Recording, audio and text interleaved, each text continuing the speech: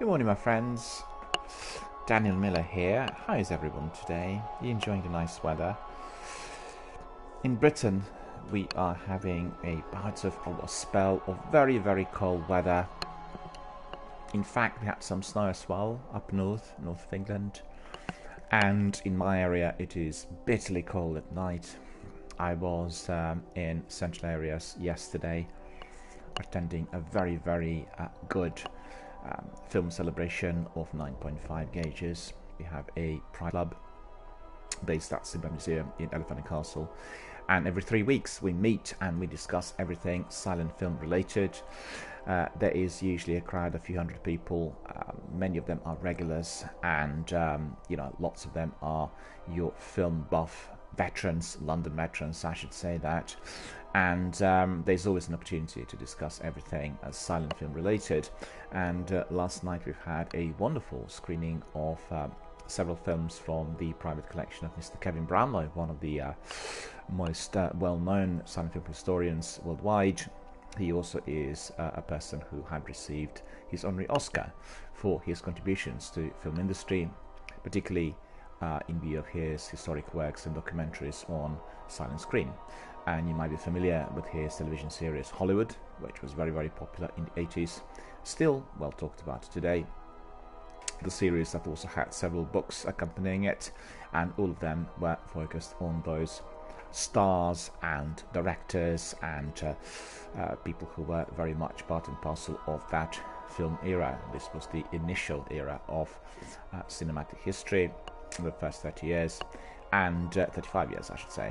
34 years, or if we are quite precise, 32, 27 and 5. But yeah, so we had those wonderful screenings, and when I was coming back it was really, really frosty, and I really felt like snow might be approaching me on my way back, but it did not happen, fortunately. And I boarded the train, got back home, and it was very cold, and indeed today in the morning as well. So it was a Siberian cold weather, really coming to our quarters, but no snow as well, which is good. But up north, I've seen Sunderland and Northumbria are all well covered, and indeed it was a bit surprising because we had sort of a few days of proper spring weather, and everything warmed up quite a bit. But at the end of the day, the cold weather came back, and we are back to winter, and it came together with us shifting our time to summertime. So really very, very peculiar. No cold and no frost in our Destiny world at the moment. I had my Destiny 2 stream yesterday, which was quite good. We've done quite a lot of adventures. I think I finished all of the adventures on one of the planets yesterday, so not much to do really in there. I think just a few left, but today we are coming back to our Destiny 1 world, and I have to decide as yet what to do, because really, quite frankly, on my characters there are lots of different things which in fact have been completed, and maybe I'll do a bit of Crucible today and then some Siva Heroic Strikes. We'll have to see, and I'll have to see also what character I'll be using. I think we'll start with Warlock, then move on to Hunter. I have to transfer some of the weapons as well, because on the Hunter I'm doing that Drinker quest and struggling with that Crucible mission, where in fact I have to be producing 25 Guardian kills with my sword, and that has been extremely difficult. I really had a serious problem with that because of my internet speed. My upload speed is only 1, and as you know, if you are doing PvP, you really need to have speeds which are higher than 4 or 5, and fiber optic as well. And if you don't have that sort of fast access to the server, then you're lagging, and therefore you're more vulnerable. You don't see the enemy early enough, they see you always before you can see them, etc, etc. You know it all. I'm sure you experienced it. And I always say to everyone, if you guys are interested in doing PvP competitively, make sure you have the best setup with the best system with the fastest internet, because otherwise everything is a non-starter. It varies from game to game, has to be said. Some games are less likely to be at the receiving end of that problem, but it all depends on, well, many different factors. You will get the poor tick rate and your hit registration will drop, which means some of the people can shoot you through walls and barriers and doors and all sorts, and that is what we do not want to see. It does become frustrating, and the entertainment, the enjoyment is then extracted from that experience. We don't want to see that ever. Right. So let me think what we are going to do today. Just to elaborate on the news, I'm still working on my Bungie's Masterpiece Destiny article. I had no time to do anything yesterday because of my evening commitments, and the article is going to be ready, I think, by this weekend. We are going to be then able to engage, to read, to watch, do everything. As said on air several times this week, the article does have lots of illustrations, lots of links, many bits of trivia related to the Destiny world, all about the way the game was conceived, developed and released. And then we also have a small video library of video documentaries, trailers and various other bits and pieces related to its release date and the very beginnings of Destiny. The video documentaries are particularly interesting for everyone who is currently doing Destiny 2, because obviously you can learn on its original and the way things were progressing from the day one. So that article is coming soon. I'd just like to ask everyone to join my blog as well. On the blog you get everything my channel related. It is at its infancy and it started last week, or I should say I released it or activated last week.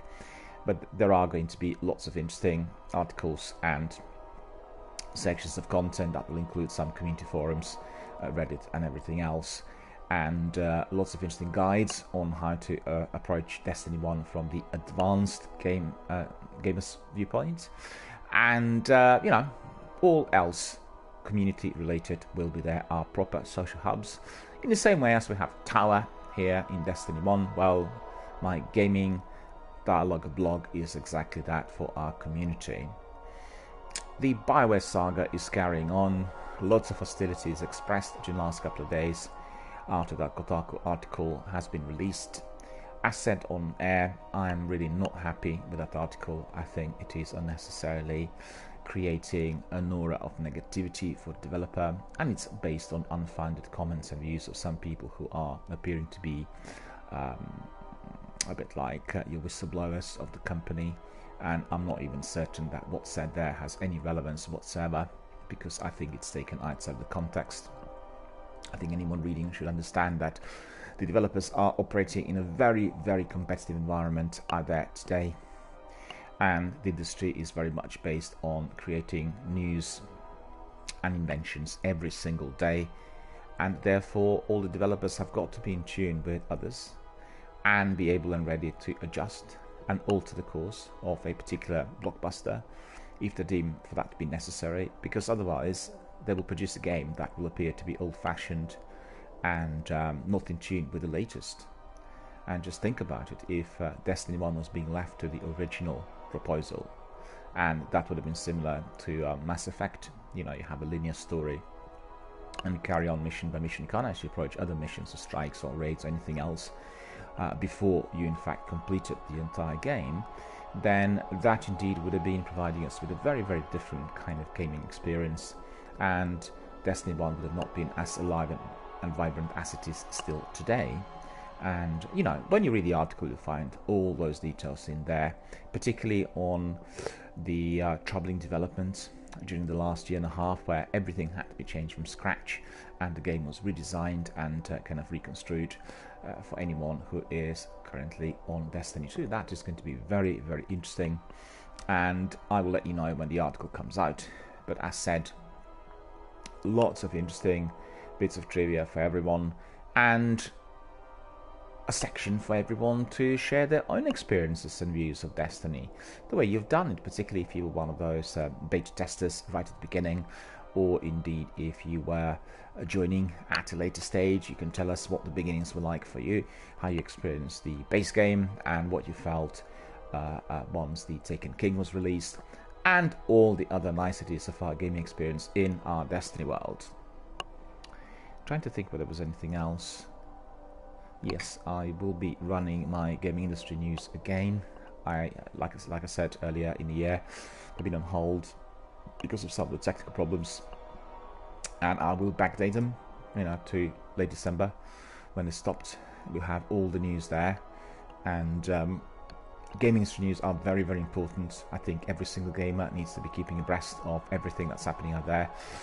The reason for that is we are living in a very, very competitive era, and the gaming industry is doing everything possible to unseat the other competitors. So loads of games coming out with lots of novelties introduced. As you know, the next big game to come out this month is Days Gone, Hideo Kojima's new, well, in fact I should say his first solo project, and we are very, very excited to see what the final product is going to be like. The recent videos and trailers released are indicating that the game is massive, and from the trailer I gather that it combines several different styles of gameplay, and that would be tactical shooter, war game, RPG, and zombie inflicted game, open world game, you name it. All sorts of things are visible there, and I'm quite curious to see how everything is going to work out at the end. So watch this space, and indeed pre-order if you're one of those Metal Gear Solid fans, if you like Kojima, and follow his tweets on my Twitter, as I repost some of his comments and views very, very frequently. He's been very busy with promotions and final touches on the game, and everything seems to be ready. As you know, the game is obviously Sony exclusive, so for all of us PS4 fans, we will get it first and before anyone else.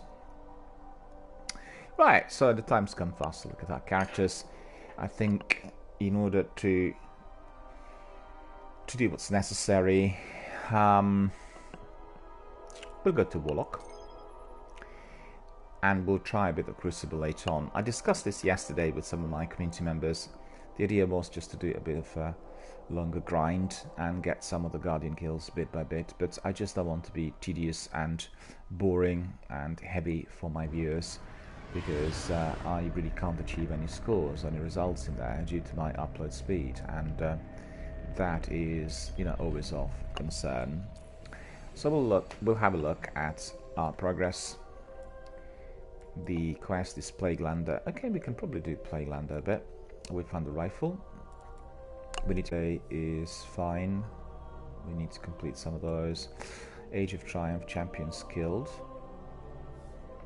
Yeah, I need somebody else together with me. And Path of the Sunsinger, Radiant Skills, Wrath of the Machine, the Crux of Darkness. Lots of these things are raids related.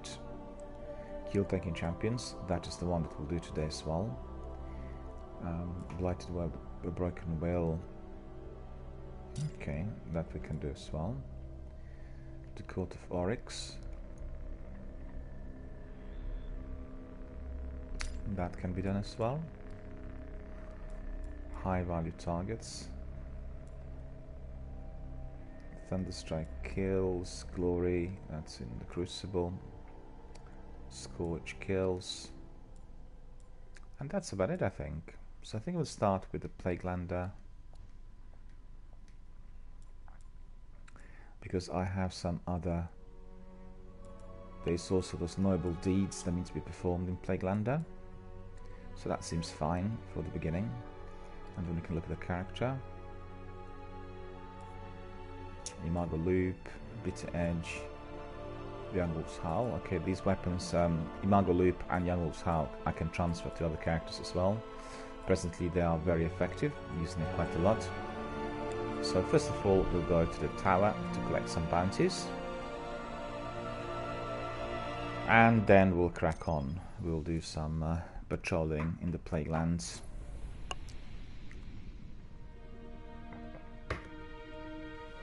The other quest, which asks us to destroy 3 champions, is 75% complete. In30 is here. Hello In30, how are you doing? Good to see you. Thank you for coming. Thank you for joining our Destiny World community here. Thank you for being a member.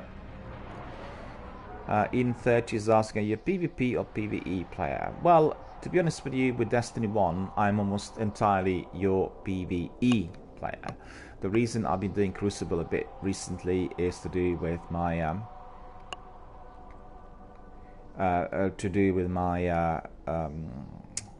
quest, which is the Dark Drinker quest. I need to improve and enhance my sword, and then it asks me, well, it's a long-winded quest, and I've completed some sections of it. One section is to do the killing of 50 mages, and I completed that, and after that I have to neutralize 25 guardians in the Crucible.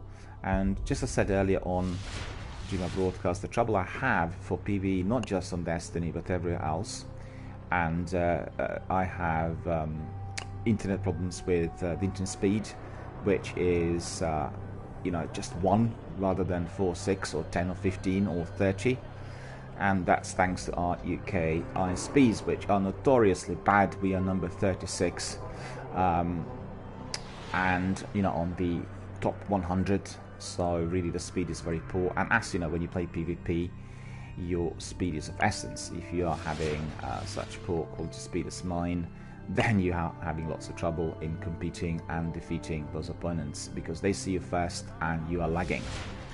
Right, in 30 says you have strict chat rule, mate. Yes, I do. They're extremely strict. This is a family-friendly channel, and also I have companies moderating it. So anybody who comes up with any offensive comments, anything which is considered judgmental, offensive, or family unfriendly, is immediately struck off. So I ask everyone to be adhering to those channel rules, which basically are your family-friendly channel rules. And also because this is not a competitive channel, this is a channel dedicated to our community of gamers, focused also on the beginners. So we want everybody to be friendly and to be indeed as helpful as possible.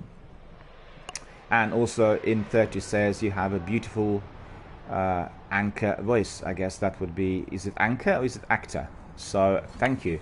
I've had quite a few comments coming from the community regarding this, and usually people are quite excited about the role playing here, because when I play story missions, I talk to various characters who are actually just talking at me rather than talking with me. So I provide this additional bit of dialogue for everyone to enjoy. But as we kind of advanced, we are literally approaching the end game here on Destiny with all 3 of my characters. That is not as frequently present. Indeed, anchor as an example radio. Thank you. I thought it was, but sometimes people comment. Thank you for clarifying it. And yeah, that's right. Yeah. In says people who speak on the radio. Yeah, that's right. Well, thank you for your compliments. Really appreciate it. And this is a news channel. It's been around for about 6 months, and it started as an experiment. And I also have other entities which are focused on the music and film industries, and therefore this was just to be an experiment which turned out to be very successful and drew a lot of interest and attention from Bungie and Destiny veterans. And therefore we're here today. We are having Destiny as our main game pegged to this channel, and we are loving it and enjoying it every day, and indeed migrating to Destiny 2 as well a bit. Although I had Destiny 2 and Destiny 1 streams for about 3 months, but then we cut down on Destiny 2 because there were lots of things to do in Destiny 1, and the viewership here on the original was much greater. So we really kind of migrated to Destiny 1 in order to do everything that was to be done for the characters. And as you could see, I have 3 characters, all of them are 390 plus, so really approaching the end game. And in 30 says, you're most welcome, and he said this was a positive comment, of course. I know, indeed, I experienced it as such. I really appreciate it, and I really appreciate people who are also in favor of the role play, because on Elder Scrolls and on story missions of Destiny, I use that quite a bit, and it is very, very popular, particularly amongst our junior gamers, kind of like watching that sort of thing. And we'll have it back obviously once we replay the story missions, but unfortunately all the story missions have been done and dusted here on all of our 3 characters in Destiny 1. And in 30 says you talk very professionally. Cool. Well, thank you, really appreciate that. Thank you. Really glad to hear that you like indeed my style here on the channel. And may I just ask you, in 30, are you also a Destiny veteran? Are you also a Destiny gamer? Are you playing Destiny 2 perhaps? Are you engaging with the seasons? Tell us a bit about it.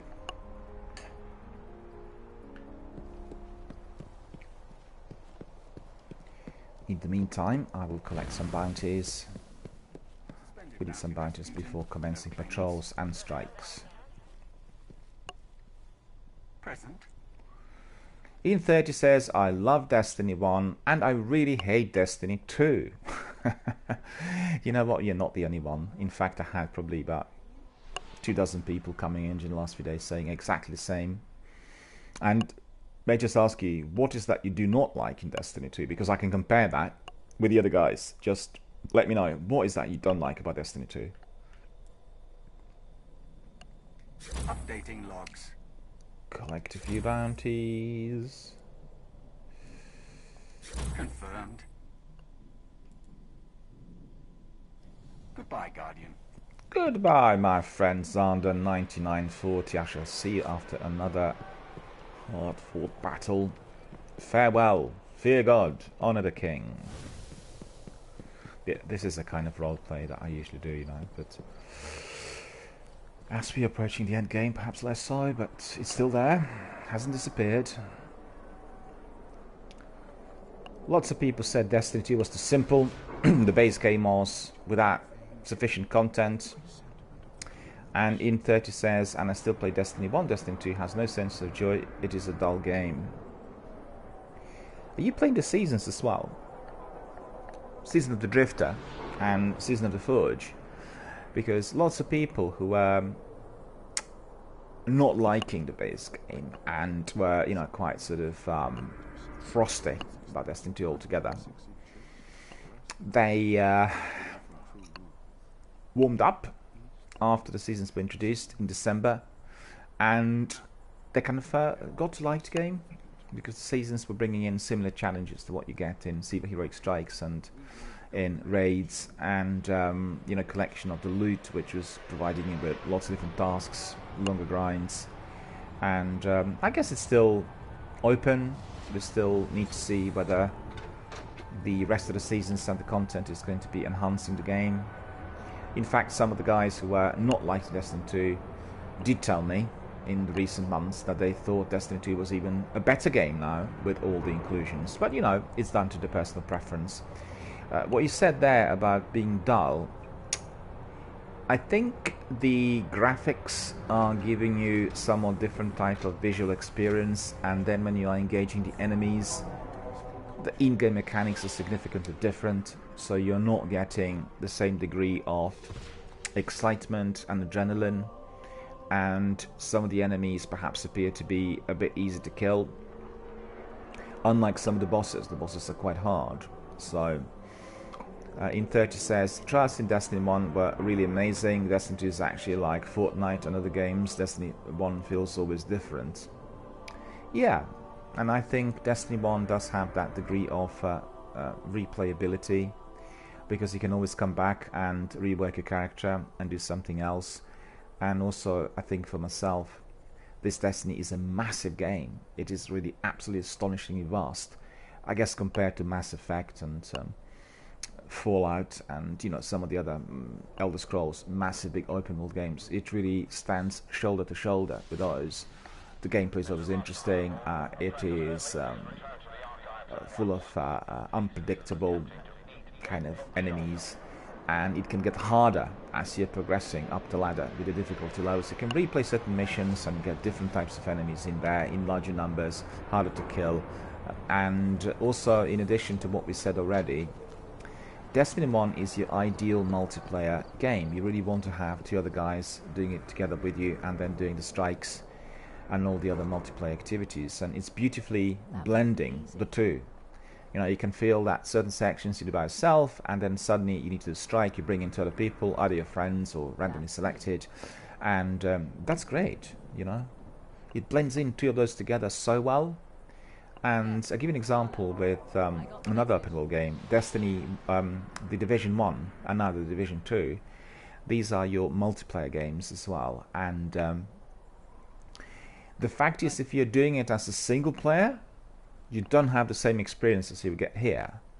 You will get a different type of content. The enemies will not be coming at you in larger numbers, and you will be experiencing this game from a different viewpoint. So it doesn't blend in two of those as well as Destiny. It's still very good, but you know, there is this sort of sense of difference. Intech says exactly. The graphics, engagement, I agree with you completely. Yeah, and also the atmosphere. Destiny 1 has this wonderful soundtrack, this beautiful score that is very, very well kind of ingrained within the characters and certain situations. So you really, as you're progressing with the quest and it gets more difficult, the score changes. It becomes more hectic and it's in tune with everything you see on the screen. And the score changes as you're progressing. So that's very, very good. In some other games have similar sort of music. And here, every single time is something else. And it makes the game very, very immersive. And particularly if you're playing it on a home cinema system, on a large screen, on your projector, with lots of speakers, it is, like you are in that world. And you really want to be a participant. You're an active participant in the Destiny world. He says, in 30 says, what they could have done was really simple. Use the same Destiny 1 and expand it to Destiny 2 maps, but instead they have changed everything. And In says, you're reading my mind, I agree with every word you say. Well, thank you. I'd just like to say, for myself, when I tried Destiny 2 initially, after doing Destiny 1 for a while, the first thing that was disconcerting was the change of in-game mechanics. And when you play Elder Scrolls, you play The Division, you play Fallout, you got exactly the same inventory. It doesn't matter which one of those games you approach, you will always have the same inventory. So your inventory is the bread and butter because it takes a long while for you to learn how to use it. In Elder Scrolls with all that crafting and bits and pieces, materials, you learn that. Well, if you change this overnight and you ask people to do something else, it requires a complete kind of overhaul of your knowledge. You need to learn everything from scratch. And that is incredibly off-putting. Although I have to say the graphics have been somewhat enhanced, the mobility of the characters is a bit more placid. They kind of move nicely. Obviously you can see they're using a new engine. And the RPG element is also quite well integrated, better than Destiny 1. But the first thing you find is that director, the map, the menu is completely different. I think that was definitely. What's positive about it is that certain things which previously would be discarded with a weapon, like mods and shaders, these are now kept separately. So you have them in your inventory if you are dismantling the weapon. So that's quite good. But it seems a bit more complicated, and just generally, like you said. That's weird. Well, how do I put it? I played the Division 1 and Division 2 recently. And when you come to the Division 2, you open the game and you feel you're coming back home. You're going back to your best friends, to your family. You're there with the same crew. Everything's the same. And then the content is just massively enhanced. When you went to Destiny 2 initially, you didn't feel that. You felt you've come to somewhat different world. The characters didn't feel exactly the same. And I think that really has been of concern to all the Destiny 1 veterans. And Intech says, yeah, exactly, mechanics is exactly like every other boring game. I never felt connected with Destiny 2. Bungie has to admit that they have failed. Well, you probably heard that in the recent months, it's about a couple of months ago, Bungie divorced from Activision, and originally they were in a contract that was to last for 10 years. During those 10 years, they were to produce 3 or 4 different games, work on the open world and many other kind of bits of content, and that failed. It failed because there was a discrepancy between the developers' originality and innovative elements of the content, i.e. Bungie, versus the marketing and commerce aspects of Activision. I mean, it's understandable. Activision is a major publisher, and they have their own ideas and investments, but it didn't really work too well with Destiny 2. And the biggest problem they had it's not the recent months, but certainly during the last year, were the financial statements that were released, to medias by Activision, that indicated that Destiny 2 was selling badly and it didn't really live up to the expectations, that sort of thing. And indeed, Bungie were gravely concerned about that sort of misappropriation and took action. So I'm not surprised that their divorce was indeed then considered, because there's nothing worse than having some difficulties with a game and having a frosty reception from your dedicated fans and followers, and then receiving such information that is given to medias in order to even create further difficulties. You really don't want that. And when you talk to community members and veterans, they'll tell you Activision is not really a community-friendly entity. But, you know, people say that about Electronic Arts. People say sometimes certain things about Ubisoft and, you know, Bethesda. And the industry is growing, and you have lots of different middlemen in there coming up with different ideas. It's very, very hard to be as independent and as integral as some of the studios were in the past. And In30 says, Bungie always nerf and change Destiny 1, the last year's whatever gamers were enjoying. Yeah, and I tell you, the biggest problem that the gamers experienced, I guess it's very similar to what everyone who played Halo also did go through in the last decade, is that as the game becomes a bit old, or in circulation for 4+ years, as soon as you have the sequel released, all the support systems and everything for the game is discontinued. So you lose your Destiny 1 companion, you lose the Destiny 1 in-game maintenance, you lose access to certain sections of the game. So all of that is of grave concern. And just like what you said earlier, at the moment, Bungie and BioWare are trying to create the open world, which is everlasting, their seasons, the annual pass content. And they are really shifting from the previous, which was providing you with maybe one DLC every quarter, which is, not infinite. It has its own beginning and end, and once you complete it, that's it. The seasons have this different focus. They are obviously with sort of, finite content in there, but they will have this infinite aura.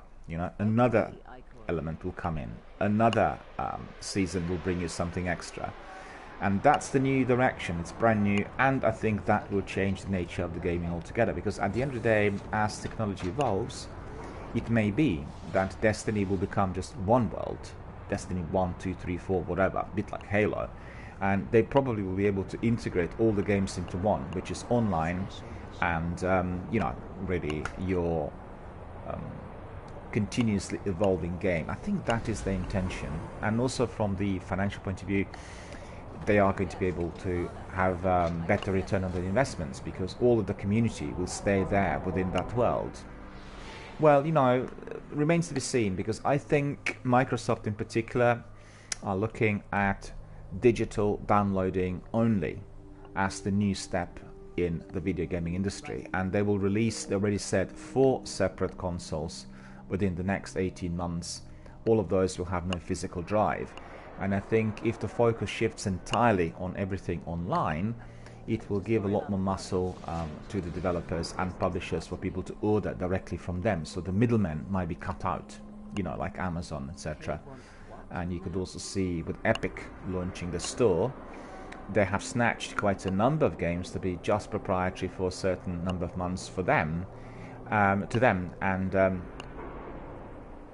their own kind of products, so to speak. So anybody who would otherwise buy, let's say, that PC game on Steam will have to be subscribed to Epic, because you will not be able to get it anywhere else. So, the protectionist elements are obviously rising, and I think the technology may well be even stimulating some of that. So, In30 says they're destroying the gaming gradually, and that's just simply stupid. In30, bring Destiny 1 trials back, and I bet you everyone will be back playing Destiny 1. They will delete Destiny 2. Well, it's possible. It's possible. But don't forget, people also engage with other games, and if there's one game that is affecting Destiny gaming ship viewership and participation in the recent months, is Apex Legends. I can certainly tell you that quite a few of my Destiny veterans, particularly people who are of the younger generation, as soon as Apex was out, they migrated from Destiny 1, Strikes, and Crucible to Apex, and they are now firmly entrenched in there, with the battles in that 3-man squad, and collecting scores and leveling up and everything else. Apex is quite tricky, because it's very much dependent on what server you use in order to access the game. It has lots of technical problems, which are to a degree completely invisible. and I've played with probably 3,000 different players worldwide. I'm not sure how many matches I would have had. Let me think. Probably about 600-700 matches altogether. And most of those were really done in the first 2 or 3 weeks when the game was launched, because I had a bit of, promotion of Apex here. And you had lots of people not being aware of those server-related issues. They just think, well, the other team was better. We couldn't really, our aiming wasn't good enough.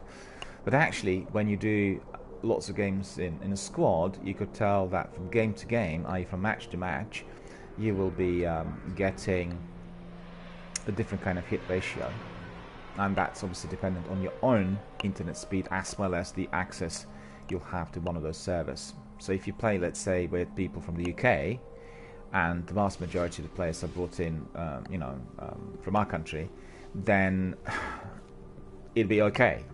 Let's say you play with somebody from China or somebody in Argentina, and they happen to be on very fast servers, then they will kill you instantly. One shot, one kill, And that is frustrating. When you test it, you can really see it. And it's not really that well reported on the internet, but I did see some articles on tick rate and ping indicating that sometimes some of the gamers could shoot you through walls and windows, doors and obstacles. And I definitely did have that experience a few times. And lots of people said, well, it's because you have that character called Bloodhound. He has a perk where they can see through, to the buildings. They can allocate exactly your position. But that doesn't mean that the enemy can actually shoot through the building. They can detect you, but need to get inside the building. So you're nicely positioned. I was once in a match with 3 guys. We were inside of a room. We were perfectly positioned for a major assault to come into the front door. And they killed us through the walls.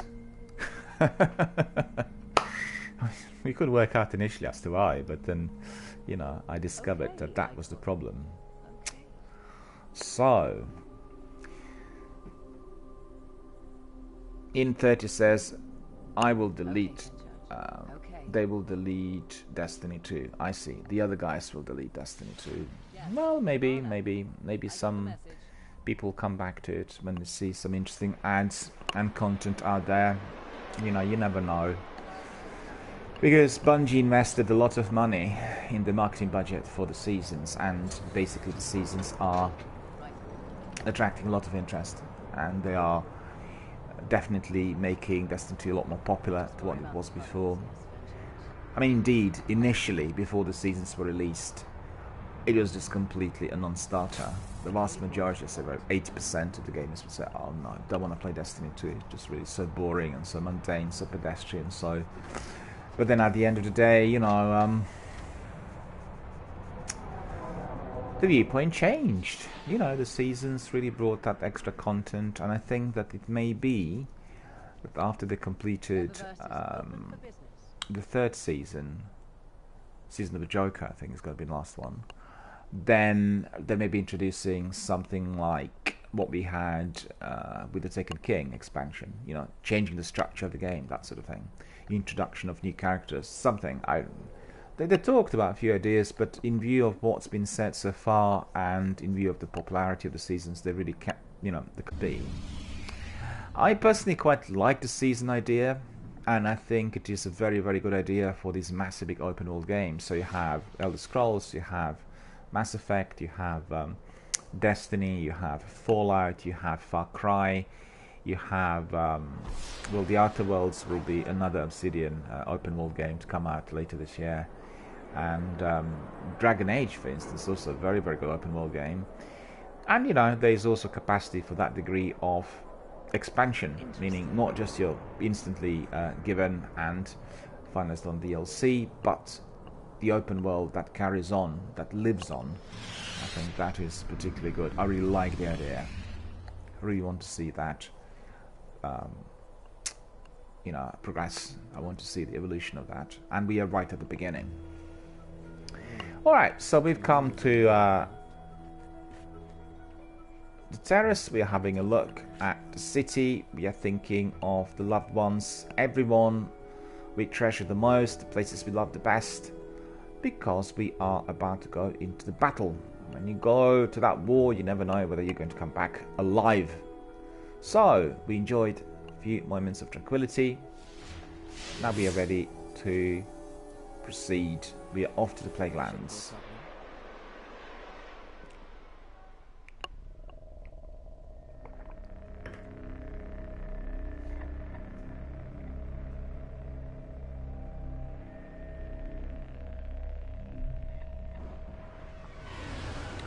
I thank our friends in 30 for being our new follower and our new community member. Thank you very much for that. Glad to see that you're enjoying the channel.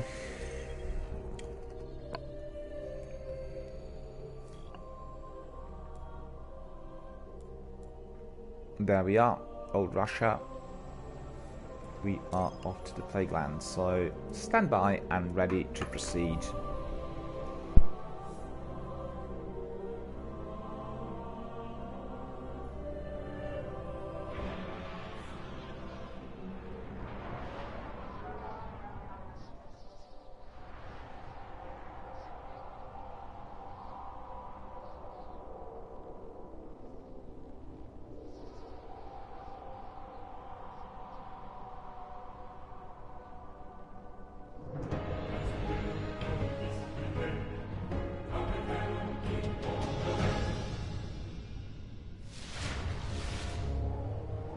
The Plaguelands were quarantined for a long time, but now it's open season. Where do you want to go?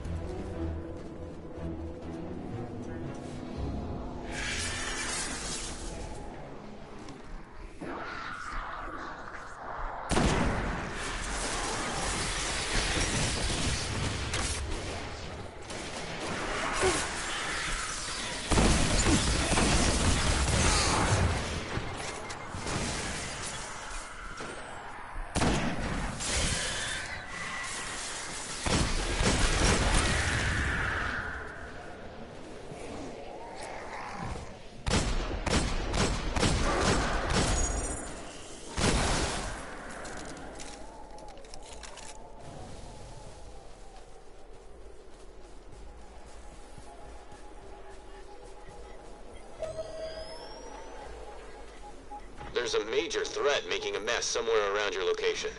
I'll hit your ghost with the details. Track it down and end it.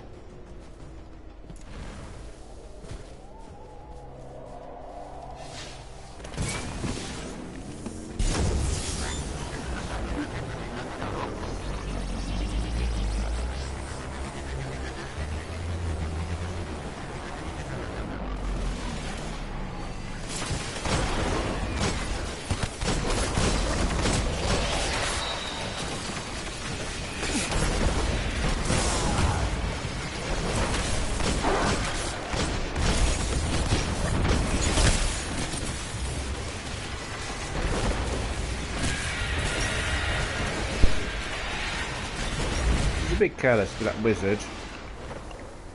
But I don't have any. I don't have any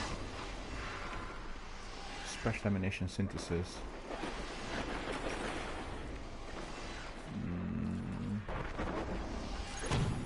Okay.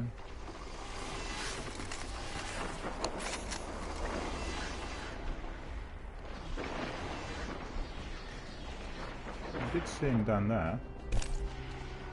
Where is he?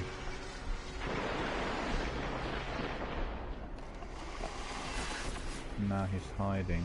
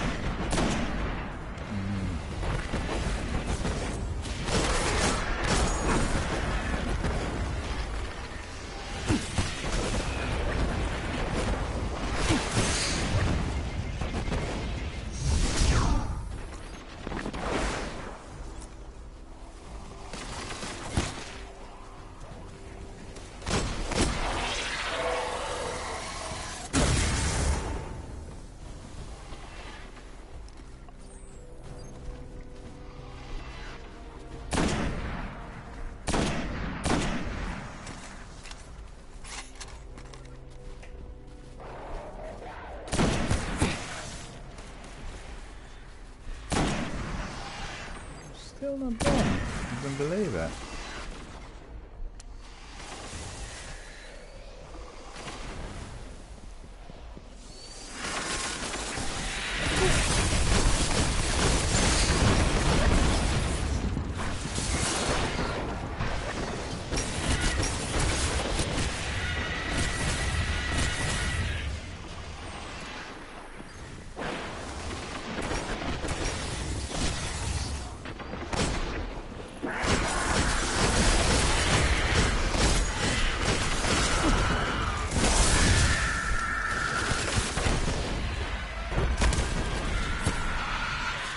Threats down.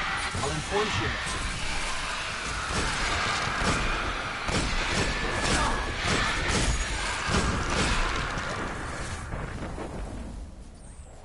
I think this is done, yeah, completed. That's pretty good.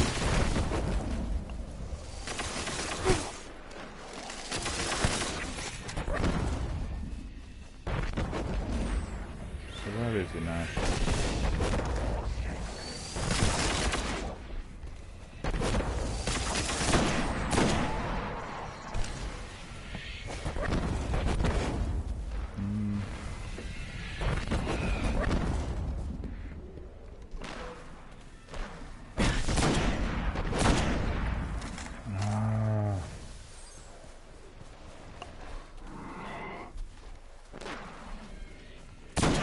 I think the other sniper is better on this one, look.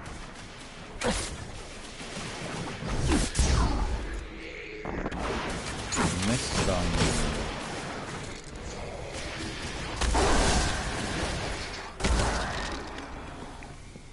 My 2 supers were wasted.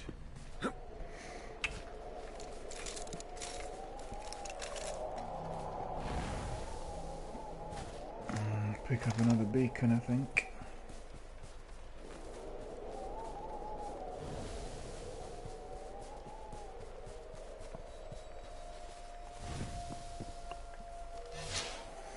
So let's see, should be 10 patrols complete now. No, 7. 6 before. Okay.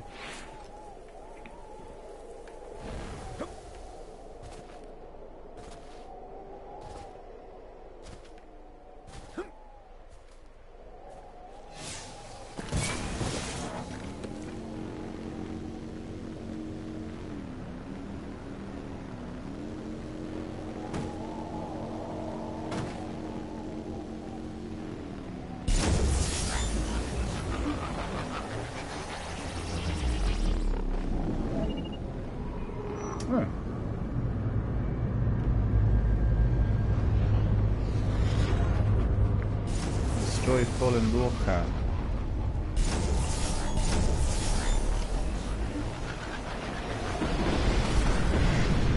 Heads up. Splashers have deployed a walker.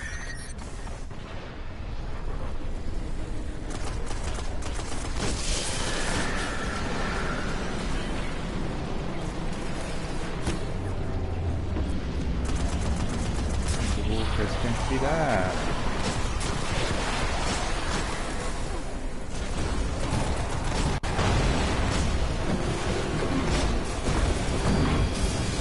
Well, this is new. Take it out.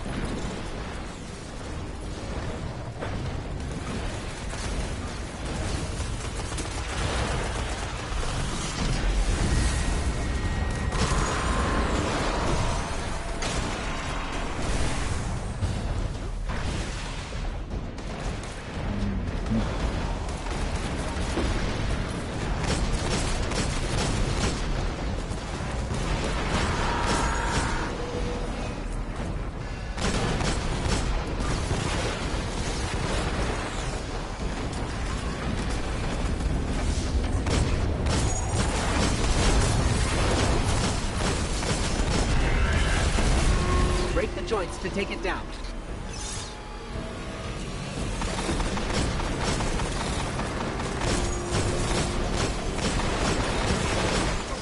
The walker can't take much more. Keep hitting it.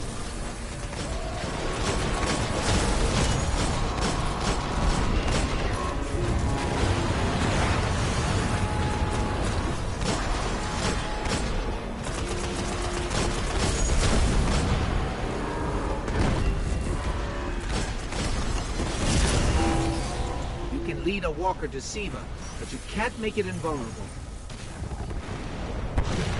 Okay, so that was all completed. That's pretty good.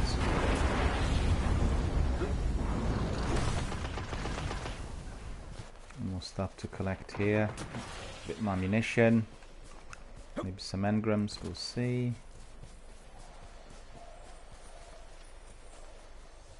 Spin metal.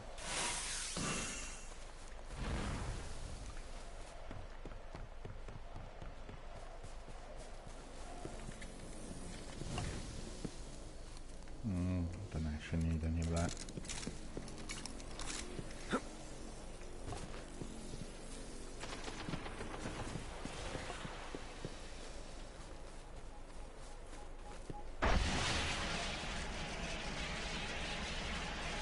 Pick up another patrol. We're still working on a full mapping of the Plaguelands. Take a look at these coordinates near your location. Report back on what you see. Abacus is here. Hello Abacus, how are you doing? Good to see you. Thanks very much for watching my channel, thanks for being here with us, and thank you for being a member of our community. Abacus is asking, what's the Nightfall this week? You know, I've not done the Nightfall strike this week as yet. This is still on my list. Generally I do the Nightfall on Wednesday or Thursday, so maybe today there's going to be a chance later in the session, so maybe, you know, we'll do the Nightfall today. I'm not sure which one it is, to be honest. Quite frankly, I don't know. I haven't tried it. I guess there are some websites that indicate what the current Nightfall strike is. So it's worth checking out on Google, but I'm not sure whether they are you know, still operating, because I've used Destiny Event Tracker recently during my Dark Drinker quest, and no, my Sleeper Simulant quest, and they didn't provide me correct information. On the other hand, you know, they might have been relying on the information given to them by a bunch of servers, but to be specific, they told me that on Mars the warsat was going to be popping up in certain areas, and I've gone to those areas, waited for the warsat, and the warsat was nowhere to be seen for hours and hours. In fact, a couple of weeks ago I spent the whole Saturday, 6 hours, doing, you know, patrols and many other things and waiting for that warsat, and simply it wasn't appearing in the allocated area. So some of the websites might not be having the most precise information. And that's to do with the fact that Destiny 1 has no longer maintenance provided. So, you know. But once I've done it, I will tell you. And the Nightfall Strike is due for this week, so I should be able to do it. I'll just wait for my party members to come in.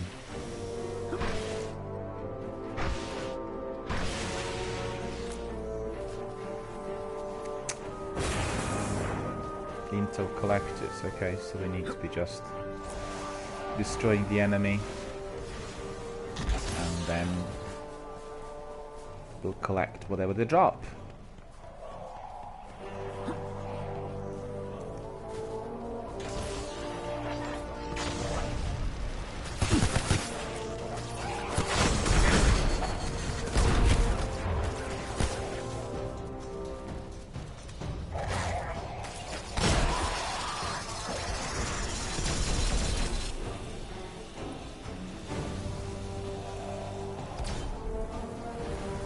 This is what you call open world adventures.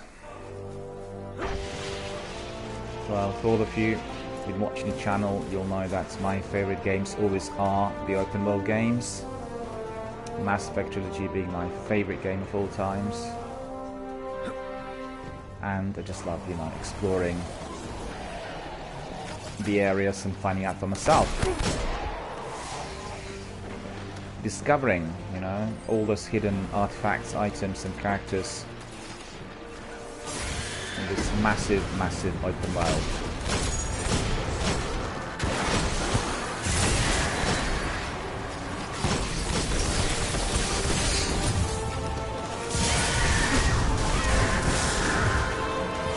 This time my super really worked, and that was pretty good.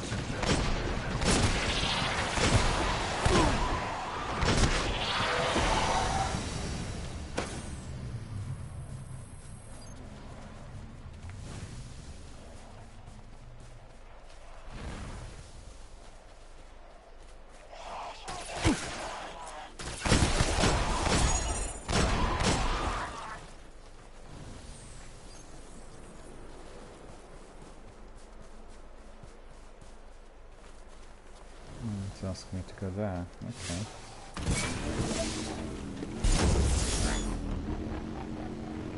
I'd say I really love my Warlock's outfit. Really cool.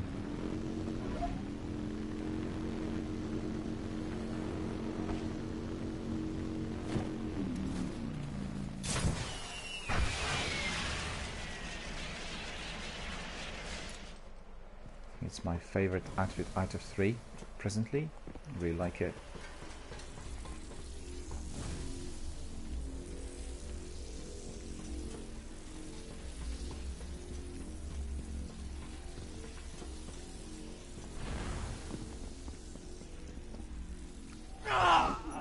What's happened? Why am I dead?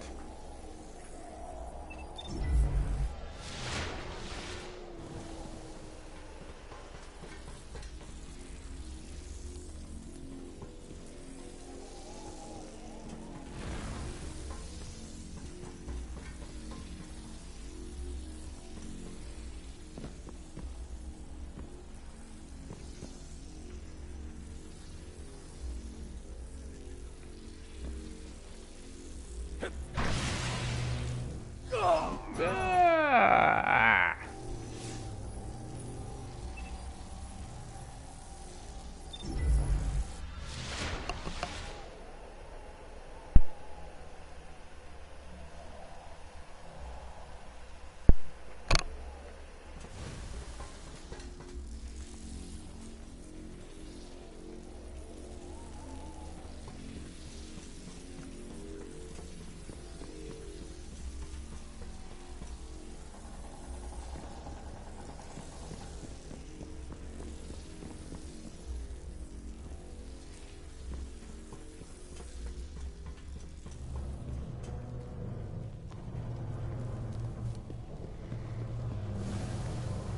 And there we are. Went through the wall.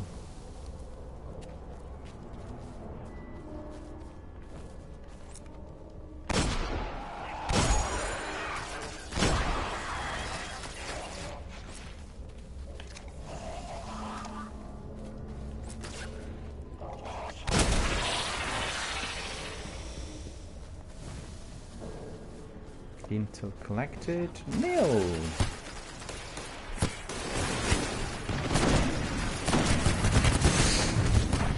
Sounds like a wizard. No, it was that servitor.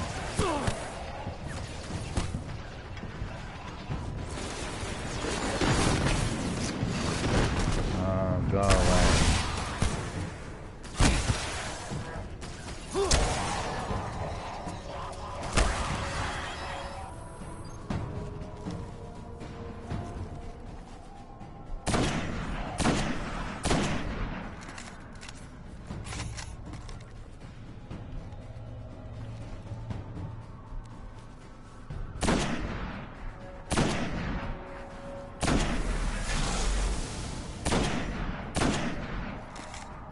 Come on, one more shot.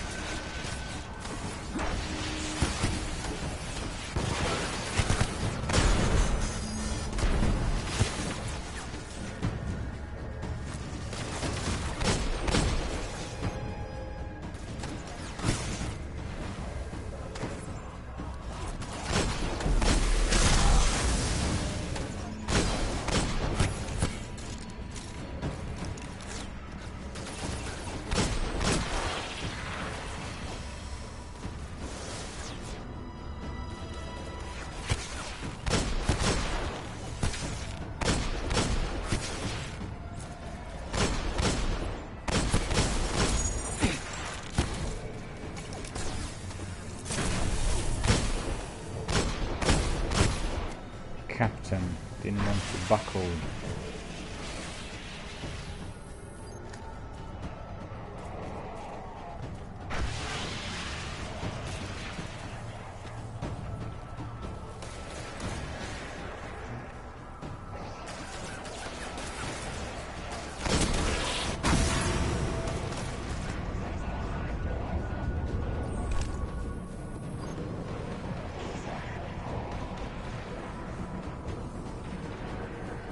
So where are those? Hiding! Okay.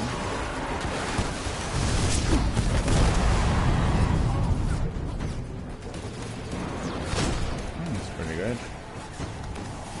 My super was really mighty in this instance.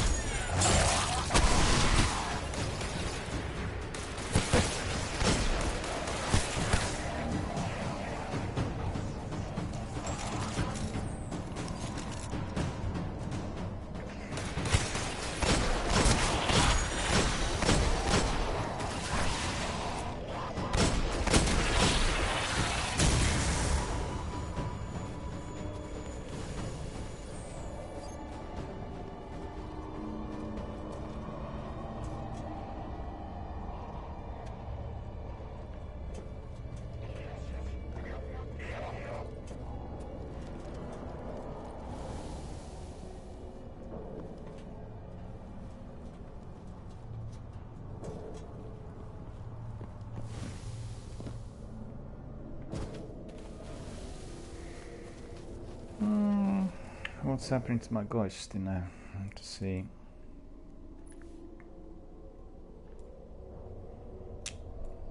Helium. I have to collect helium.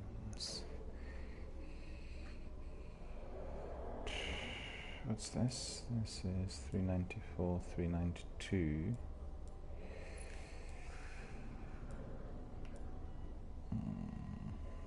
Well, in fact, what I can do is this one on. What's the difference there? Let me see. Cleansing. Okay. And the other one. It's exactly the same. So infuse this one with the other.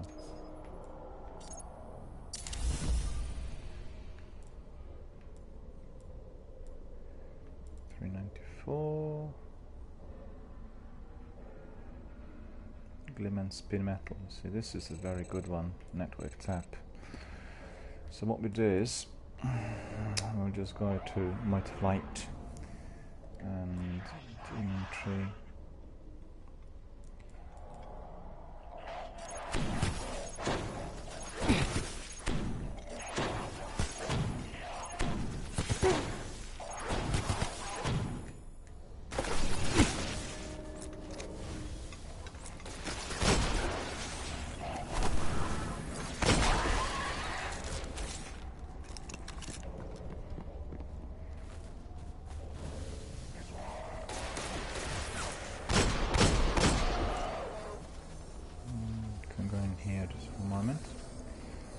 Hide a bit. Have a look at my experience, because in here I have increased discipline. Okay. Still do a bit more.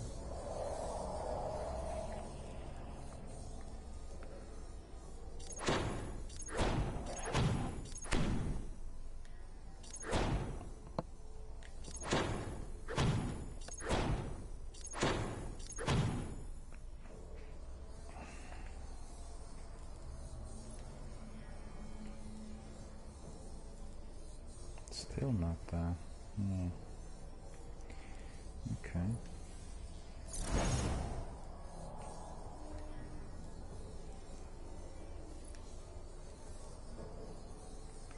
Relic iron I need to be getting as well. Okay, that's from Venus.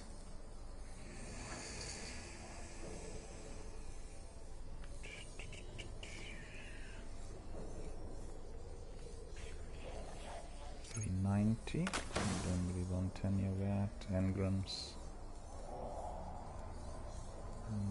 391.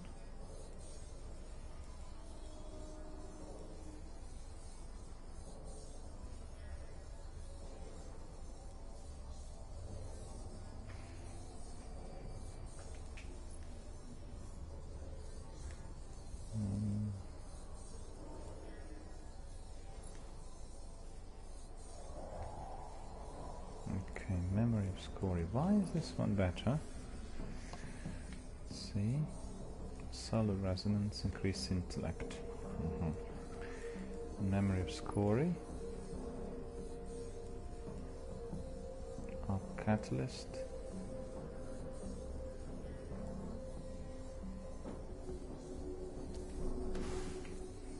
Increased intellect as well. Scory's harmony. What we'll do is we'll put our score in there, and then we will just infuse.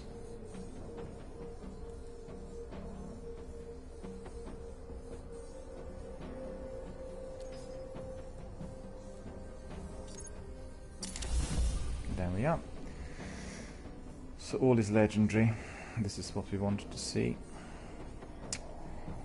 And nothing out there.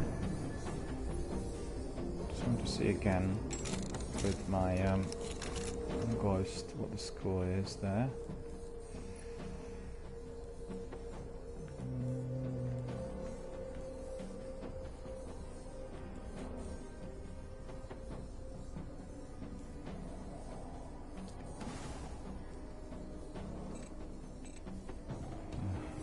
Definitely want to have that enabled.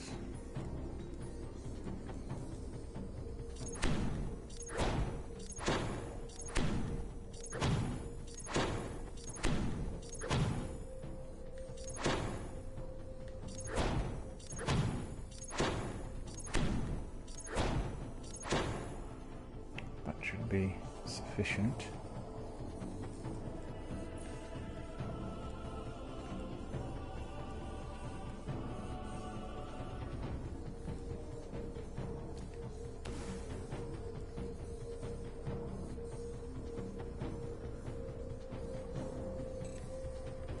Still not there. Don't get it. This ghost is resisting.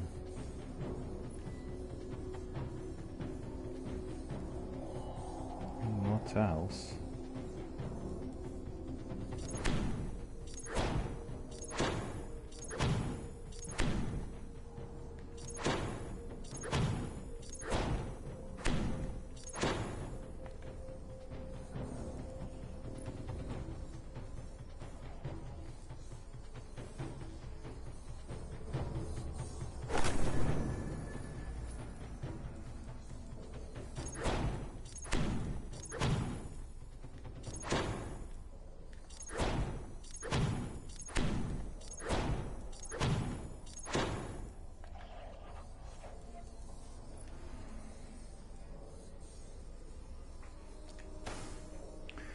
Yeah, so this is what we want to see. We have increased discipline, we have helium filament sensor, and network tap.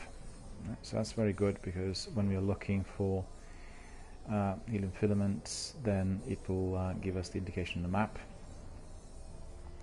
So the radar will be telling us exactly where they are. It's much more useful than just strolling around without knowing where those filaments are. And also helium extractor, chance to find additional helium filaments when looting engrams on the moon. Okay, that's not here. When we go to the moon, we can use that. And let me see, got some engrams in there. Yeah, these ones will be decoyed later on.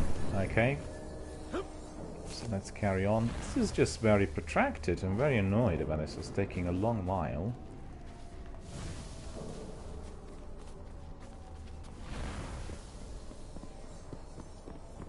Telling me that I need to go there. I'm not sure that, in fact, I'm approaching the right area. Hopefully I am.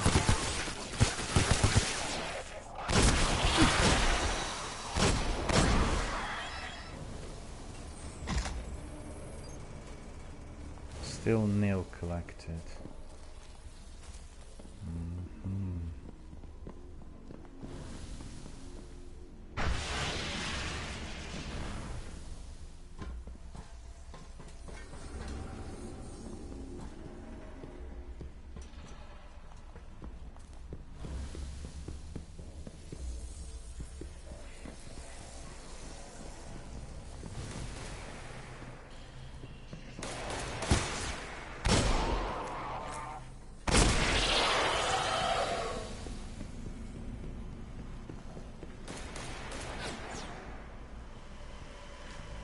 Where is he? Only here. I thought he was further away.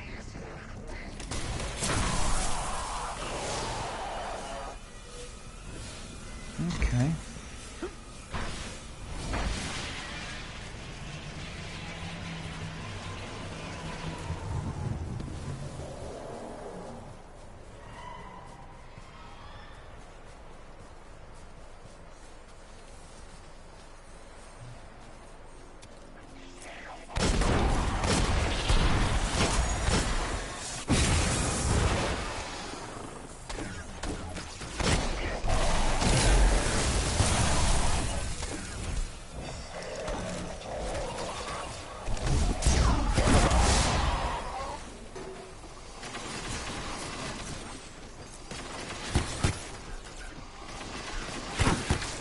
Where's he gone?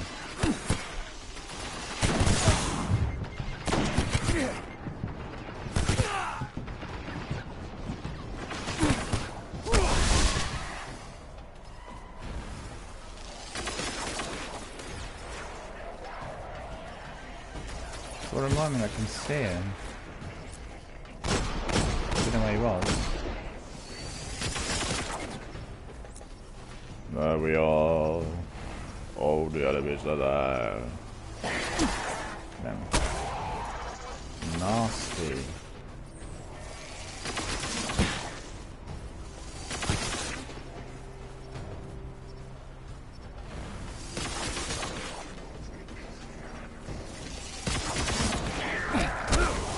Boo. Go away. Where's the helium?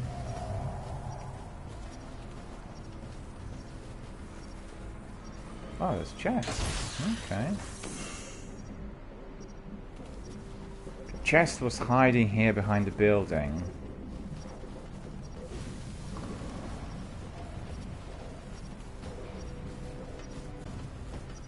You see how useful it is to have that sensor.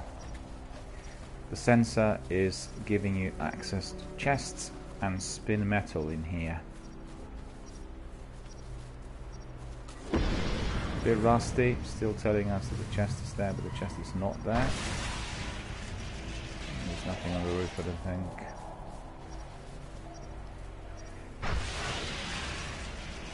No.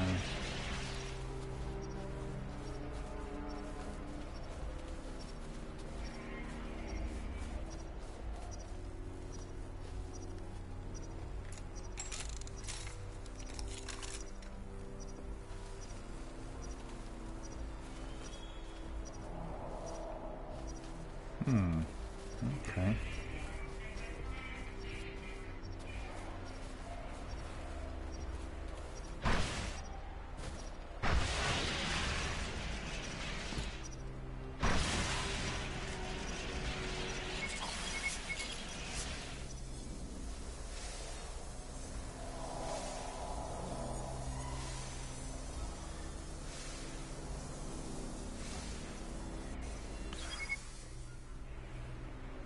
So that's been collected. That mission is Area complete. scanned. Survey complete. Okay, so let's have a look at the missions. 8 out of 15. Okay, that's pretty good. But at the moment, what I'll need to do is I'll need to take a short break, and I need to take a short break. It's going to be about 5 minutes, and when I come back, we'll continue. So bear with me. I'll be back in about 5 minutes.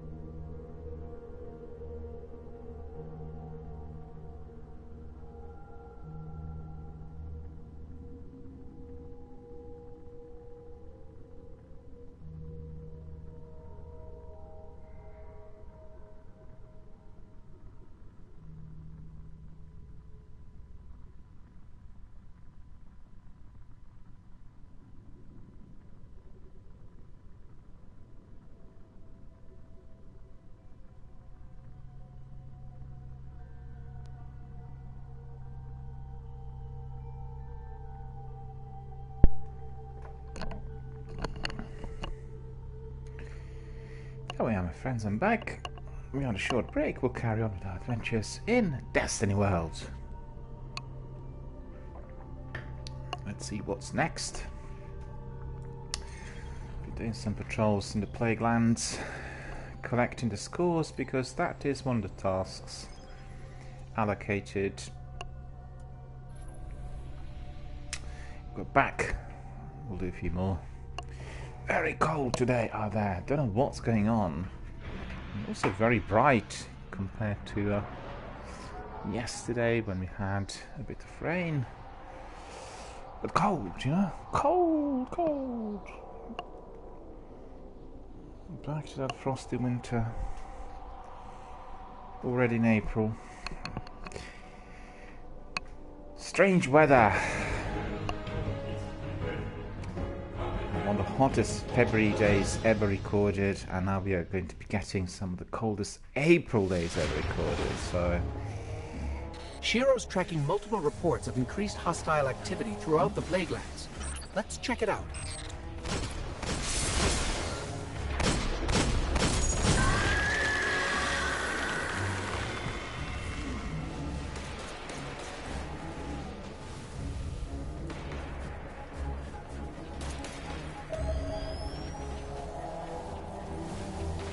Guardian, the city's put out bounties for enemies in the Plague Lands. Clear some hostiles to even the odds.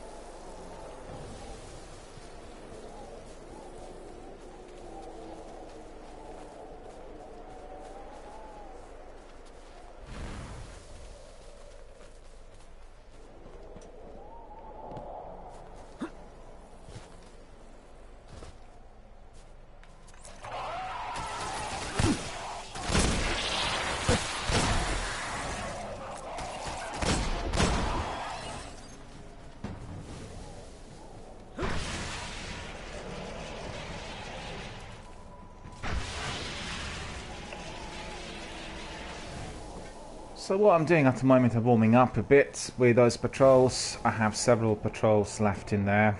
The task is to be, well, as you can see here, completing my the corrupted land, Plague Lander. So let me think, assassination, quarantine, patrols, guild patrols, okay.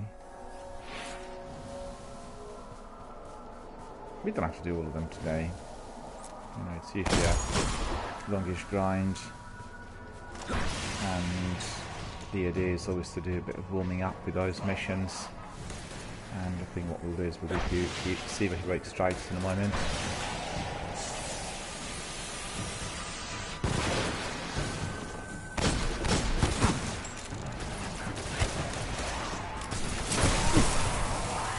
Look at that one. Where's he gone? Ah, he has. Still a few more.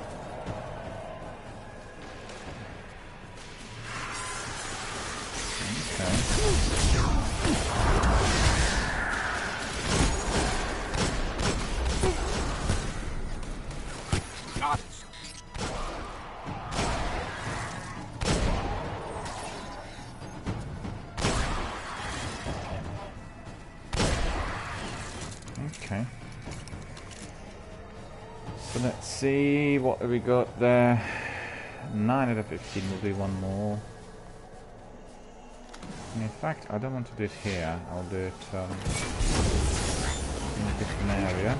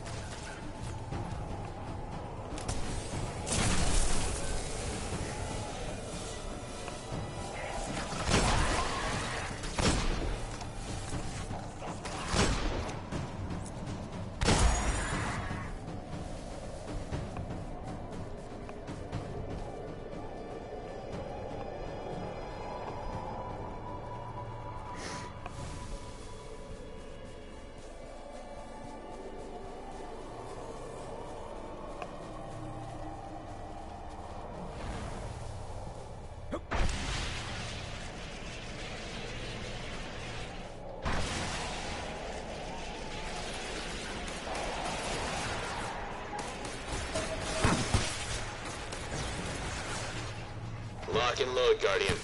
I need you to put down some hostiles in your area. Pinging your ghost with details now.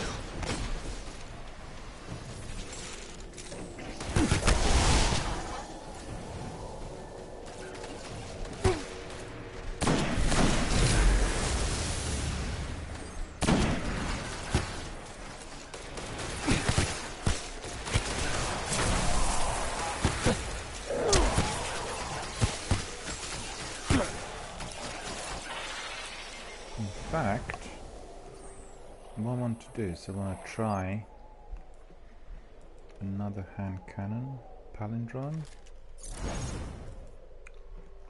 See, Margaloop's very powerful.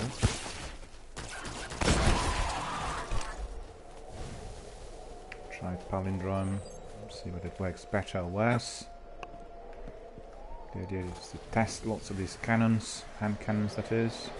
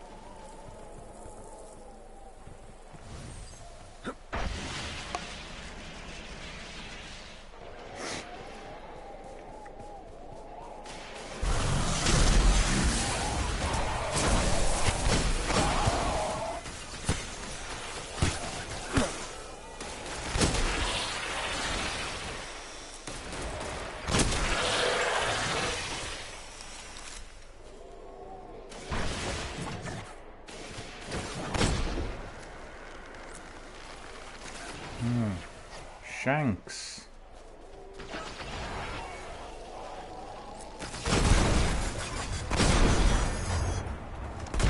Pretty good. Palindrome's doing the job. I think they got the message. I agree, they got the message.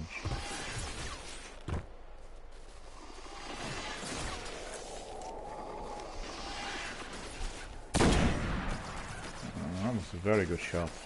He was retreating. And this is a very poor shot.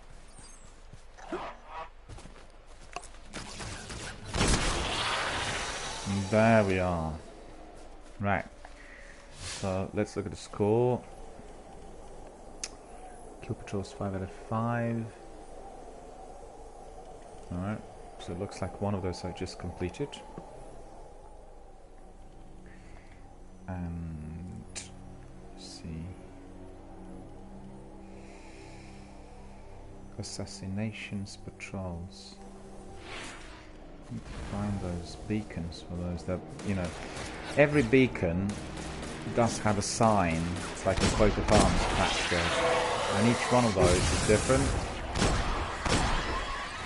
Kill patrols, assassination patrols, high value target patrols. And it's astonishing that some of my Destiny veteran friends know exactly, you know. I'm looking for an update on the coordinates I'm beaming your way. Hit the spot and have your ghost shoot me any readings he picks up. Some of my community members here, they know every single beacon. They know exactly where it is. And it's very useful when I'm doing these kinds of longer grinds, have them on board. But I think the last week we've had a very, very quiet community. Lots of people quite busy. And generally the number of viewers and Destiny gamers on Twitch had depleted.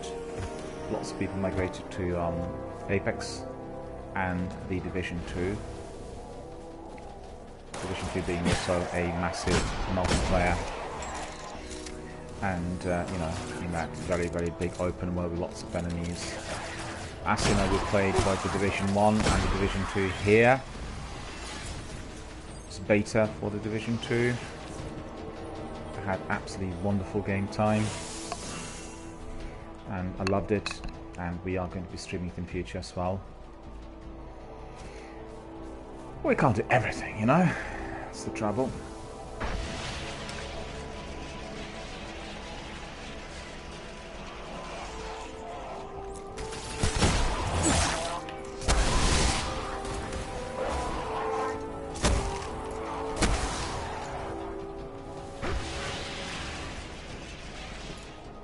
Intel collected. Where does it have to be? Somewhere around here? Probably. See.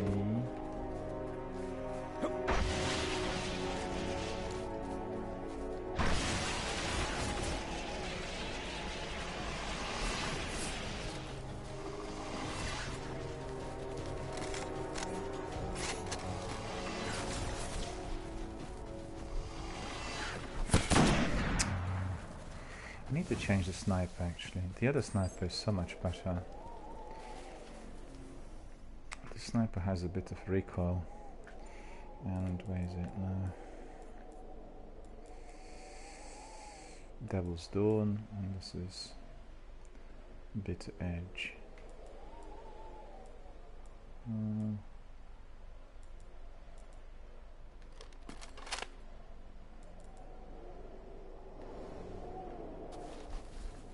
Much more stable, you'll see it as soon as I approach the enemy.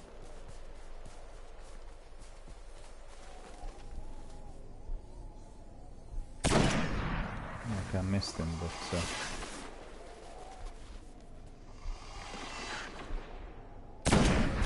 see? Very good.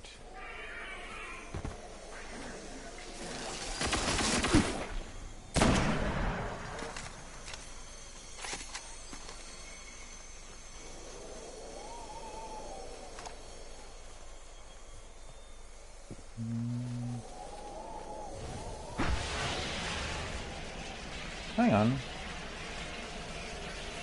The intel needs to be around here.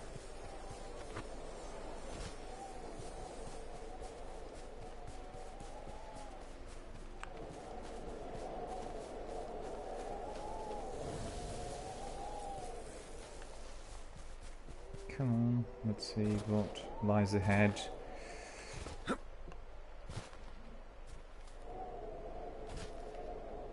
It's funny, but when you're hopping in Destiny 2, you are kind of moving a lot faster than here.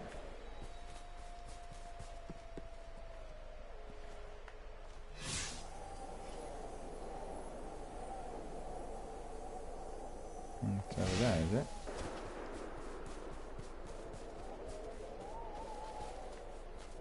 Oh, there. Okay. Almost forgot about it. Look at him. Bang! Bang, bang, bang. Servitor will do with our super. And we must.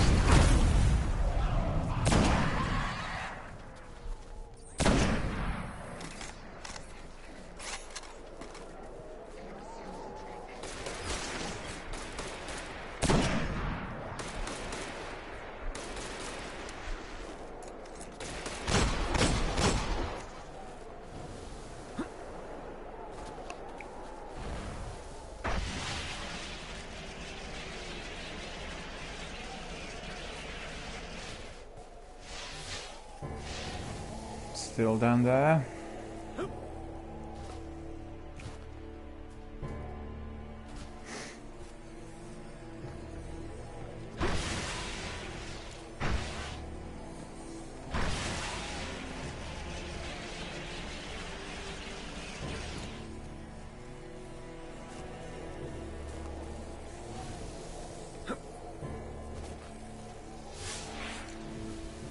Yeah.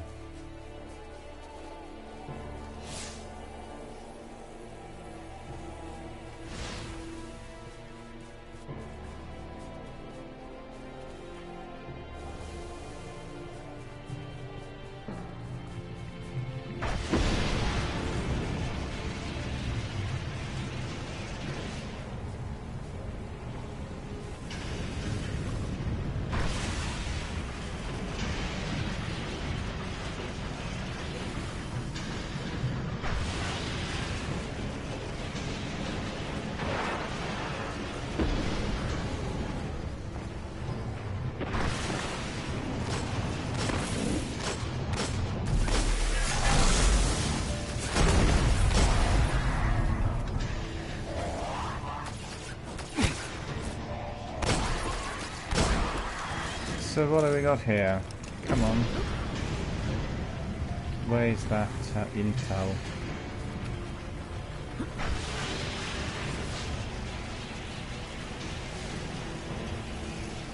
Spin metal, is it?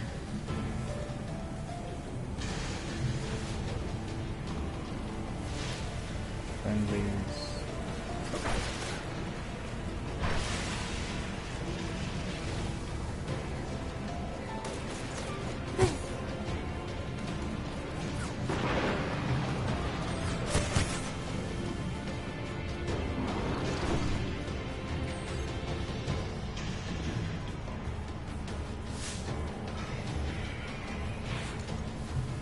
Oh, it's that. Okay. So that, we'll get that.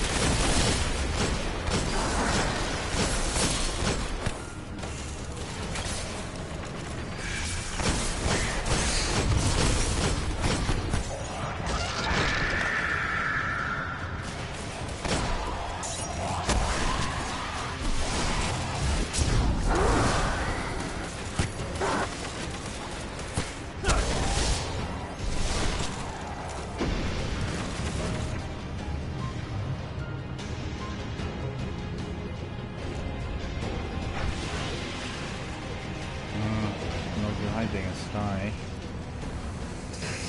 Alright, so we'll try it here then.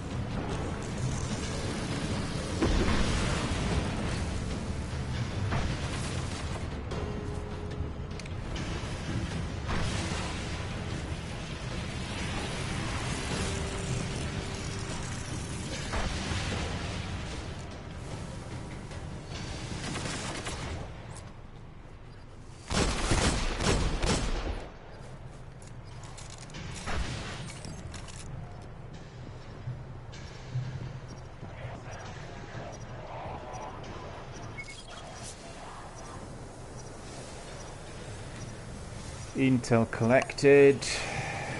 Right.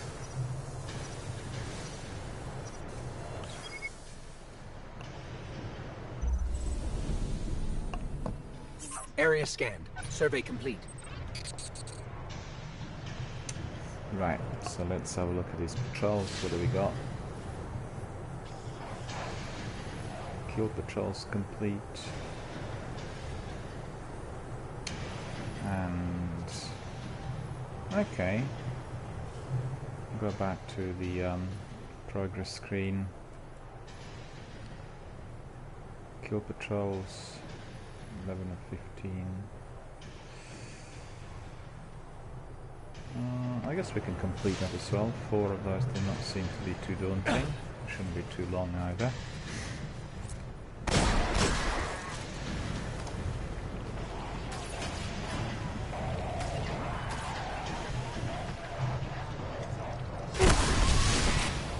Find another beacon.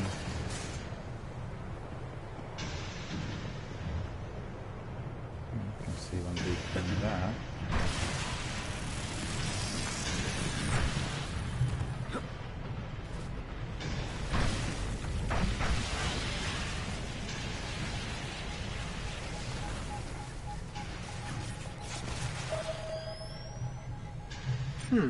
This beacon is picking up interference, an energy source deep below the plague lands. We better check it out.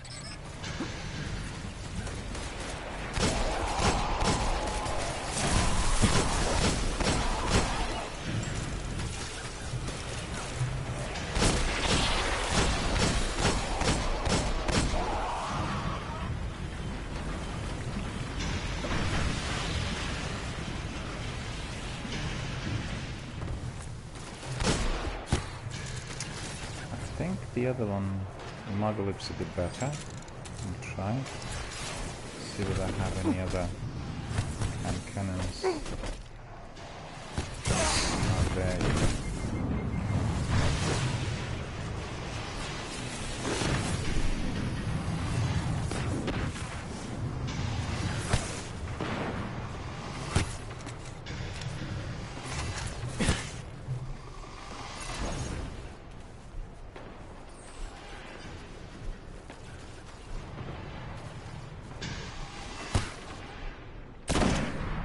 Going in. Anomaly scanned. Okay.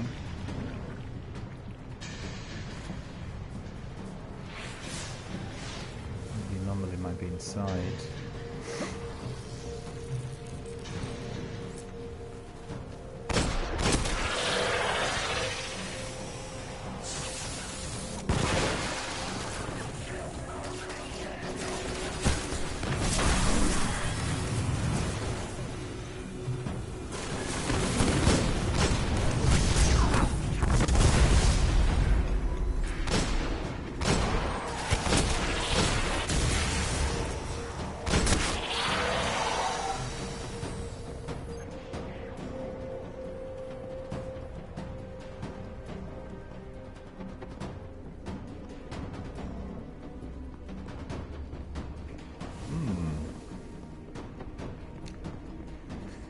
There are so many patrols, you know, I can't remember all of them. Some are more difficult than others.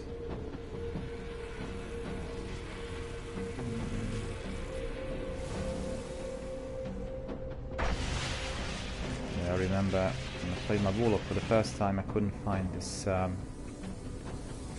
cave entrance in here. And thanks to my one of my community members was able to find it, and he was guiding me to it.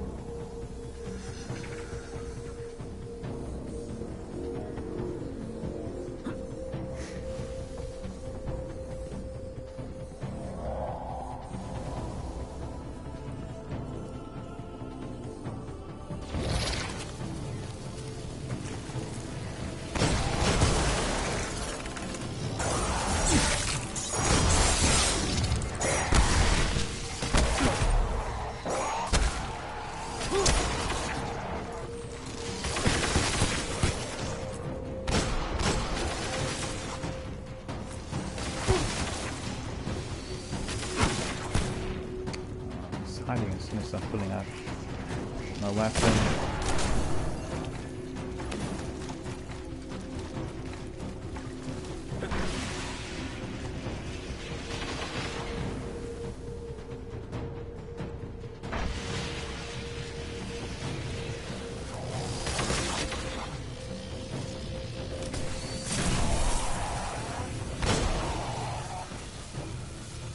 So where's the anomaly?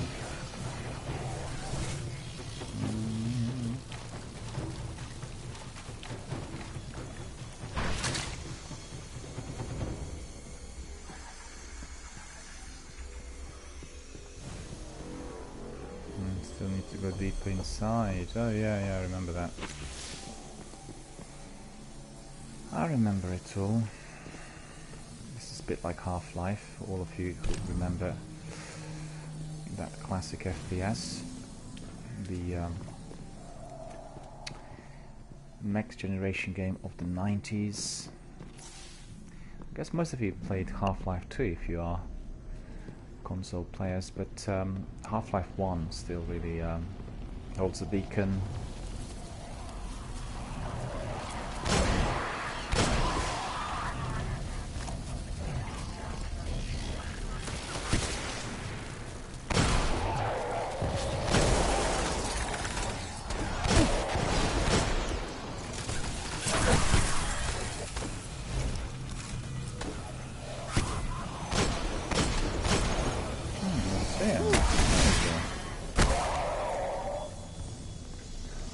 Where is the anomaly? Up here.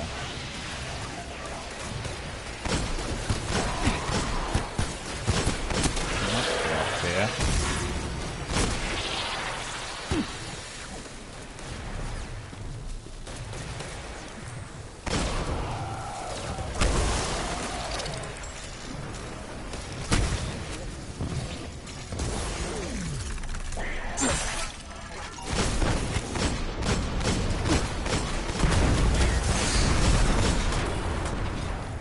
Oh, that was difficult.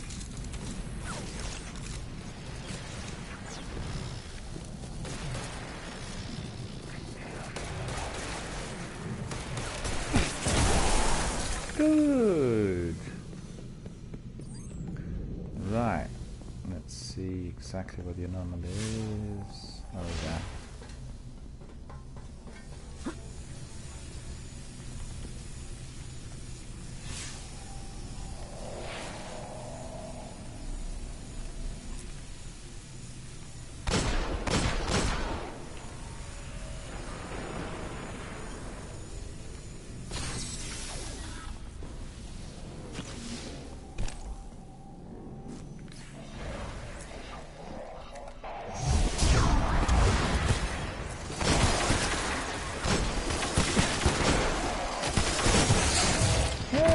That's a bit difficult.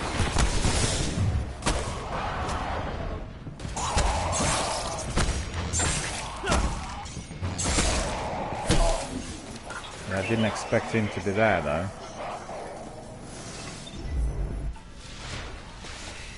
But this time it's going to be a different story. Oh, terminal rebooting! Go away!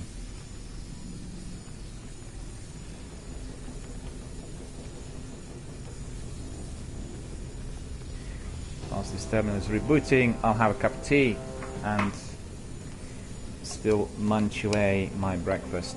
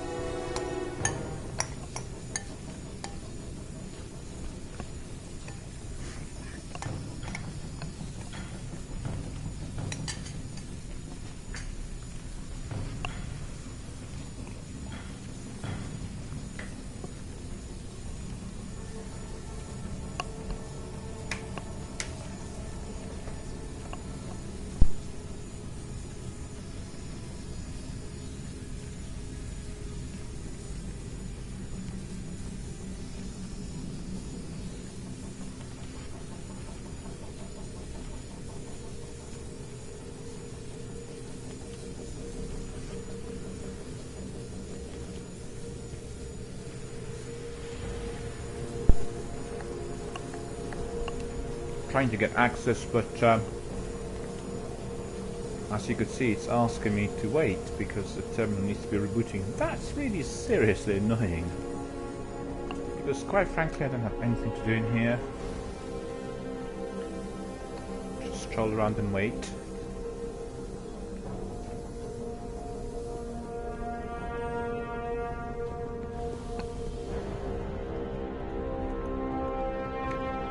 Come on, terminal, hurry up.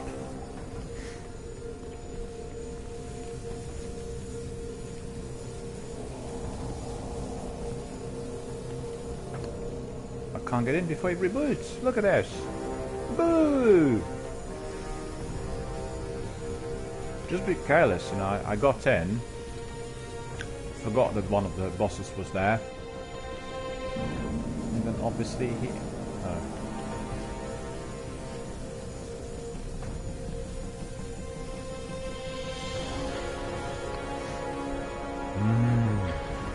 infuriating. I need to make sure that I obliterate that boss. Put my sword on and we are going to rock and roll in there without any difficulty.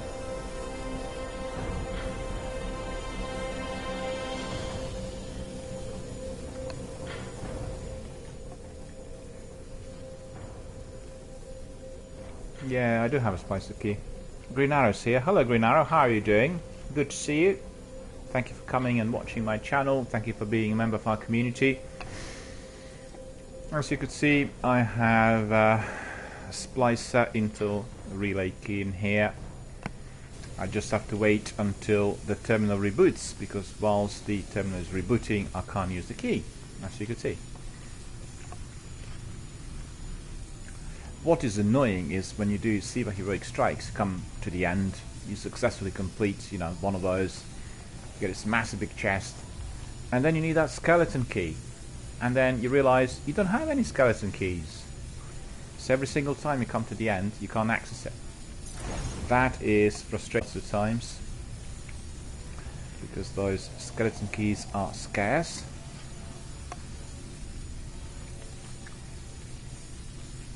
Well, I've been here before, and I remember being quite annoyed. Griao says, I'm good. Excellent. I'm splendid today. I really had a very, very good day yesterday. Very good evening as well. We had a major get-together at the Cinema Museum in London. We watched some very, very rare silent films. We talked. We had a wonderful dinner. And all was just as it should be. And today, what better day can I have but obviously to play Destiny. So all looking good, nice, bright, wonderful, although a bit cold in my area. Where about you? You in the UK or in the US? Very cold here in the UK, you know, during the last couple of days. We have some Siberian air hitting our shores, and we had lots of snow in the north of England during the last couple of days. No snow down south here in London, or in the London suburbs where I am, but brisk, you know, nippy. Greenhouse says, I have like 20 skeleton keys. Look at this, it rebooted, and now I've got free access, so let's carry on and let's just destroy those ghouls in there. There.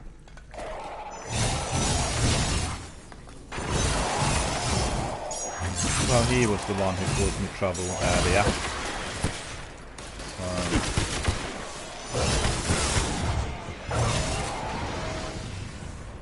there we are. Don't really need the relic, I think.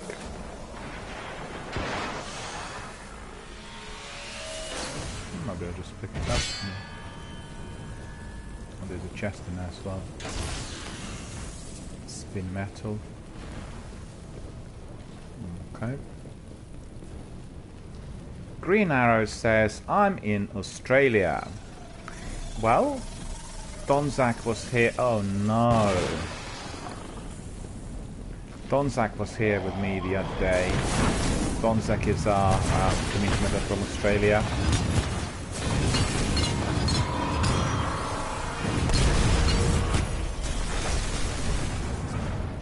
Well, there's nothing I can do with this relic. It's being attacked with a walker. So, okay, the relic still can be here, so that's alright.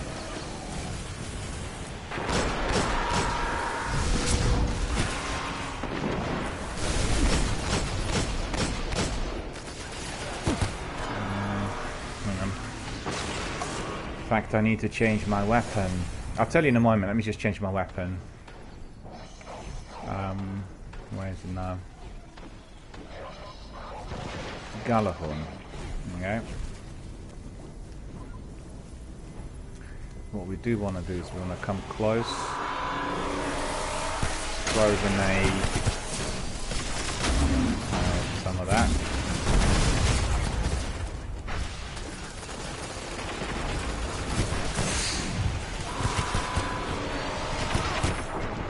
What is going on?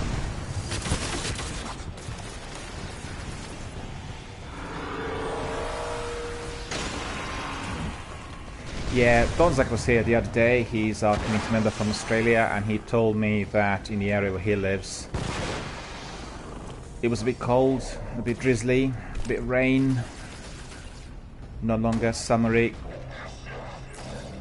I guess that's expected.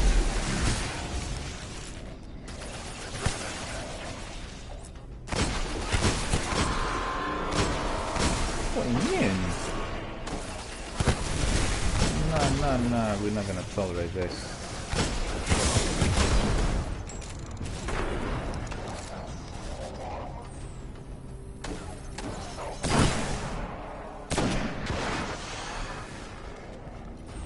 Just be careful because that walker will get me.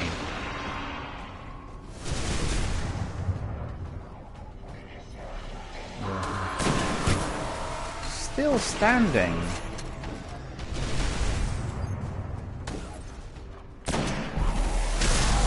Still standing, look at that.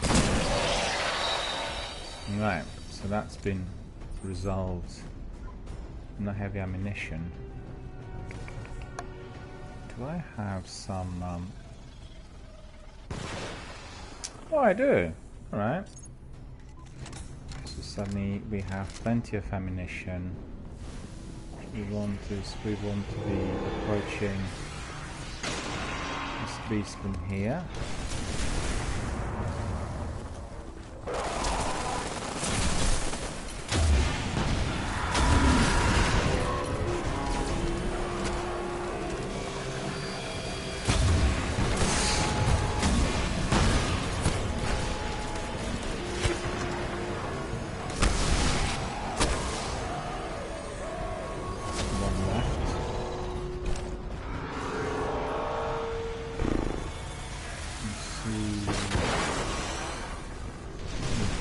Be able to do this as quickly as expected. Let's see.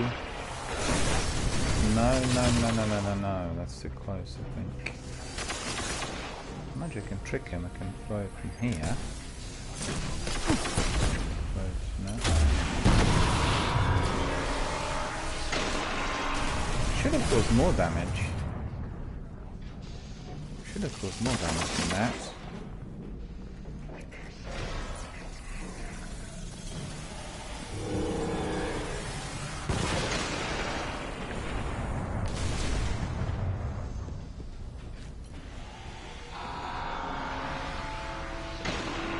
What time is it in Australia right now? It must be quite late. It's around 1 o'clock in the morning, right?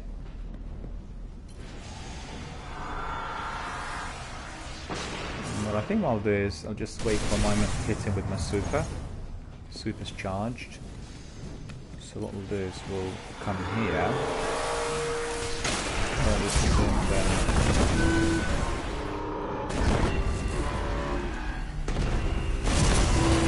Now destroyed, which is what we did want to see. Okay, and there will be that anomaly in there, I think. Silenced. Okay, anomaly is here.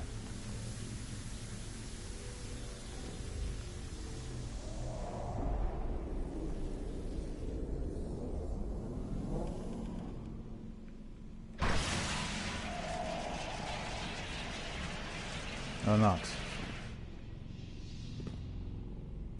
No.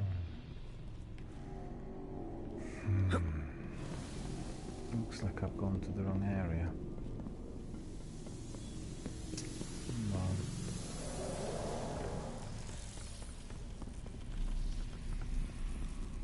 Can't teleport there. So what do I do? Find a new way in.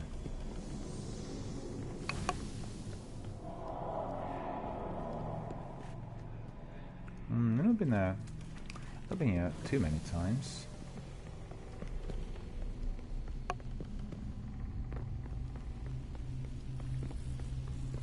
Okay.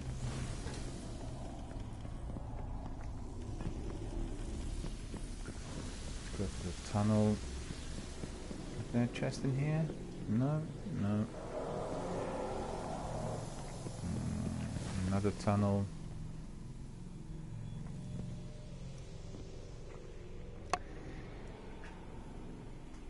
Silver Penguin says if you wipe it may send you back up. Really? Well, doesn't really matter. While this, I'll just walk around a bit and explore the area, because I haven't been here that many times, you know? So it's no big deal really. I just forgot about the anomaly. The anomaly indeed was up there. We'll see.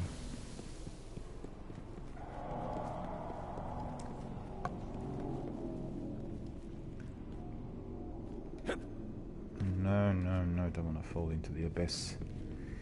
Let's see anything in here at all. Look at that. No, I don't want to go there.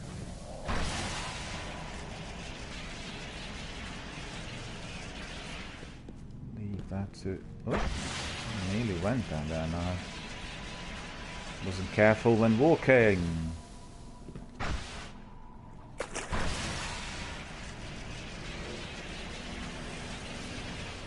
So good to see that we have our Australian friends coming in as well.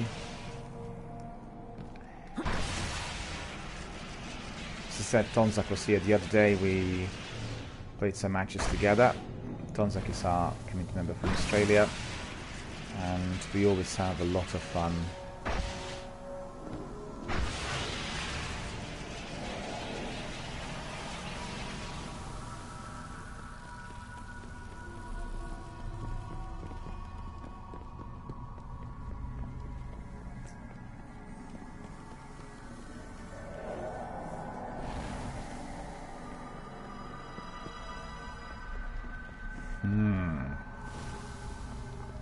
Slightly perturbing, because I think we are just walking around in circles.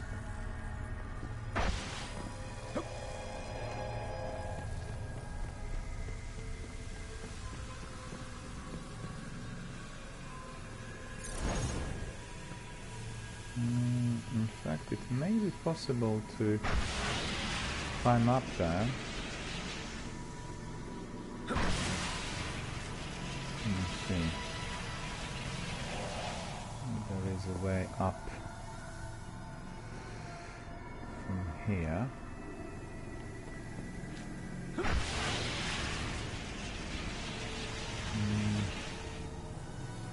Nothing to lean on to from here, I don't think.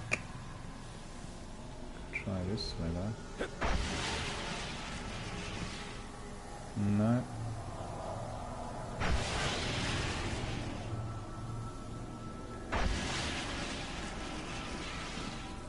Okay.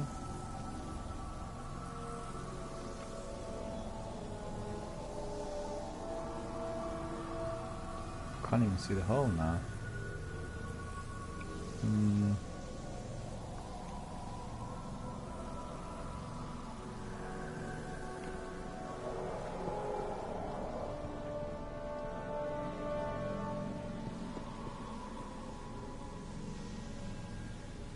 There. Okay.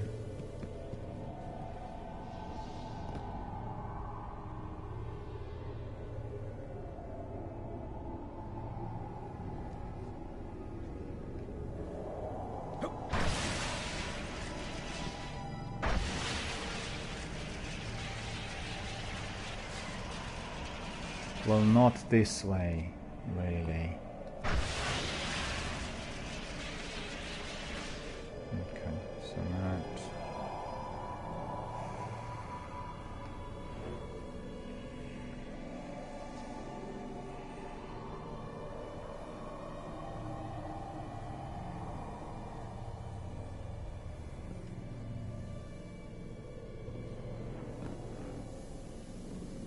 You know, I'm getting stuck in here. I don't like that.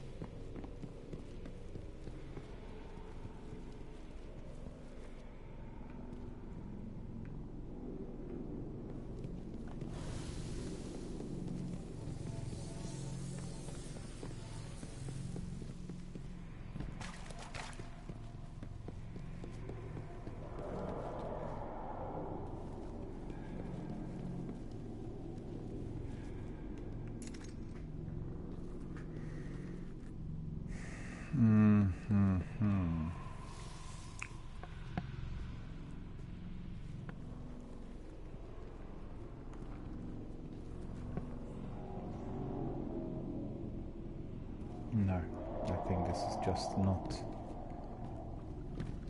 possible.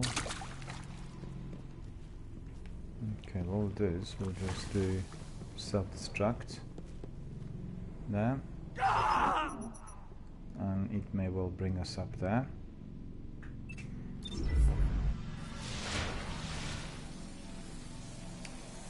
Well, evidently that is not happening. And now I'm stuck. I don't know what to do in here. Does anyone know? How do I get up? How can I get up there? Yeah. Anyone knows?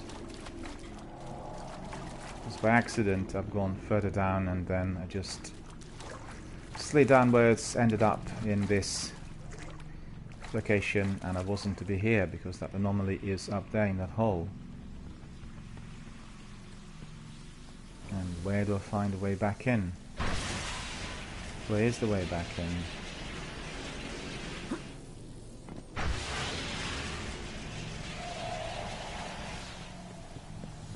You'd think that if you cross to this other platform,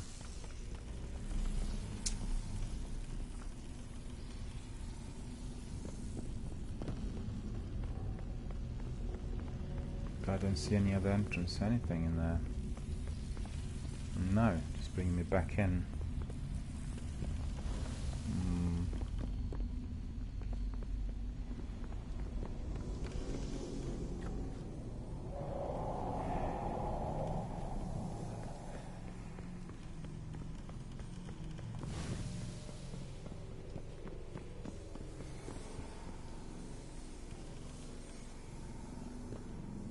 Oh no. Wait a minute.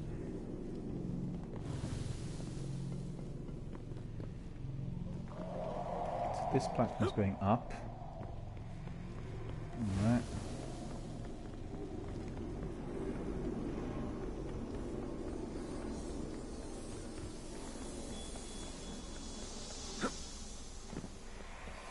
Alright.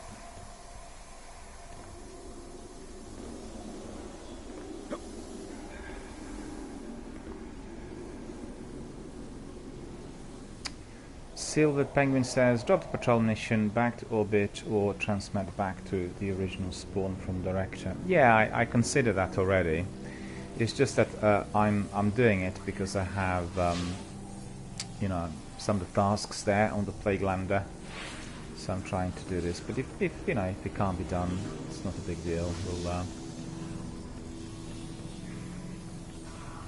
find some enjoyable alternative out there.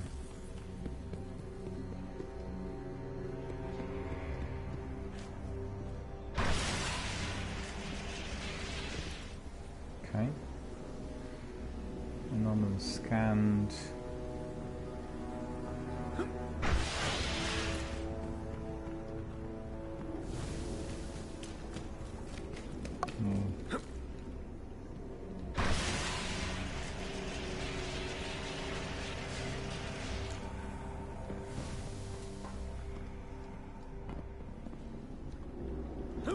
Just like you said, we can probably spend here the whole day.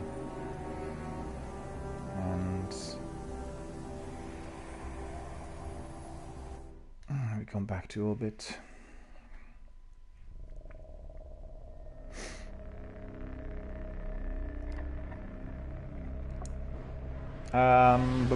Let's see, what have I got there? I think about 10 or 11, was it? 11, 4 left. Alright. Some upgrades on my sniper, apparently. Devil's Dawn, Devil's Dawn.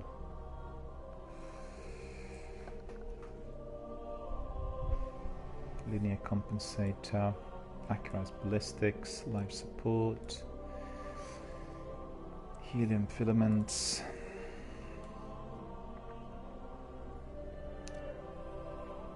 Yeah, the moon.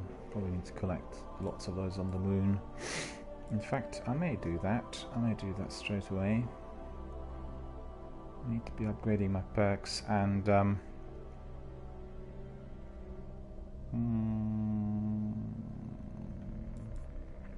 what else do I need?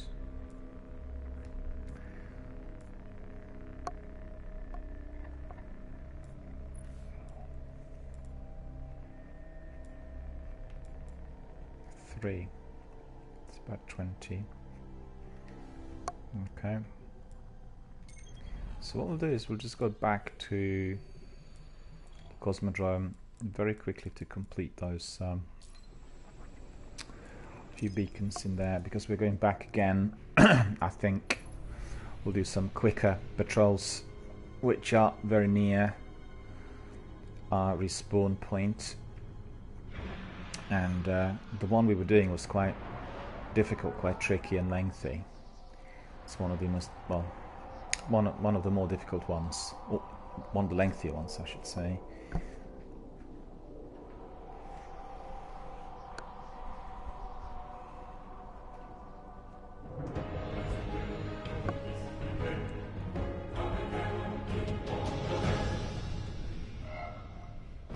See what the temperature is outside.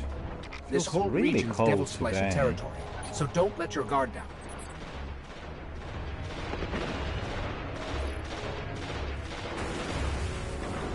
Six.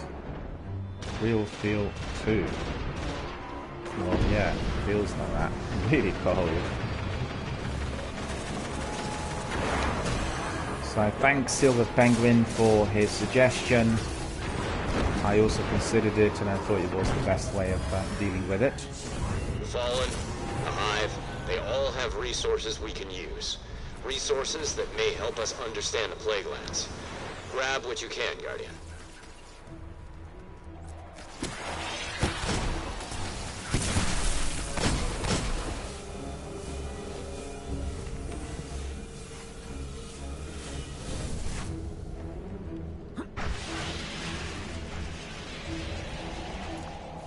Another one's up here as well. Can pick it up.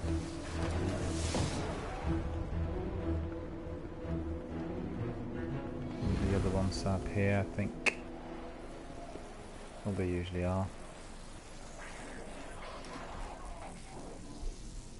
Next shot. Well, at least it was my attempt. Didn't quite get it. He was walking a bit.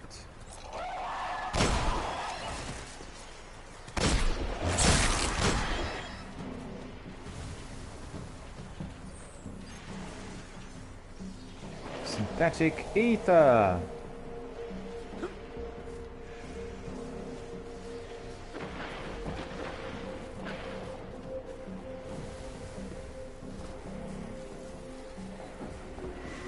Captain Jack's here. Hello, Captain Jack. How are you doing, sir? Good to see you. Thank you for joining us.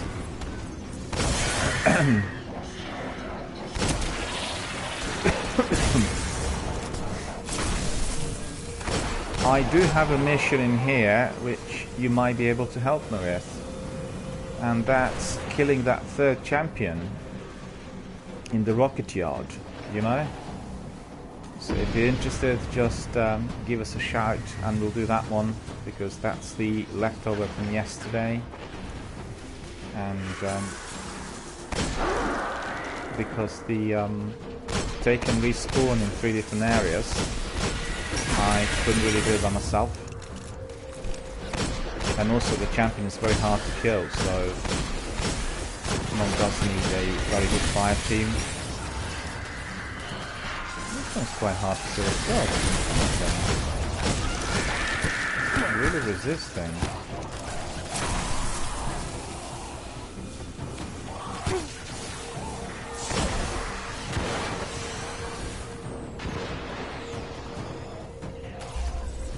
Okay, so that's complete. That should do it. I'll let Shiro know we got what he needed.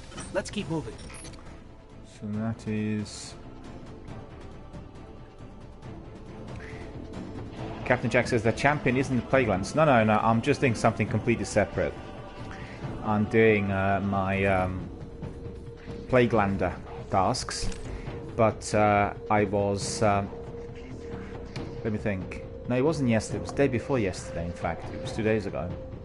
I was doing the champion 2 days ago, and I've finished 2 of them. 2 of them have been defeated, and the last one is still there. And I'll show you in a moment what the last one... what the mission for the last one really is. The last one is...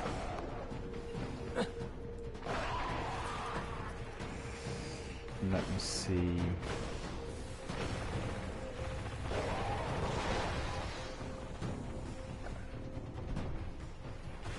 Styrock Banner of Oryx. Styrock Banner of Oryx is still waiting to be neutralized. And Azori and Danu I have neutralized already. So there's just one left. And that is the one. That is the one that I need to do.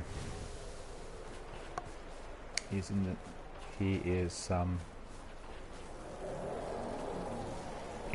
the rocket yard. I guess the other side of the map. So what do I have? One more? Three more! Oh, I thought it was just 12, which I can pick up.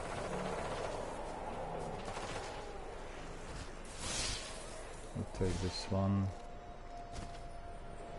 It was nice and easy today, just doing some patrolling, and the interesting bits of action are still to come. Captain Jack says, "You got it, buddy." You to put down some hostiles in your area. Pinging your ghost with details now. Yeah, he's in the rocket yard. He's in the rocket yard, and they respawn in 3 separate sections. So the trouble is, if I'm alone, I can't. Well, I find it impossible to neutralize all 3 captains at once. I neutralized 2 of them, but the third one was obviously fleeing, and therefore I couldn't get to the champion.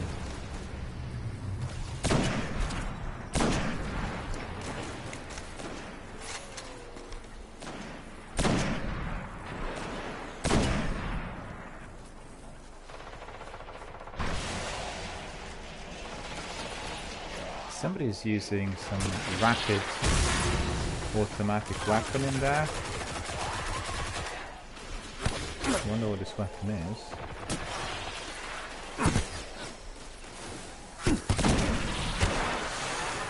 Rapid fire, that is, you know.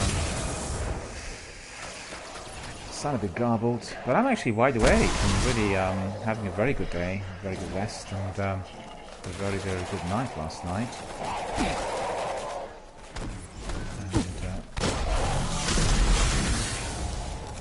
Captain Jack says, just use a shotgun on the captains or sniper. I think generally I was using my sword, and that worked really well.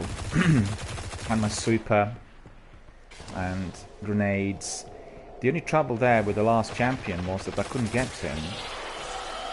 I would neutralize 2 captains, and then, you know, I would obviously need to do the third one within a very, very short period of time in order for the main champion to pop up, and couldn't get this far. Wait a minute, where was that beacon?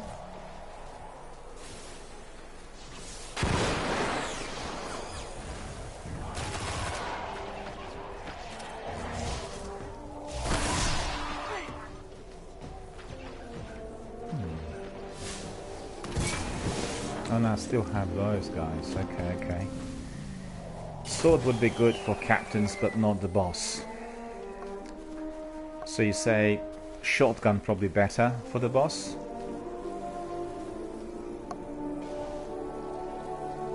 And maybe the use of the sniper. The one I'm using at the moment is a very good one. As you know, this is my favorite sniper. Devil's Dawn.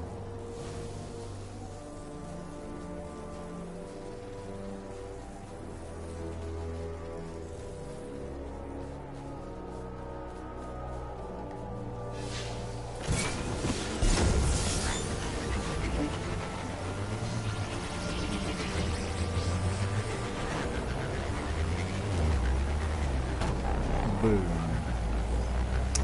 I keep forgetting I still have some enemies to kill in there. You know, I was like chasing another beacon before finishing this one.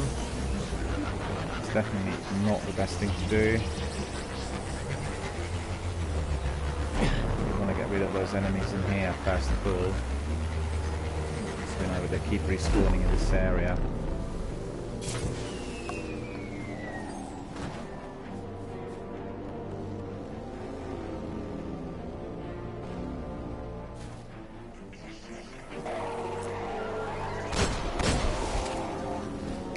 Also today I'm trying out different hand cannons, and I tell you, at the moment I'm using this new hand cannon, How Dare You, and then I tried Imago Loop as always, and then I also had where was it now? The Palindrome. To tell you the truth, the Palindrome's quite good as well. So all of those hand cannons are pretty good, but actually Imago Loop probably my favorite. So talking of which, I'll put the Imago Loop back on. Captain Jack says, no shotgun for captains, sleeper or Galahorn or super on the boss. Yeah, I've got my Galahorn in here. Sleeper is still on my hunter, but I can obviously transfer it. And sleeper is always the best for the bosses.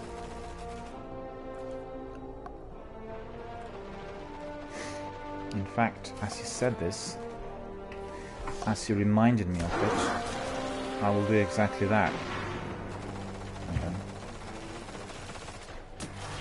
I'll just go up there, hide for a moment, because I want to be transferring my weapons. You know, I want to do something and then the enemies respawns. Well, isn't that ridiculous?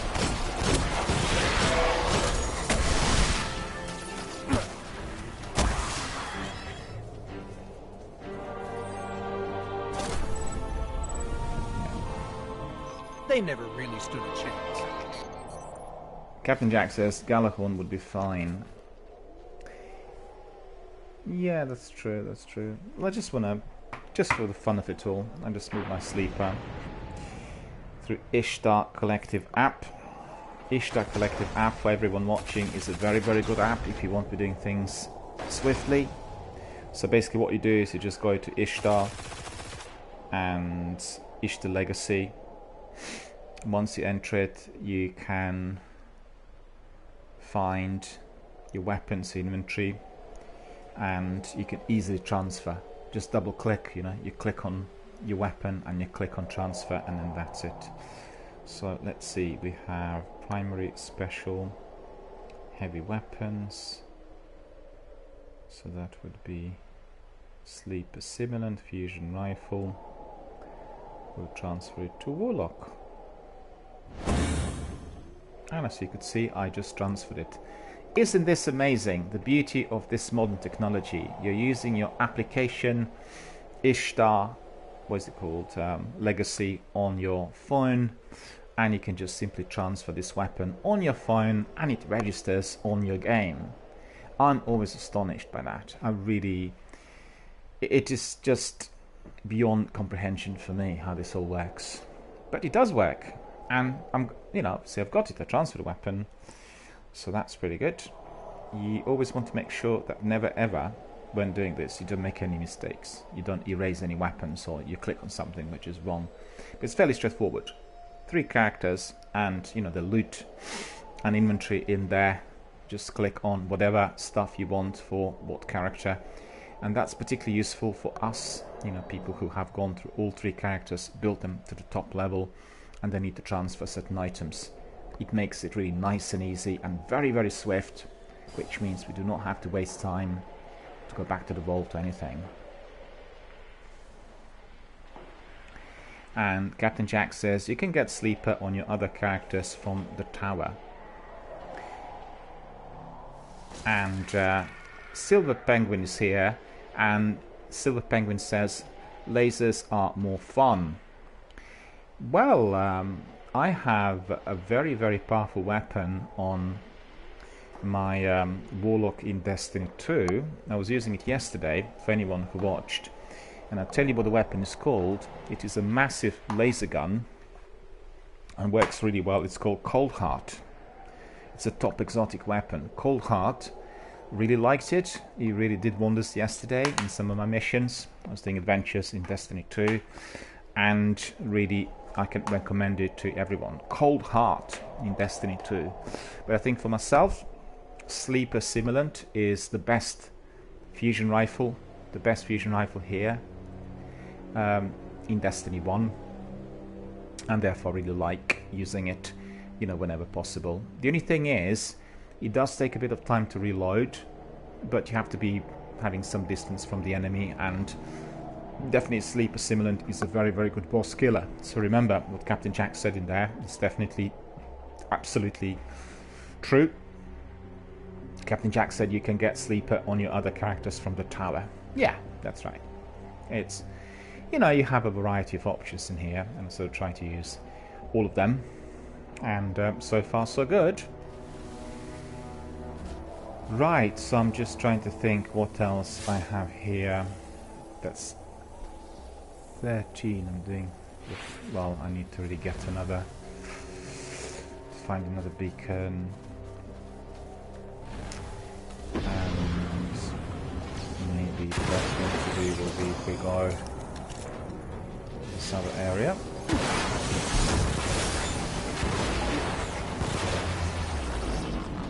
Who was doing this?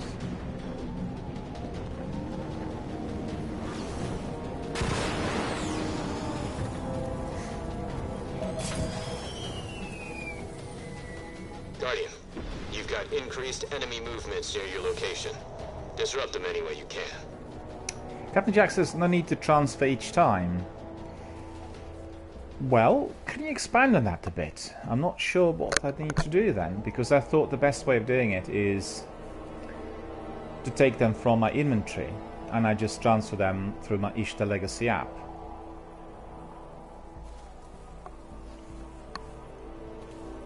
Well, I guess I can still do it in the tower if I'm in the vault.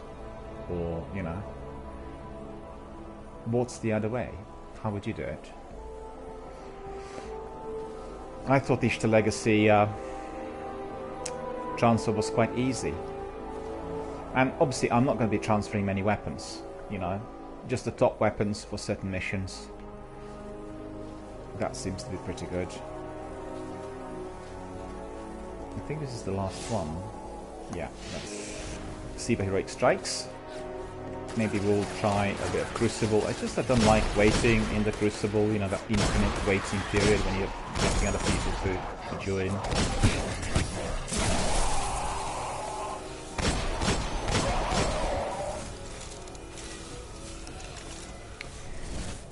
Captain Jack says if you go to the tower where the Vanguard reps are.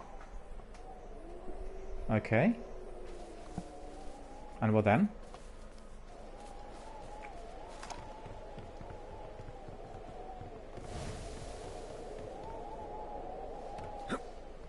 So annoyed that I made that error whilst scanning that anomaly and I fell into that hole. There's a terminal where you can repurchase any exotics. Oh, I see, by repurchasing. Okay. Oh yeah, I know, the terminal is down below. It's on the lower deck. It's the one where you can see all the exotics that you would have acquired. Yeah, I know. It's like a kiosk.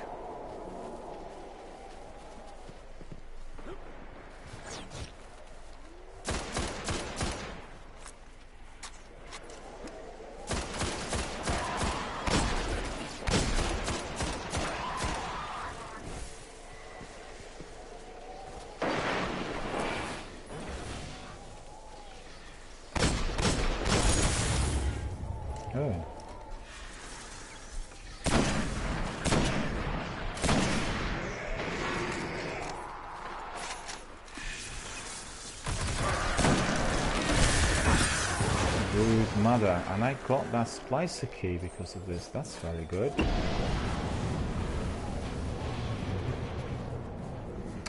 Yeah, I remember that.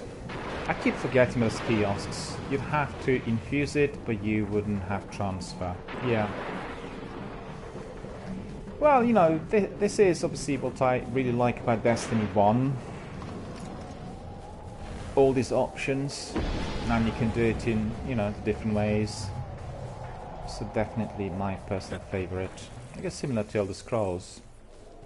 In order to complete, you can do lots of different things, and that's really pretty good. Look at his outfit; it's really good. Look at it. Looks like a walking star.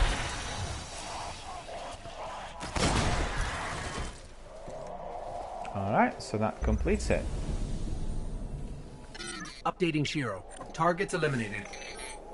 So we have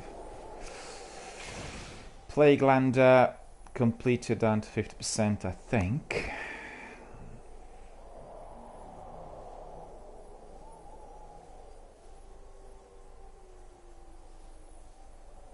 No, it should be.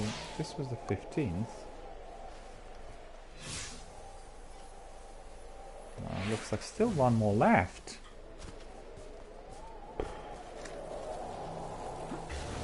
Well, that's not fun, is it?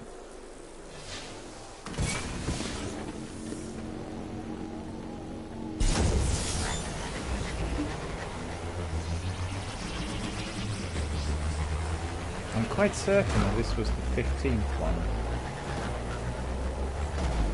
Then again, see if I might be mistaken. And Captain Jack says that's the heroic Crotus and armor with the ornaments. Yeah, that's right.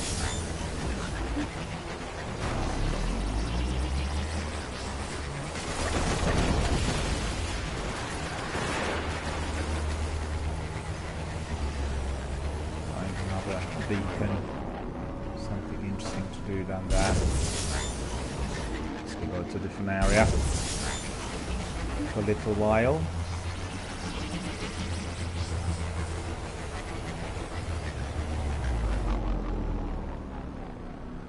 Forgotten Pass.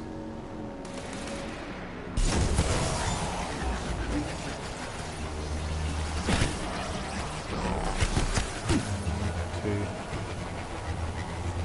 no Sparrow on them, and it didn't work. Yeah, that's the heroic Crotus and armor with ornaments.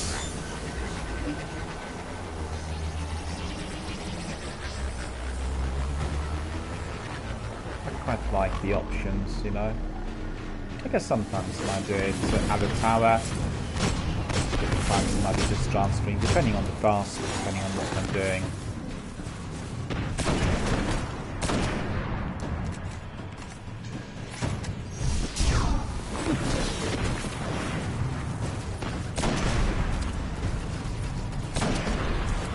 I think I get.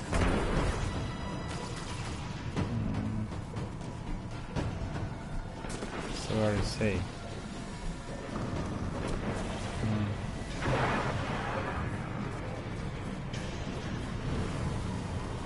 Somebody else destroyed him. What I do need to do is another patrol.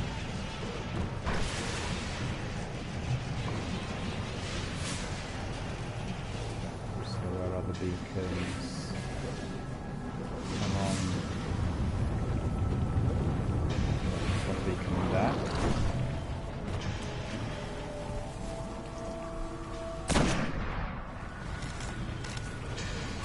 Well, this is ideal for me.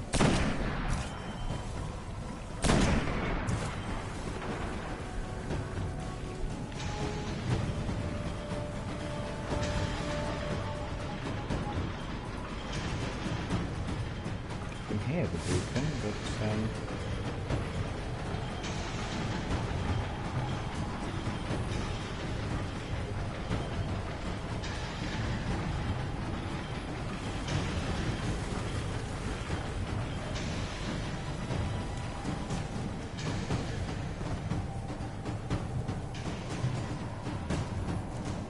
we have what? This one is what? 50 meters.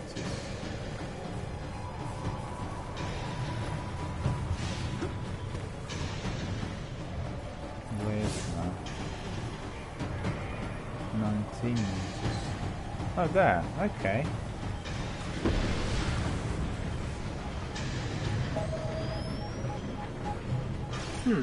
This beacon is picking up interference, an energy source deep below the plague lands. We better check it out. Okay, so I think that's going to be the one which I messed up. Quite certain.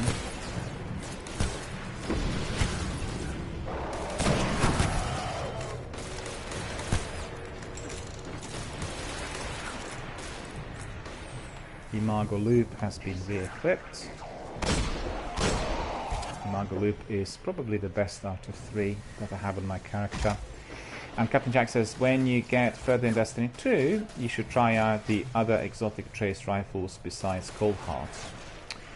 Well, to be honest with you, I got my Cold Heart through the purchase of Destiny 2. It was given to me on the code. It's only recently enabled it. Heads up, we've got a warsat inbound. I've not used it before the other day, which was on Tuesday. Watch out! And it worked really well on some of the enemies. There was this undestructible Minotaur, you know, undestructible on one of the adventures. He's well shielded, and I used that weapon on him, and he, you know, he suffered, and that was pretty good. I used my super on him, and also that weapon. And Captain Jack says, yeah, that's how everybody got it, because it was obviously a part of that promotion with the new game coming out. Looks like there's another warsat in there, so we'll join, collect maybe some good loot. Let's see.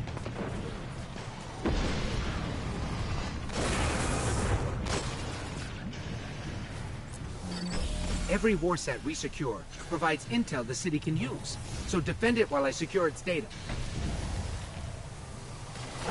Captain Jack says Prometheus lens and wave splitter.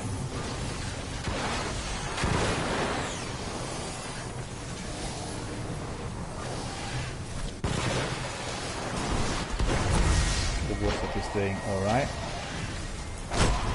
And we are destroying those enemies.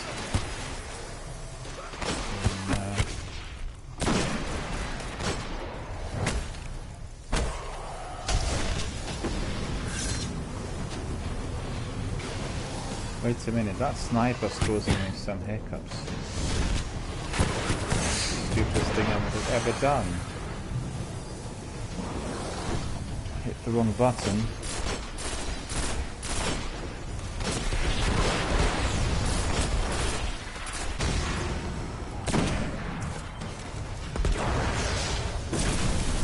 Slightly delayed.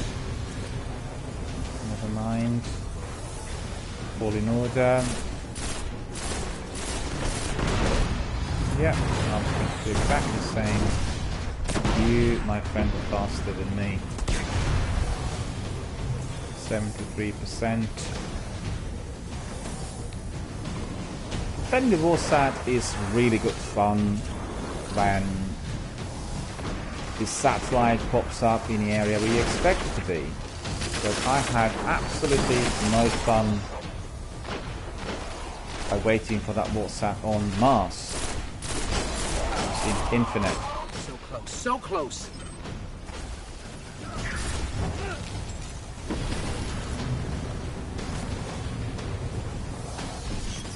We're good. All data mapped. Warsat secured. Okay, so that's been completed. Very good, very good. Let's say hello to these friends in here.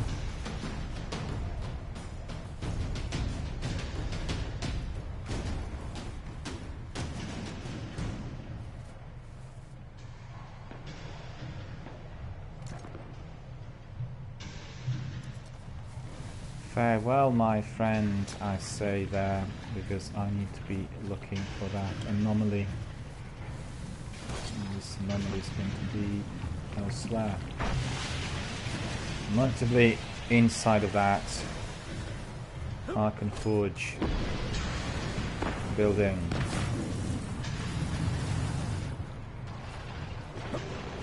Prometheus lens and wave splitter. Indeed, very, very powerful.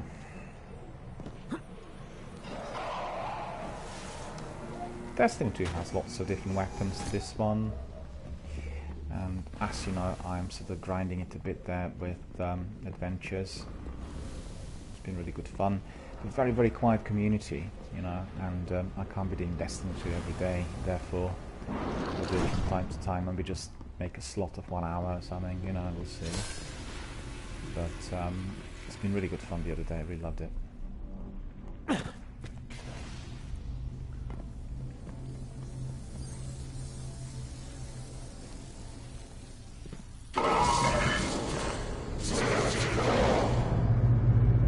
Okay, hang on. I want to go back. I don't think they're happy to see us. Come on, I want to go back.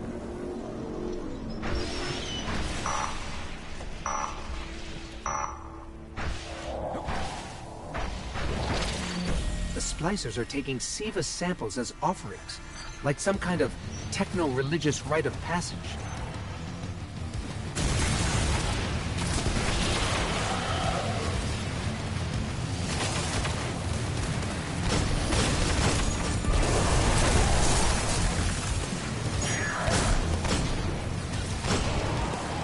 Yeah, I remember doing some of these events on my Warlock before I was as powerful,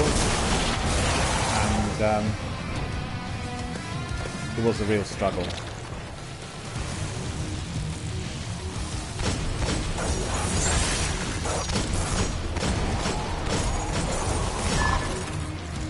Heads up, the Fallen are up to something.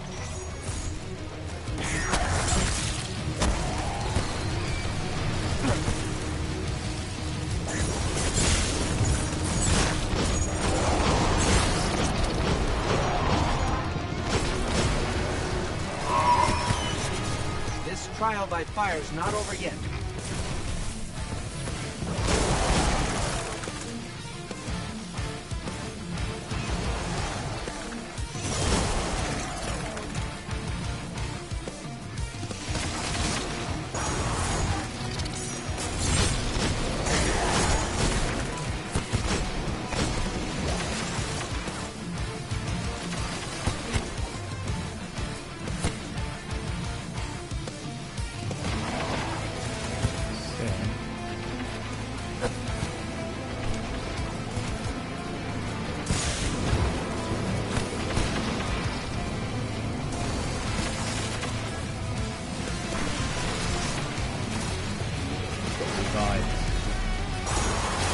Going to revive him.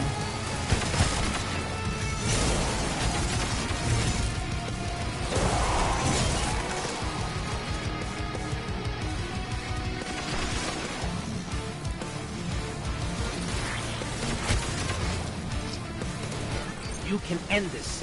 Keep pushing.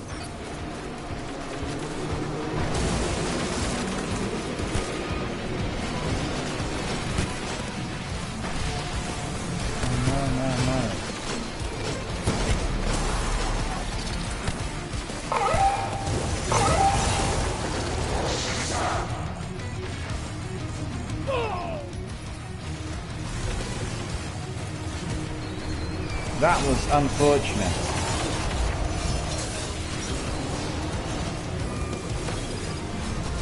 Ah, that was fun.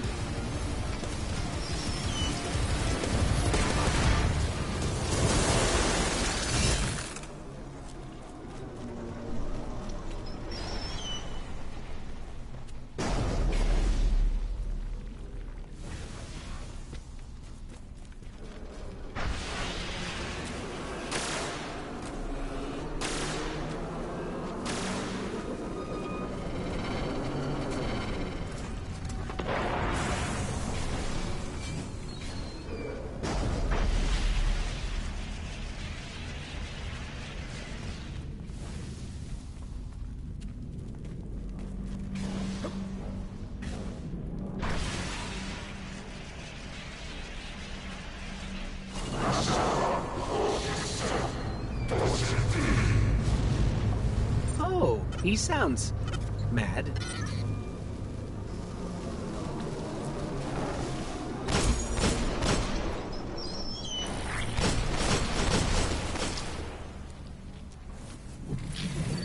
This keep is a massive ritual site. They won't be happy we're here.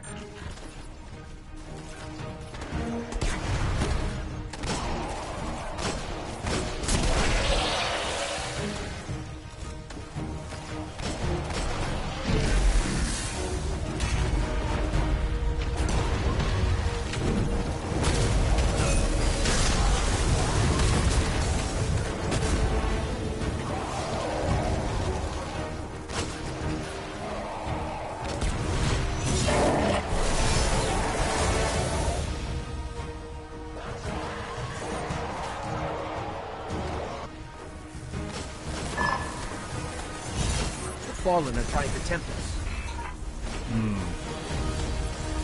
I forgot about the fact they explode.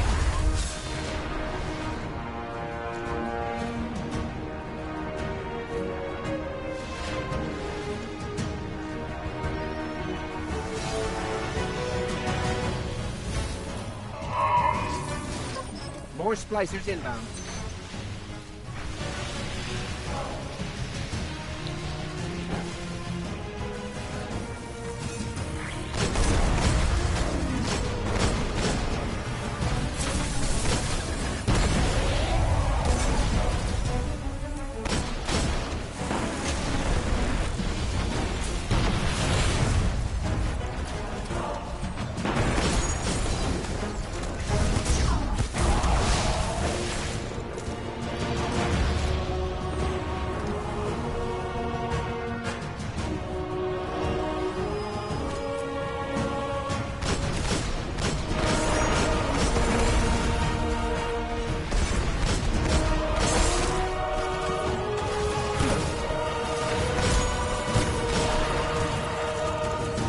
Almost through this. Keep fighting.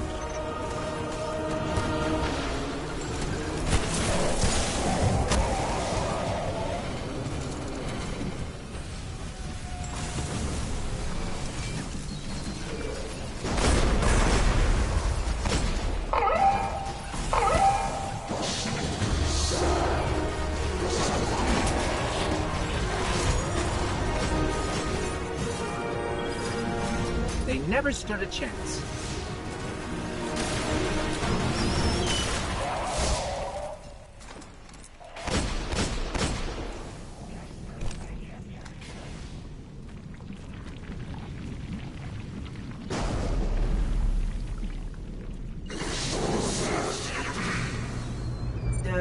This could be bad.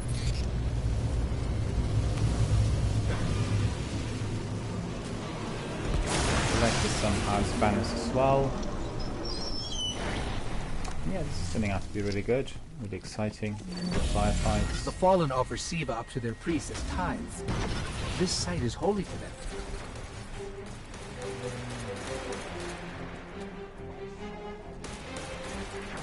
There's some grenades in there.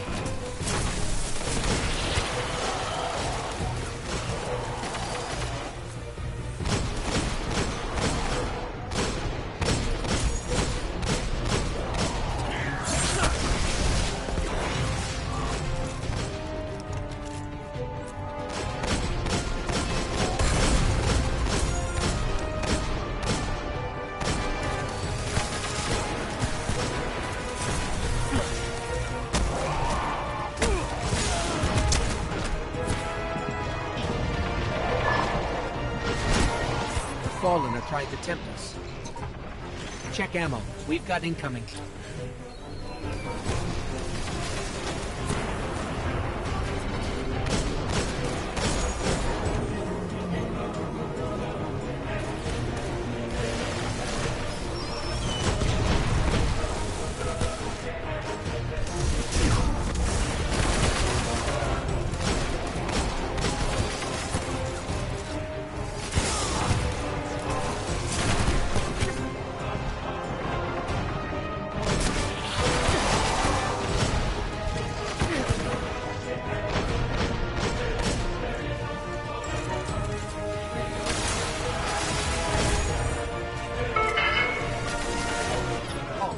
Hit him hard.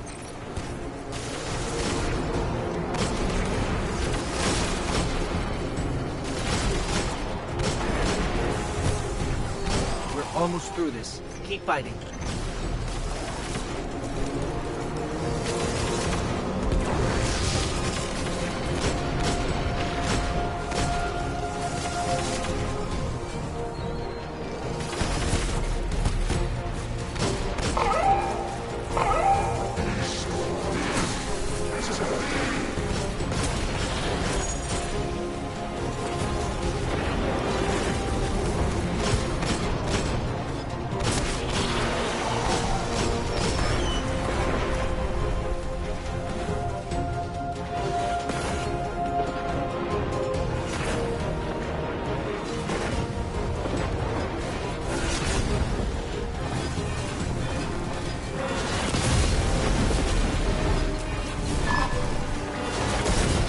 That alarm.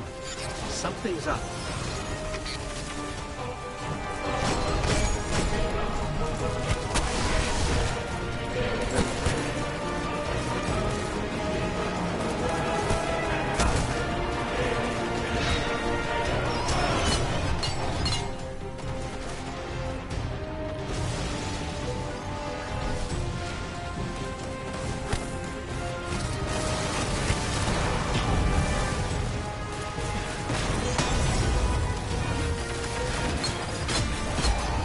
I think we made our point.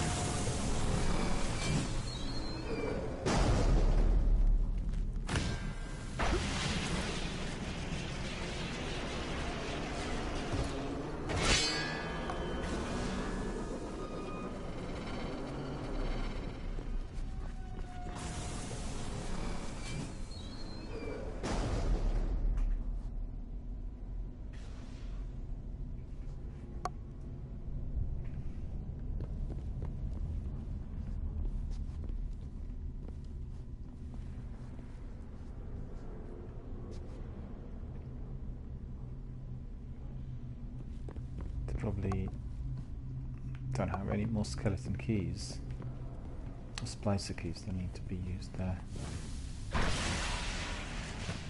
Let's see.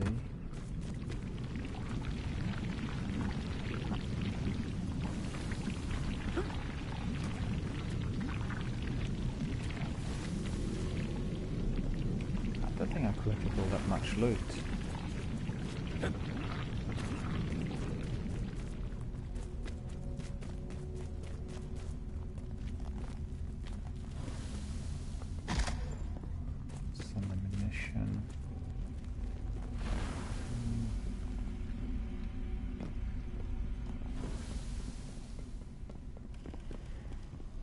Yeah, I think they're finished. So what I'll do is I'll just carry on with my last patrol down here, right? Right. In here, I need to think very carefully not to be making the same error like what I've done before.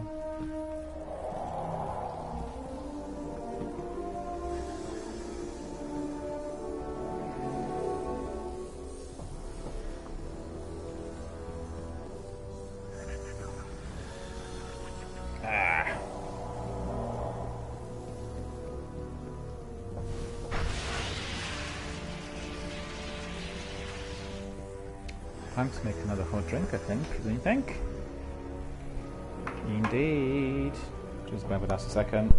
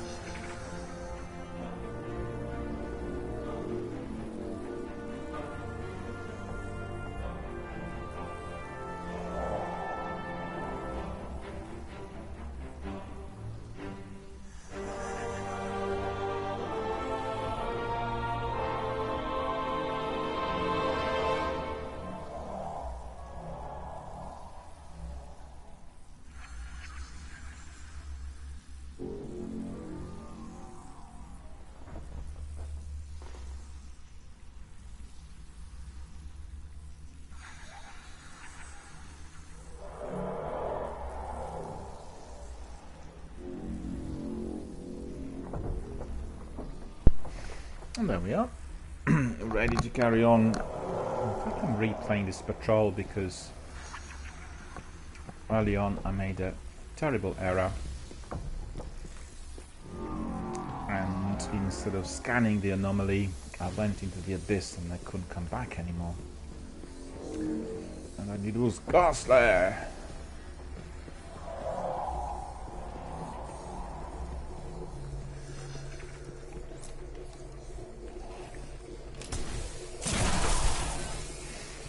My hot drink is ready! And we'll drink it hot, of course. We ask ourselves, what is he drinking? I'm drinking red berry infusion with honey and grapefruit. I'm not being hit by the enemy taking advantage of myself making a cup of tea. But not for long. I'll show you. He was hiding down there.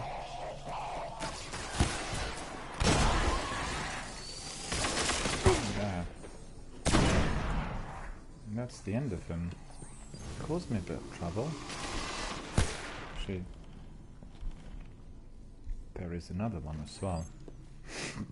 As you can see him, he's hiding. We change to the Imago loop. And then we'll get them on.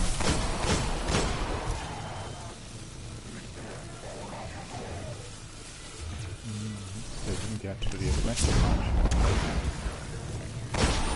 They survived my super! How can I say? It should have been dead. There and then. Instantly. Oh well.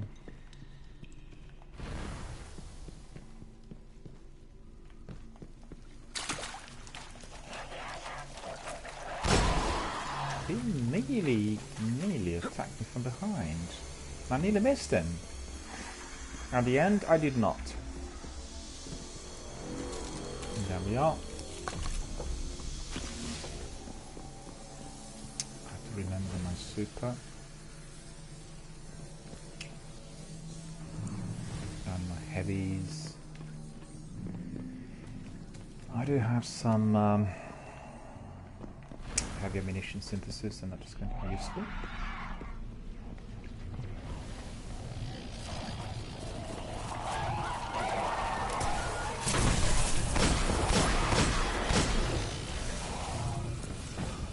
Fell, missed.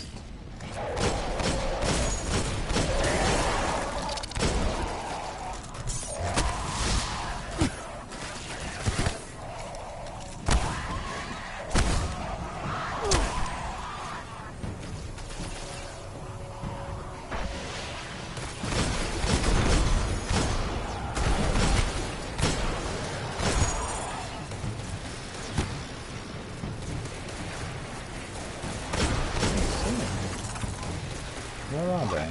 Some invisible.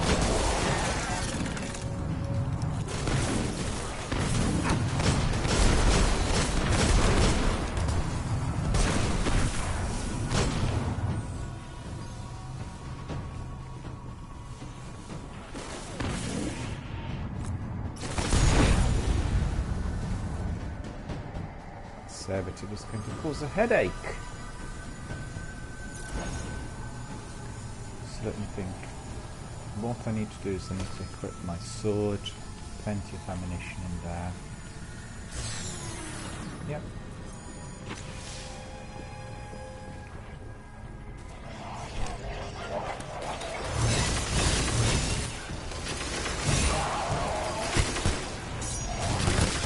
Yeah.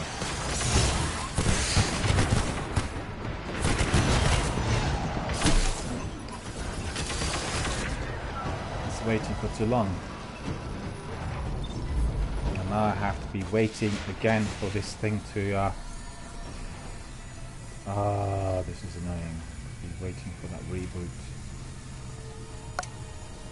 Well, I really should have used my super on them and then my sword on the captain.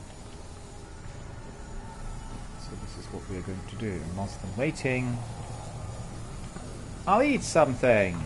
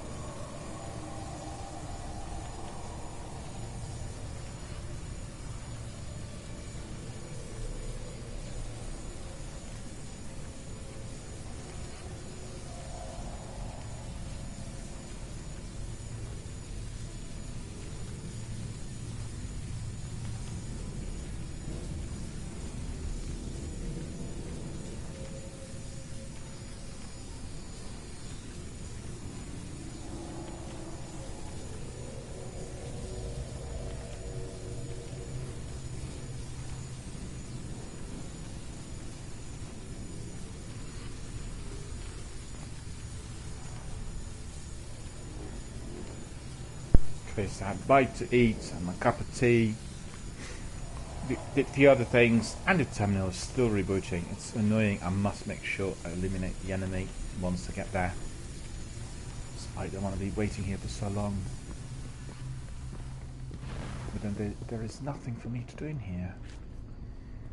Just walk and examine the enemy, the facility. You know. Nothing else. In fact, yesterday Captain Jack and myself talked about Mass Effect Andromeda, and I thought maybe we'll do some streams of Mass Effect Andromeda as a prelude to Anthem. As you know, Anthem is the extension of Mass Effect universe, although obviously presenting us with a very, very different selection of planets and characters. Anthem comes from the same developer, and Mass Effect trilogy is my favourite game of all times, and I've not done Mass Effect Andromeda at all, so it might be a good idea. I know that the game was not particularly popular, not as a hardcore Normandy stroke Mass Effect stroke Captain Shepard fans, but definitely worth a look. And I hear from Captain Jack that the game is massive, with loads of quests and sub-quests and all other bits of gameplay, so definitely something for me to try. And then we have Dragon Age as well. I purchased Dragon Age and Mass Effect Andromeda recently from PlayStation Store, and they were offered on a very, very low price. I think I paid something like £5 or £6 per game, and I got Game of the Year editions, the top editions for either of those two. So really absolutely astonishing. And I have to say that, you know, doing Destiny is always interesting, but I like a bit of a variety from time to time. We had quite a lot of variety in the course of this year. We played the Division 1, we played Apex, we played the Division 2, we played Anthem, Destiny 1 and Destiny 2, so it's quite a few games. And we still are due to be doing broadcasts of Elder Scrolls, the game I really, truly and honestly love, and I wasn't able to fit it in, so I really have to work out, maybe once we get our community flowing on the blog, we'll get some ideas on how best this can be done, because I want the community to be fully engaged in that kind of decision making. And I think so far we've had the best engagement on Destiny 1 and the Division 1, and the busiest sessions I've had here on this channel since it started 6 months ago were actually non-gaming sessions. There were my reviews of Anthem and The Division 2. And those sessions were extremely busy because I was able to use the beta or demo of those games at the time when the games were not accessible, and therefore lots of people came expecting to see the game, but actually then they saw it was a review that talked about the game and they had a lot of fun. So I think the Division 2 review was the busiest. It had about 2,000 people coming in, and that was amazing. We had, I think, up to 100 or even more of those guys viewing and communicating at the same time, so it was very, very interesting. And they were all very excited about the game, of course, because The Division 2 is one of the best games to come out of this year, has to be said. Absolutely, beautifully designed, and with a lot of interesting gameplay and massively enhanced compared to the original. Everything that people complained about linked to the original has been developed and brought to a different level with the sequel. So very, very interesting for everyone to look at. And roaming the streets in the open world play is very, very hectic because there are lots of enemies out there with absolutely astonishing artificial intelligence. So when you get in, you'll remember what I said, and indeed you will engage not just with the open world but also with the enemy.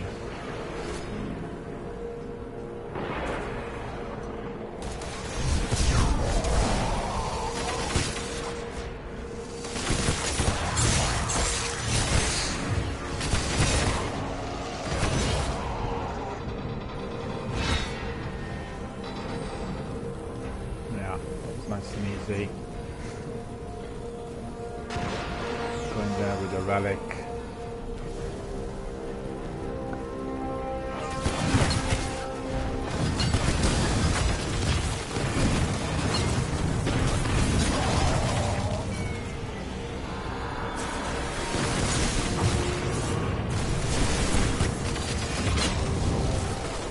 Oh, the walker is there, I nearly forgot.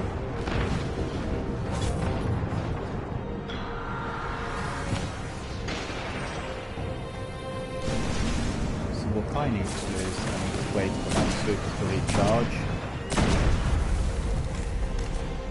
and then we'll use my super on the walker in addition to, let's see, where's Galahorn?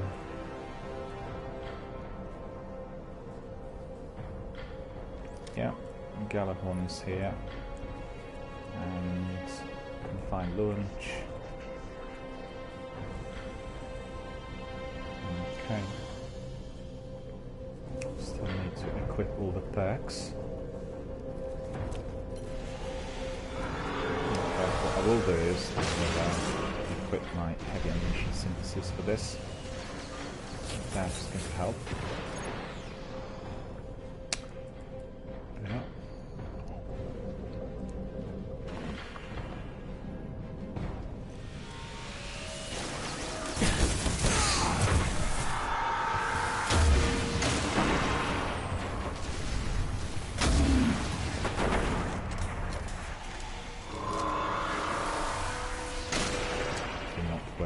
Wasting ammunition before I use my super on this beast. And the anomaly is just down there. I have to be very careful not to slide backwards again. And there is something now. A bit.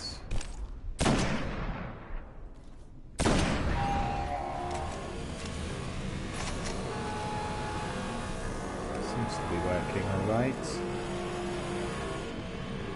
Come from the back.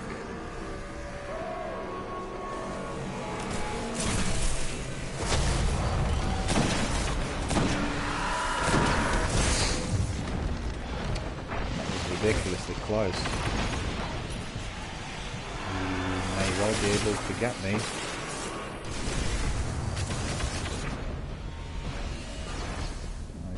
That was not too bad.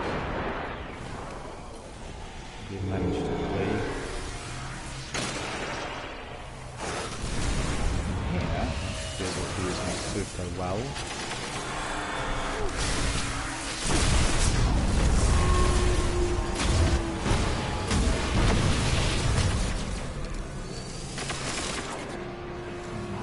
suffering from some incursions by the looks of it. I'm not quite certain where this is at. Okay, that's nice.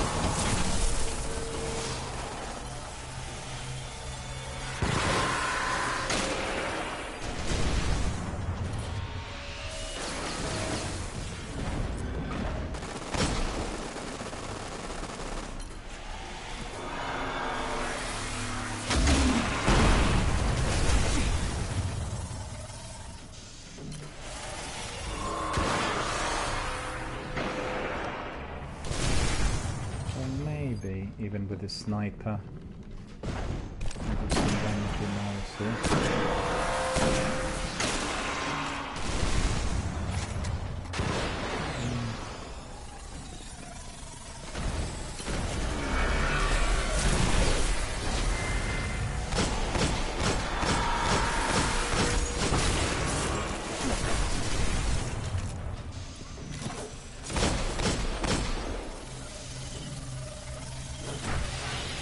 yeah, we are not that close to that super being recharged.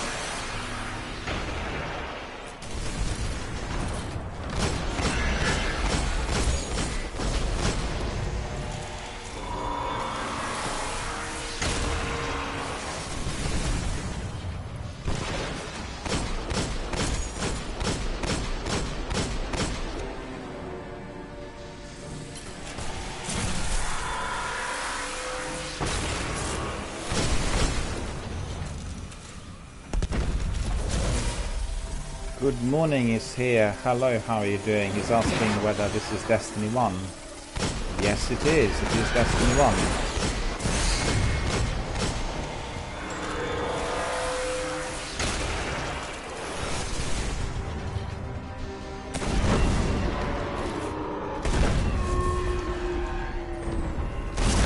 Yeah, I got a quick snapshot of this as well. And I need to be able to get that anomaly, because last time I went to the hole and then I lost it. Okay, so where's the anomaly? The anomaly must be here.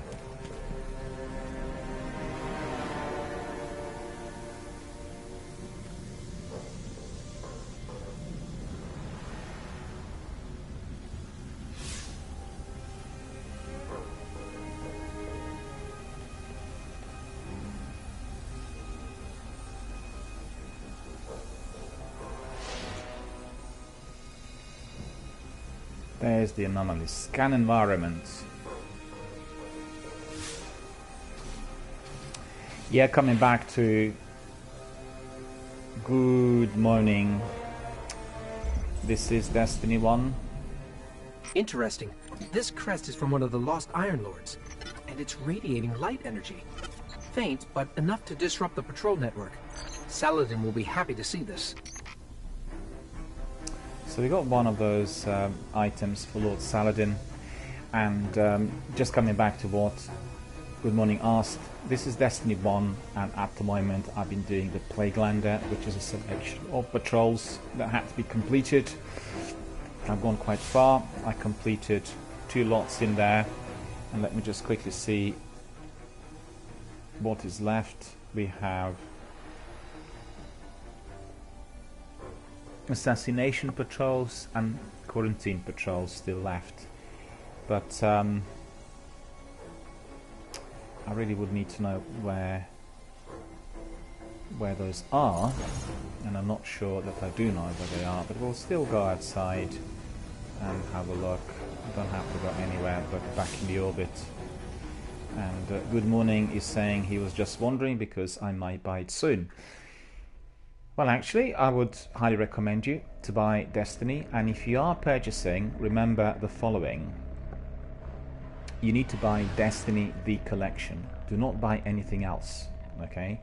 Because if you're buying like the base game or any other DLCs or any other editions on offer, you need to buy Destiny the Collection. And the reason for that is simple. That is the best edition, which was released about 3 or 4 years after the game.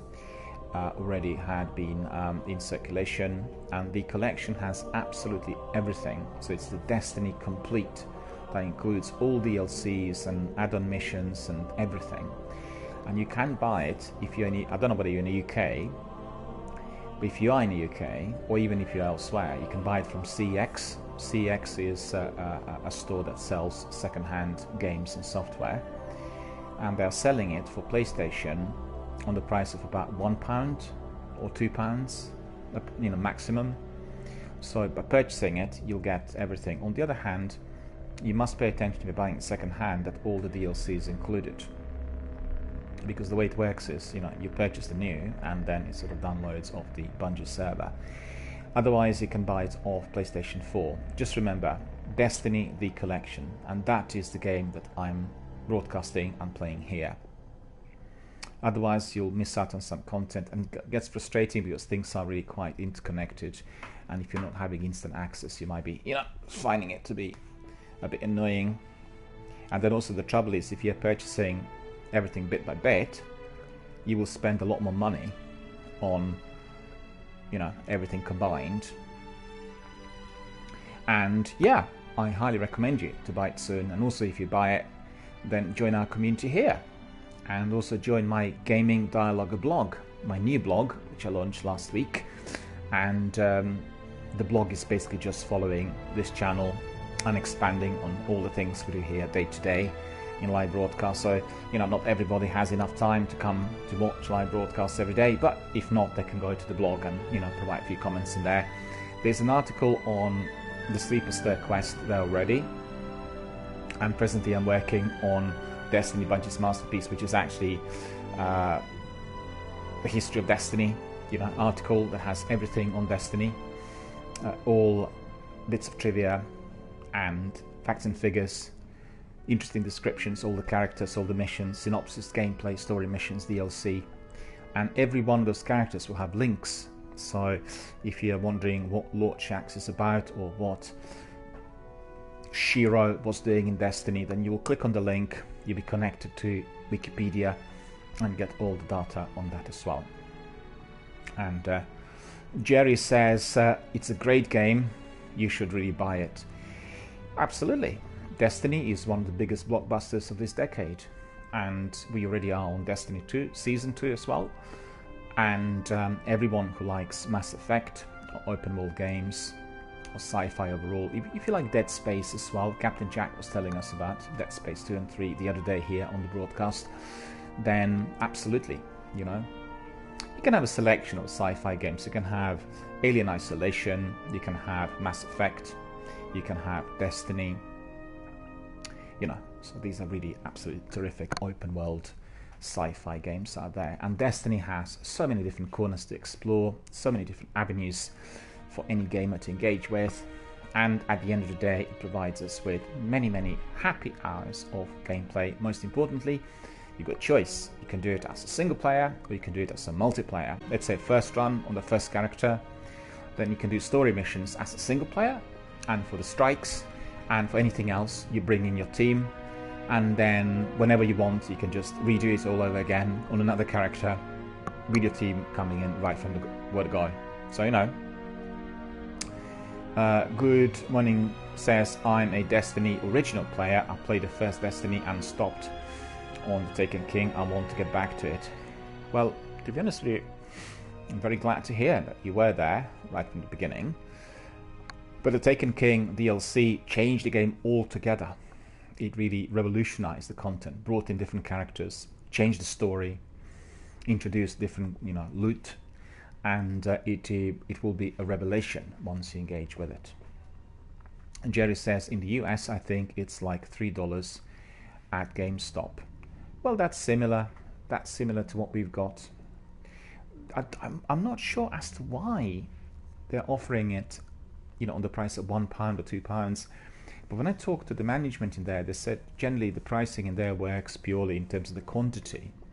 And they say when you have certain game being brought in very large quantities and many copies, then they really reduce the price. In theory, that is. I think Destiny had been distributed, to the umpteenth degree, and there are very many physical copies of the game out there. But still, I think the world which we toy with every day here in Destiny 1 is an amazing one, and definitely worth having on either your digital or hard copy. In fact, if you have a bit of revenue, I'd advise you to buy maybe one of those collector's items as well, you know? One of the collectible editions where the statue or whatever came in together. The Taken King Legendary Edition was very, very good. Had a booklet with concept art and many other, you know, bits of collectible which are treasured by everyone who's a true hardcore Destiny gamer and fan. And if you're new to this channel, I can just ask you to join us, because this channel is the only channel at the moment, and it still has been like that for about 6 months, that is broadcasting Destiny almost every day. And the vast majority of your true hardcore Destiny veteran gamers, people who were with, you know, Bungie and Destiny even since the beta test days, are here. And most of them come here almost every single day, depending on the hours of my broadcast. Frequently, if I'm broadcasting in the evening, then all of them are here. If I'm broadcasting in the morning or during the day, then a few of them come in, because as you realize, frequently they're 5 or 7 hours back from us. So when I start my broadcast at 10 o'clock in the morning, it is 3 o'clock in the morning, and by the time I finish is about 9 or 10. So, you know, it very much depends on the actual schedule. Presently my schedule is 10 to 4 every day. On the weekend it is slightly different, but you know, that's the schedule. I could say that on the weekend, on Saturday and Sunday, my times may vary a bit, but you know, still we are angling towards those hours. So you have a regular schedule, everyone knows, you know, when the schedule is on, can join in and then participate. For those who are not able to join in, they can come in, you know, at other time, and indeed watch some of the broadcasts through my YouTube. Everything is archived. All the broadcasts I've done so far are there. Many videos, as you can see, and you know, a lot of them are there for you to enjoy, use them as walkthrough, and view them for our community contributions and participation.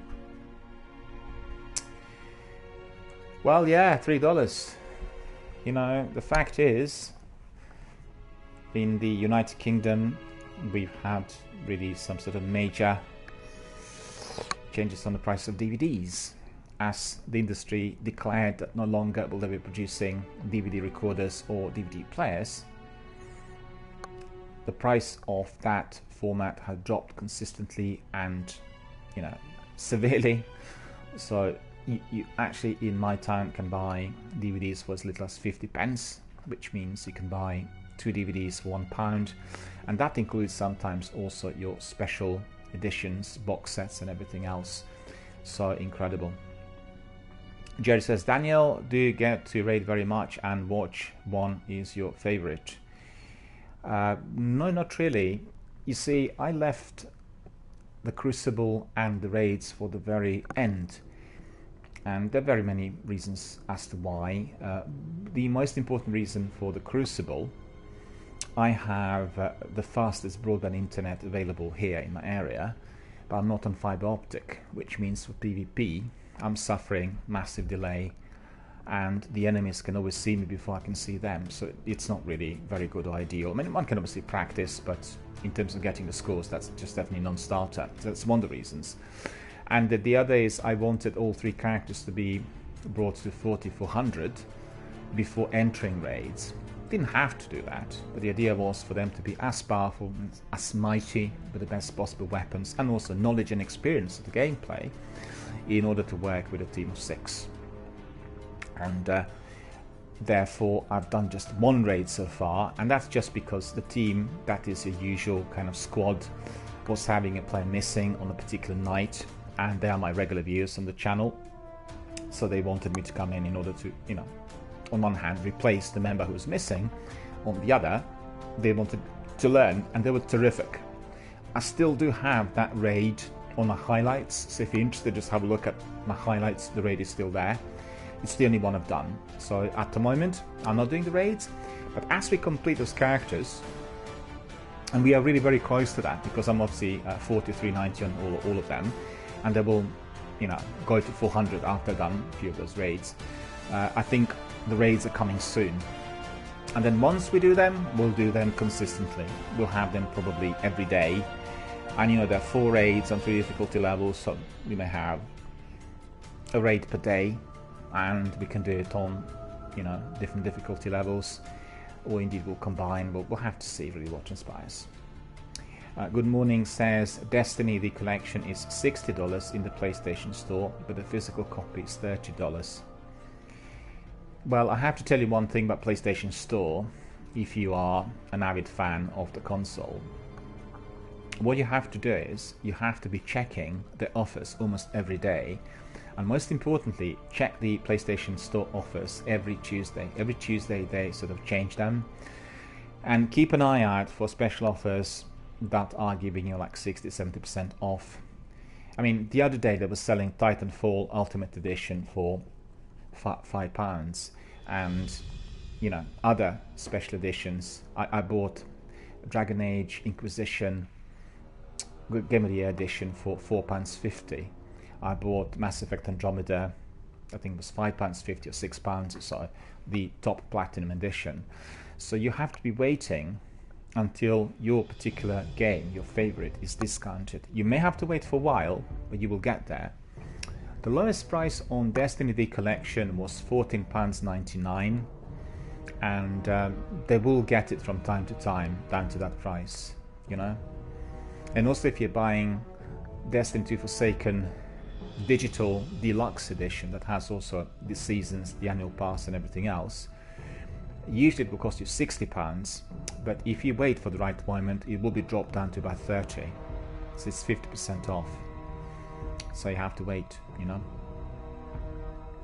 And Jerry says, good man, if you already have the DLCs downloaded, you only need the base game. Yeah, that's right. But still, I mean, if you have all of the DLCs, everything that was offered through them, then you can just bring in the base game. But I think the way it works the best is, you just buy the collection and you have everything included, just forget about everything else. And this is what I've done. And I've not been with Destiny from its beta days. I joined Destiny World last year, and I started playing it, you could say, 4 years late. Started from scratch, started with a warlock, built my character from nil, and by the time I got to my Titan, I already had lots of experience and skill. And the other thing which I need to tell you is that doing Destiny is the best if done in a public forum, such as a live broadcast. And if you attract lots of Destiny veterans, you will have a lot of assistance and help.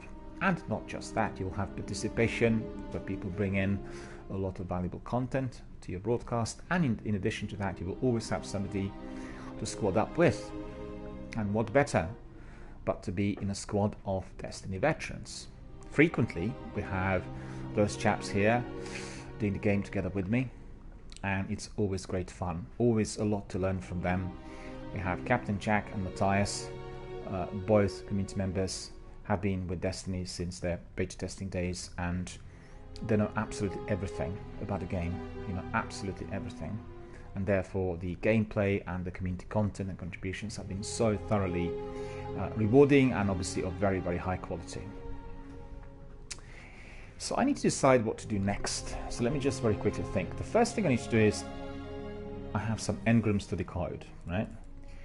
So evidently I need to go to our friend Master Rahul in the tower. So that is the first protocol. And then we'll do maybe, let's think, maybe do Siva Heroics. I may do a bit of Crucible at the end. The trouble with Crucible is I have this very, very poor upload speed on my internet. It's just 1 rather than 4.6, which would be necessary for your successful PvP. And therefore I'm always having lots of trouble whilst doing it against other guys in there who can see me before I can see them. So that's problem number 1. Problem 2 is in the Crucible there are not that many gamers doing it at the moment. So when you come to any of those matches, you have to be waiting for a long while before a group of gamers is selected, and that is a real pain. I mean, it's bearable if you are doing it for yourself, but if you're doing a public broadcast, that is very tedious and annoying for anyone who's watching. So that is another factor which is slightly off-putting. In fact, Destiny veteran friends from Finland. He is a top Crucible player, plays it every day, and he said that the fact that he also has some problems with his internet, where after many months supplying him with extra knowledge and skill on how to use other people's or his own lag to his advantage, but that is very advanced. You know, million miles away from that. And in fact, I've not played Crucible at all, but I joined on Saturday because as a part of my Dark Drinker quest, I have to complete those 25 Guardian kills with my sword on the Crucible. So there was no way of kind of evading it if I wanted to get my Dark Drinker, i.e. my sword to be enhanced to the top level. So that's why I went there. This is what I need to do at the moment. I have no other choices. And, well, you know, we'll probably have to grind a bit. We'll see whether we do it in a public broadcast or outside of it.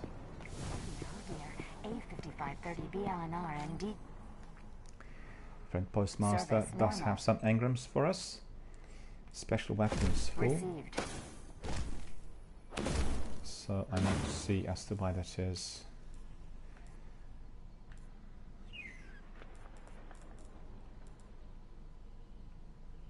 I don't really need that one. And we'll pick up this other one as well. Sometimes I keep on the blues if it's, you know, with a lot of attack power, and then I can infuse it with one of the legendary or exotic weapons, which really helps. Done. Jerry says, I love that sword, the Dark Drinker. I've seen it on my community members, you know, the Destiny veterans, and they helped me tremendously with some of the bosses, particularly when dealing with those champions. And I like the Dark Drinker. I like also the other one that uses, it has like a solar power, you know? What is it called? You will know better than me. All of those advanced swords are terrific, and they're ideal when in combat, and if I understand it correctly, they're the best for the raids, because in the raids they will work wonders. And Good Morning says, thanks, I have the base game, but it'll be cheaper if I buy the collection. I think so. I mean, yeah, if you consider, you know, I bought a game on that date and I paid $50, etc., just forget it. Forget it, because all the games depreciate within months. You'll get games costing $50 on their release date. 2 months later, they're priced $15. And depends on the game, of course. The AAA blockbusters will have special offers, but they will try to angle the price to, you know, the top if you're buying them digitally. If you're looking for second-hand physical copies, the prices will drop. But what I'm trying to say is, for anything of this magnitude, you know, if you're buying Mass Effect, buying Dragon Age, always go for the top tier edition. A bit like with the Division 2, the sequel.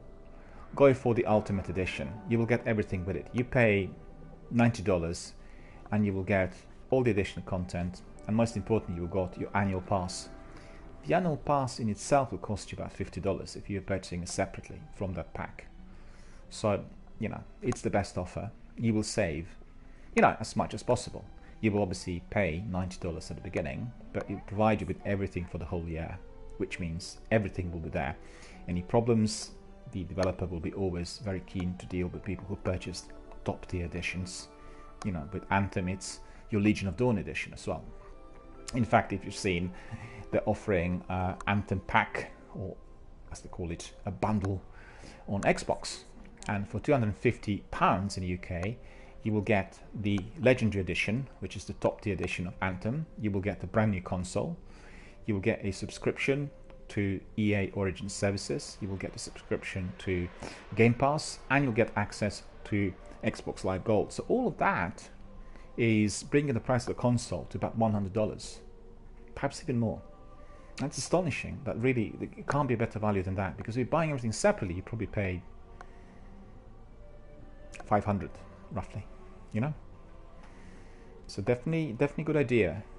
Definitely good idea to keep an eye out for all those special offers and be thorough, be consistent. You know, have a look at PlayStation Store, Microsoft Store, Steam, all of the other ones, either every day or a couple of times a week, and never ever buy a game because you really felt like it, knowing that you can actually get it on a better price. These engrams are older than your order. Glimmer? I was fond of that one. Glimmer? Glimmer? Lots of glimmer. So now we have the interesting bit. Dear Sire, I brought some very interesting finds for you. Will you kindly have a look? You're very lucky, Guardian. Motor Flight. Dead Elia. Oh, I pity your enemies. Motor Flight again. Most morsels. Promise you'll come back and tell me how this works for you. Ring of Living Stone. Well, that's quite good. I've never had it before. Rakuizumi. We got Rakuizumi. Probably 390 plus as well. We're getting a reward as well. Some Motor Flight as well. Come back before I get bored. Do have more engrams though. Jerry says, absolutely, I paid for each individual DLC plus the base game. When it first came out, it was all over $150. That is where the trouble is. You know, I always say to everyone, if the developer is offering Ultimate or Legendary or Top Editions right from the beginning, and that's relatively new. You know, previously what they do is they would release all the content bit by bit, and then at the end they would release the Legendary. But at the moment, the video game industry is focusing on so-called your infinite open world, right? So Destiny, Anthem, these are the two games that really lead the industry. I think Fallout 76 is also there. They want the seasons to be your infinite world of gaming. So once you are a follower, once you are a fan of a particular game, they will want you to be living in that world for many years to come. Maybe not, you know, you will not be playing this game exclusively, meaning just that game, but the open world will provide you with a lot of interesting content, novel content, new story missions, loot, etc. So that's been really developed and polished by Bungie with Destiny 2 seasons. Season of the Forge and Season of the Drift are currently obviously up and running. And recently, certainly during the last year and a half, developers were offering these legendary editions right at the beginning. You can pre-order them. So they do appear to be a bit more expensive than the base game or the gold edition or whatever. But they will have the content that will serve you the best. And previously, you see, the monetary gains that the company would have were connected with repetitive purchases. You see what I mean? So you would buy the base game, then one DLC, then another, and this will be all happening in a period of about 18 to 36 months. In this instance, you know that there will be extras thrown in. So like with The Division, they told us already what 3 episodes are going to be for the next 12 months. They're already created. They've been all done and dusted. You know, they're just being brought in as a part of that annual pass. And therefore your investment is definitely worthwhile. And per DLC, just like what you said, 3 DLCs £90, the base game £50-60, altogether brings you £150, just like the price you had, you know. And in not so distant past, this was not possible to avoid, because these were the steps that the industry was taking. In the same way, if you wanted to have special editions on your DVD or Blu-ray, you had to pay a lot of money for those extras. Streaming and accessing both games and film content online with, you know, extra add-ons had changed the nature of the game altogether, meaning they had to really adjust, make things cheaper, and find another model. The model which is very popular at the moment, I'm sure you would have seen it in Apex, and what's the other one called? I keep calling it Warmind, but it's Warframe, isn't it?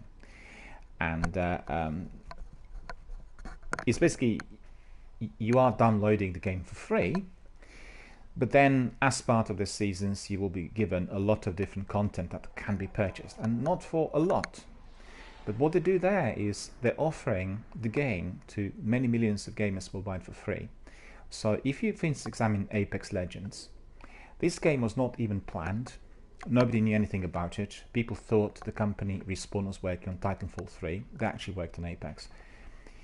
They launched, obviously after some consultations with Electronic Arts, the game less than 12 hours, less than 14 hours, after Anthem open demo had concluded. Anthem had an enormous number of people coming into the open demo, which was very disappointing due to technical difficulties. So you have then like a goodie bag by EA, given to the community on the following day, offering this game Apex Legends for free, and basically took the entire gaming community by storm within 24 hours. Within 24 hours, had 10 million people doing it. And the fact is, it's not 10 million actually. That's not. It's not fair for me to say that, because it was 10 million after a little while. But there were quite a few million people doing it within the first 24 hours. All the big broadcasters and streamers converted to Apex. It was all free. But once you had the Season 1 introduced, which is what just happened a couple of weeks ago, there were lots of things which you could buy in there. So they were looking at building a community of gamers within the first month, and in the case of Apex, this community grew after 3 weeks to 50 million daily gamers. 50 million. And then what they'll do is they'll throw in some goodies offered on shillings and pence. In other words, for very little money, on low prices, for everyone to enjoy. So if you have 20 or 30 million people buying them for a couple of dollars, that's already 90 million, in the coffers. So these are the new strategies. And Barak is here. Hello, Barak. How are you doing? Good to see you. Thank you for being here. Thank you for being a member of our community. Thank you for watching my broadcast. Barak is asking, are you doing 3 against 3? I was doing it over the weekend. It was an experiment. Obviously, it was a part of my kind of Crucible stroke Dark Drinker quests. And I've done a few of those. It's just that I had to wait for a long while before people selected. That's just very tedious for the viewers, just sitting there waiting, making cups of tea and that kind of nonsense. Good Morning says, have you ever played Borderlands? It's another RPG and I enjoy it as well. I'm very glad you mentioned Borderlands right now, and I'll tell you why. Literally throughout the entire broadcast today, I was meaning to talk about Borderlands 3, and that's the game that's been just announced 2 days ago.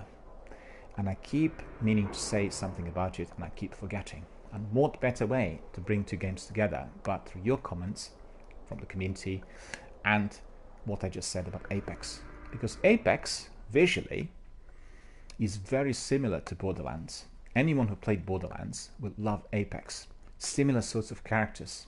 The terrain that resembles kind of Mad Max post-apocalyptic environment. The only difference there is that compared to Borderlands, Apex is very dense, lots of buildings in there, so lots of activities, and the game's been sort of focused on close quarter battles. So events happening and skirmishes within those buildings rather than out in the open, which is significantly different compared to PUBG or even Fortnite. And Borderlands 3 has been confirmed. It is coming out later this year. I think it is in September. So obviously the game is already almost finished. We've seen some interesting first trailers and information released earlier this week.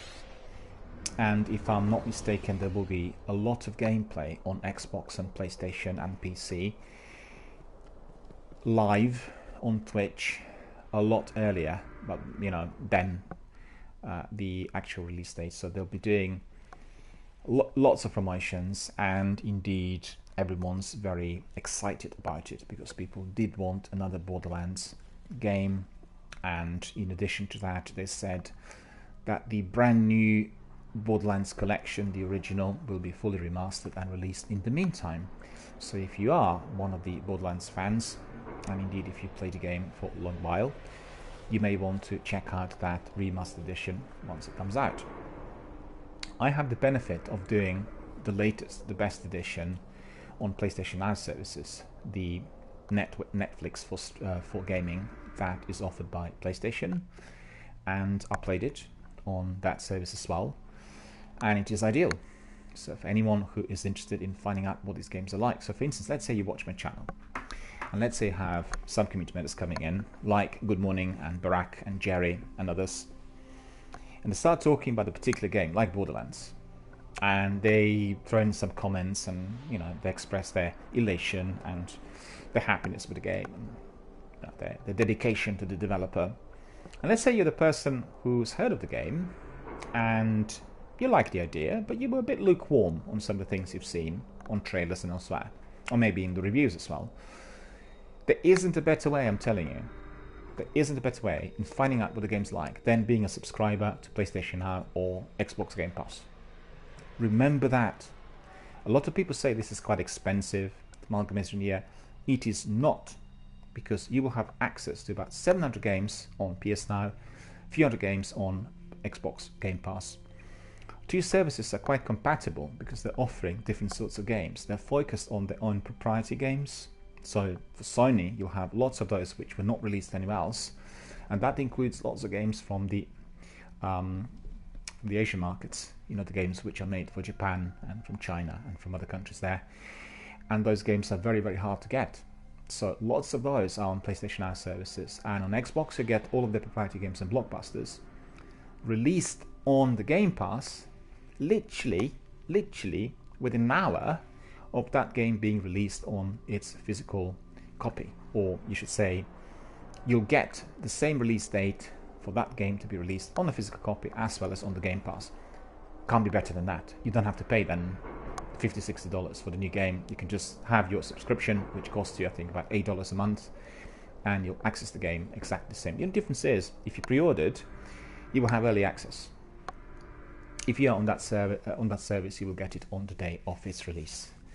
But certainly, definitely for me, similar to Netflix and Amazon Prime and BFI Player and Mubi, the services I use for films, PlayStation Now and your Game Pass is definitely the way forward. It's interesting because originally Microsoft were quite concerned that if you're offering those games on download, that perhaps the sales will drop on these products, and they initially kind of targeted certain games that will have the base game and then the advanced editions. So remember this. Their research indicated that very many people who were entertaining the base game on Xbox Game Pass services, after completing the base game, immediately purchased the Legendary Edition. So you can see how it worked. It was the best possible advert for the full package. You didn't get the full package, but then you played the base game. You got a very good idea what the game was like. And that itself has been very, very rewarding, and therefore I think Game Pass is more advanced than PlayStation Now services. On PlayStation Now, what you get is many games which turn out to be downloadable, but these are not the blockbusters. These are not the main games. So I can tell you, from a selection of about 35, which are my personal favorites, only about 3 or 4 are downloadable. All the other ones are just streamable, and that itself is not ideal for anyone who likes doing community gaming, i.e. broadcasting on Twitch or YouTube or any other platform. Because if you want to do that, you will have to have your console basically attached to your PC and then use the overlays and everything else, which can be sometimes a bit confusing because we're using your PC and the second monitor as the second screen, and then you'll be able to do it. But in order to do something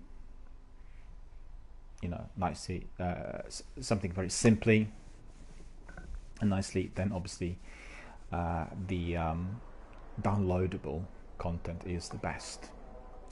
Right, so let's have a look at our engrams. I talked to my community members who are asking some questions about DLC and indeed about Borderlands, Destiny 1 and 2, and generally the facilities available through PlayStation Store and any other online retailer. We've heard that it's the best to buy the Ultimate Edition currently, when we can be accessing them very early and pre-order them before the game's released, because then we'll get the annual pass, we'll get all the niceties and everything that is in there, rather than spend all the money on DLCs in due course. Which Salis and Fen.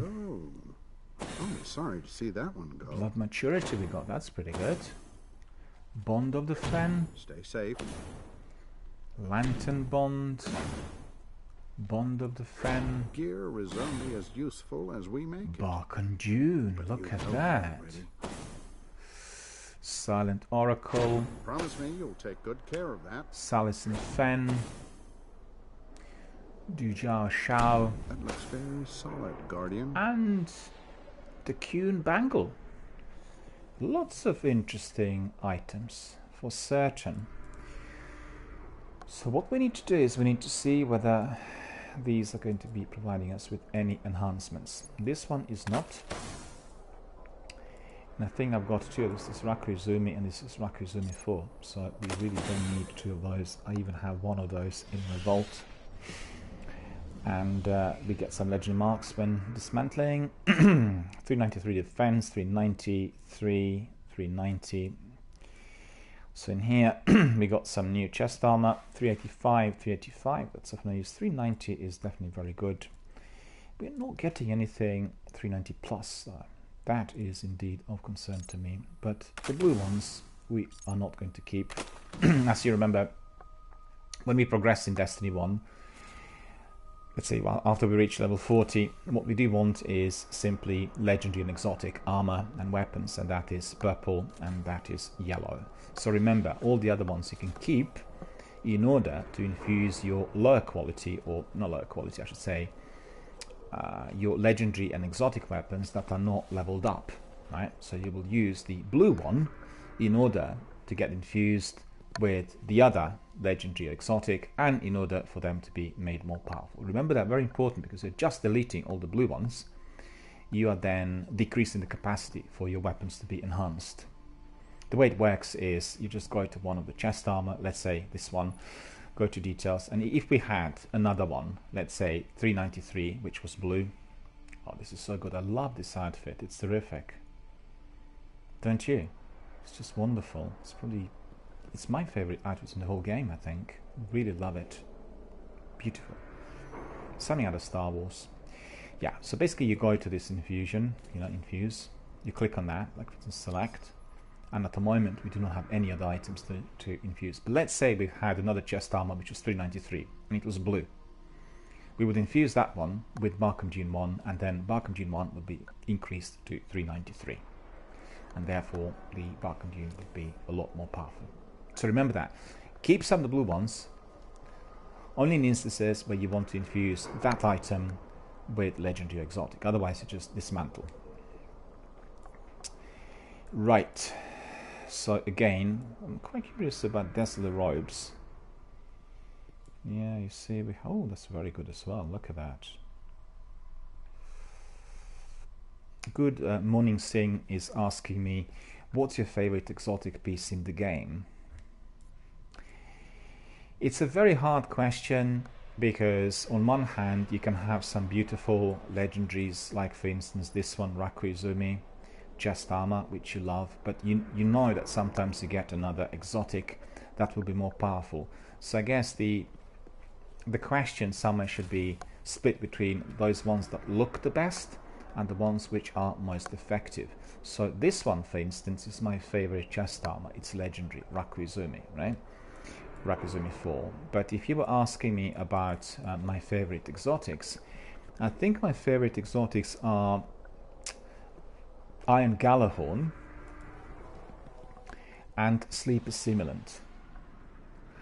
These are very, very powerful weapons which can be used on bosses and captains and all yellow bot enemies. So Very, very effective. Both of them are one shot, one kill when used appropriately, and definitely. And mind you, I quite like also the sword, the Young Bull's Howl. But I think once I get my Dark Drinker is also going to be one of my favorites. Yeah. So lots of kit, lots of weapons to enjoy. In fact, it's very hard to say this is my particular favorite. And I think in terms of the effectiveness, Young Bull's Howl, Galahorn, and also the Sleeper Simulant are definitely amongst the most effective. Remember, looking pretty is good, but having the weapon that does the bosses is even better. So coming back to the Unconquerable Warlock Bond. Is that Bond of the Fen? Lantern Bond? Bond of the Fen. Okay, this one we definitely don't want because it's a double. But I want to see just the perks. Fusion Rifle Focus, but it's not really particularly good. We don't really need any of that.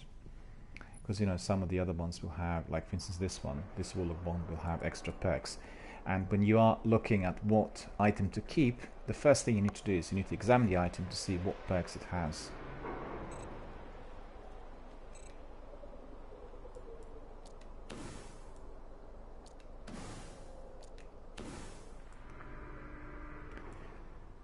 Automatic rifle, put rocket launcher focus on, increase discipline, increase intellect, Vanguard champion. So that's very good, I'm happy with that.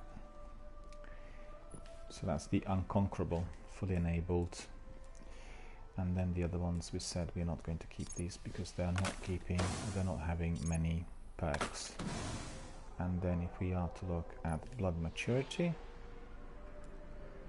Vanguard champion, auto rifle focus increases. So you can see the differences in rocket launcher. Well, it isn't really much of a difference, it's exactly the same. So Blood Maturity and the Unconquerable, they have exactly the same perks. So it's just maybe looking at the cosmetics of it. And don't forget, you need to look at their defense capacity, i.e. the points. 394 is the one we have equipped at the moment. So in here it's 393. Memory of Score is the artifact I'm using. It's a very good artifact, offering us a whole lot of different perks. Arc Catalyst, so you can be always getting more. When you have precision kills against the minion of the darkness, you have a chance to generate an orb. And then you have Fallen Piercer, precision kills on fallen enemies have a chance to generate an orb as well. So depending on what you're doing, you can just switch the specs. And then you have also the increase of your discipline and intellect, as well as infusion. So memory score is a good artifact. And then I caught some other ones. Let me see, warp fragment. Very similar, but the one I've got is better. And then let's see, Ring of Living Stone. Well, Ring of Living Stone is looking good, but quite frankly it doesn't have many perks, so we are really not interested.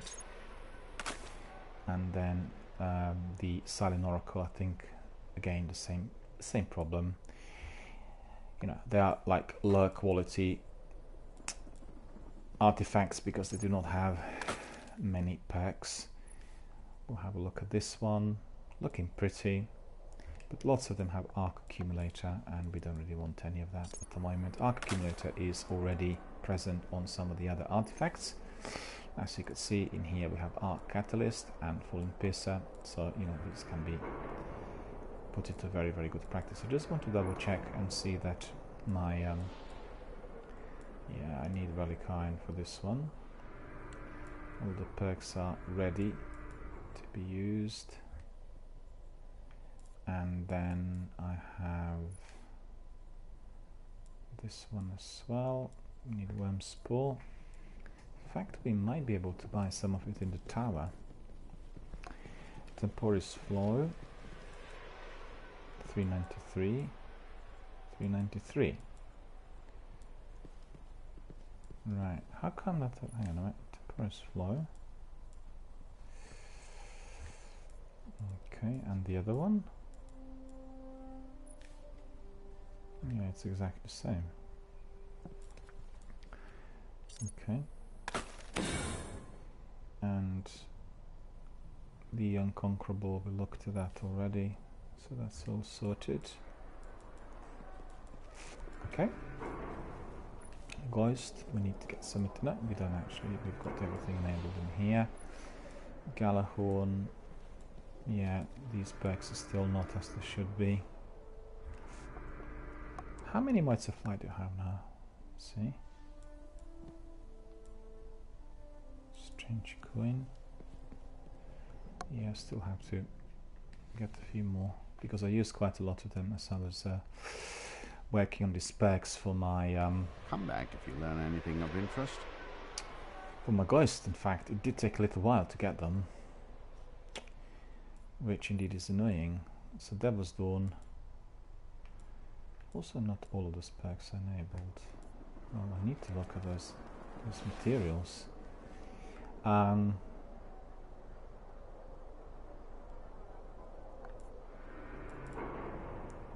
Deadlier Shotgun 385, not useful. And in here we have Mosmosus, also not useful. So that's a good big cleanup for you. The Golden Age. A All fragment done. of dazzling culture.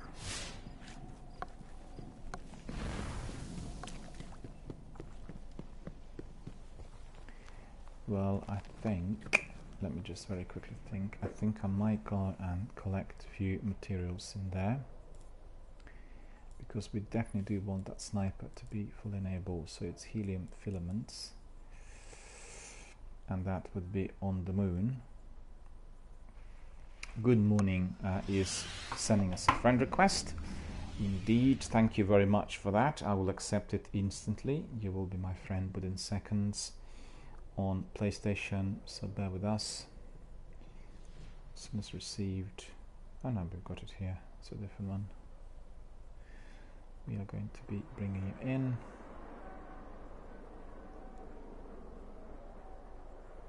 No, that's not it.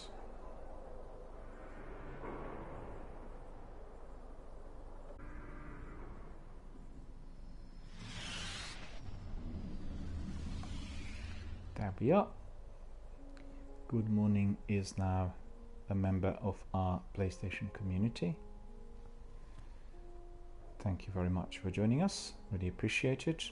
Thank you also to Good Morning and Jerry for being our new community members on Twitch as well. Thank you very much, guys. Really appreciate it. Thank you for being our new members. Hope you will enjoy both the Twitch channel as well as my Twitter, Facebook, Instagram and YouTube. And I have to obviously point out one thing. I do have Gaming Dialogue blog. It's a brand new entity which has been launched last week, and that entity is basically the extension of the channel. So it basically is going to be enabling people to communicate, connect, to bond outside of my broadcasting hours on my blog, because I had to abbreviate my broadcasting hours. I was broadcasting 8 to 9 hours a day, and I've gone down now to 6.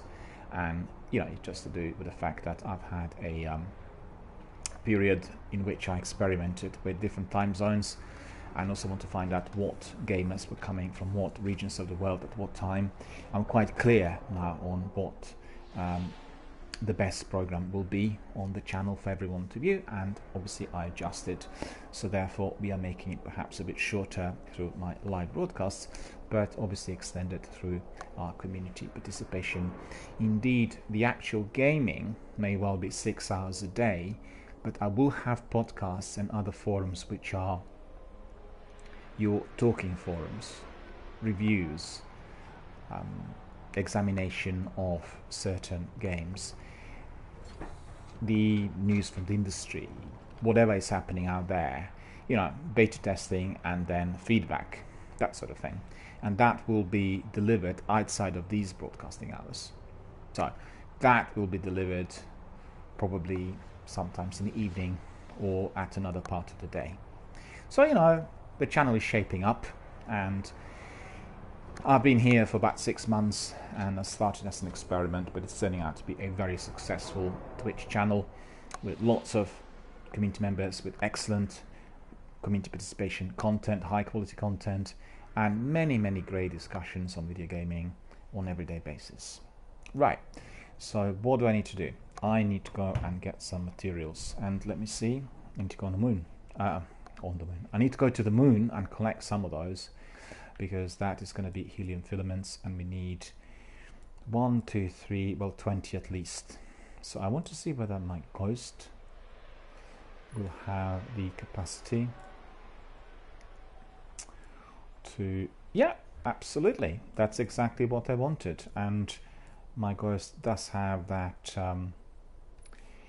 tracker, helium filament sensor, and helium extractor. So when we're looting engrams, that's another one. We'll keep this one sensor on for that simple reason alone, because we want to get as many of them as possible. So 20 is the target. We'll go up there and collect 20. And after that we'll have some strikes in order to polish off our session. That will be Siva Heroic Strikes. It's been very, very good today. I really thoroughly enjoyed it.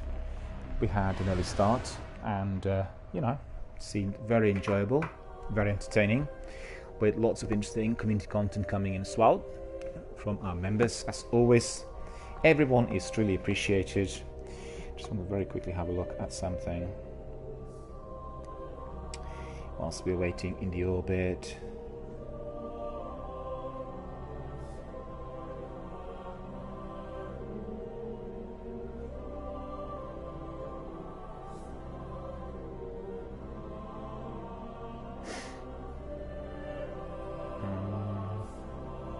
It's really quite sad to see that the number of daily viewers on Destiny, on Twitch channel for Destiny, is significantly dropping, because we've had anything between 100 and 1,000 people until quite recently, but as Apex was released, this has dropped to about 20 to 100 per day, and that is very few compared to what we had previously.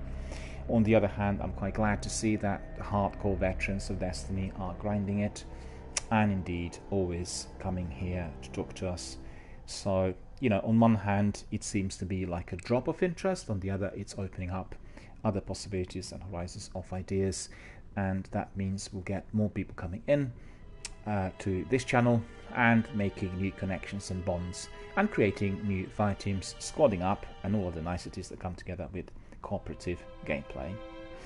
Alright, so let me see what I wanted to examine in here. Is quite simple. I wanted to see, yeah, that's right, all is in order. Just had to triple check my display. I thought there was a lag on my Twitch stream, but that is just inside of my head and not out there, which is always appreciated. So we said we'll go to the moon and we'll look for helium filaments. We'll go to the area where patrolling is indeed done. We've done lots of patrolling today, but I have to say it's been very enjoyable, and some of the patrols were quite difficult. So we had lots of fun, lots of good firefights. Always good to revisit. I don't like doing these long grinds on patrols. I like doing them maybe in 2 or 3 stages. You know, you complete 2 and you come back for another 2, provide a greater variety. Doing the same activity all the time is a bit tiring for the viewers as well, I think. I think what people like the best here is watching strikes and raids. That is always the most popular activity. Right, so The fissures here are growing larger. Watch your step. so what I've got is my Sparrow. I'll just take a snapshot of this. I just really like my outfit in here. Very, very happy with it. Rakuzumi 4 is my favorite outfit in the game, I think. And I need to see where filaments are.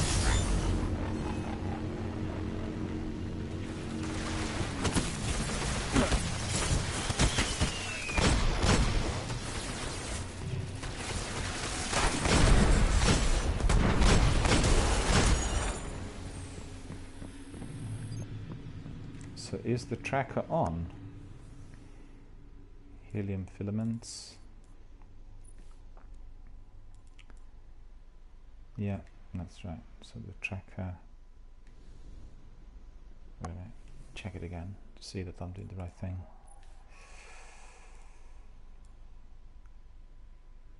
Yeah, that's right.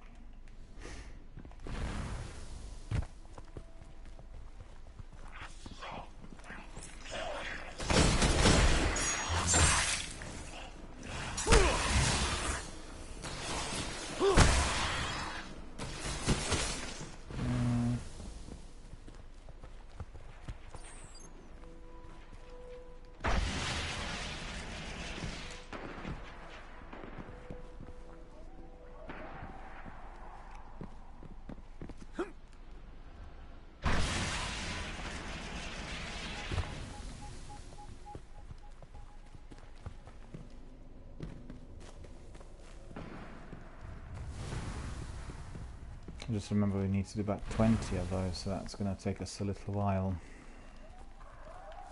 I fancy doing some Siva Heroics as well. I'm not sure whether there will be time.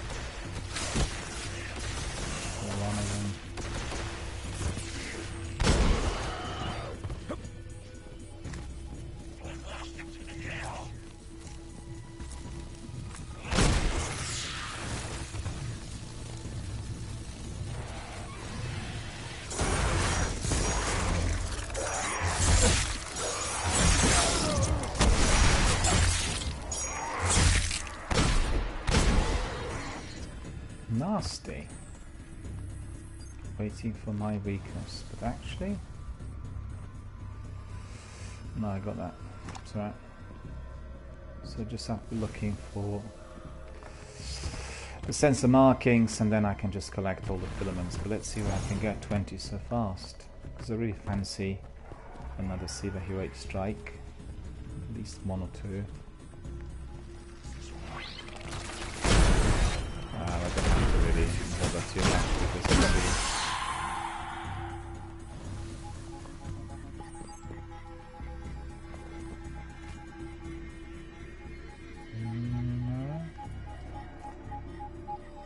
no, it's something else.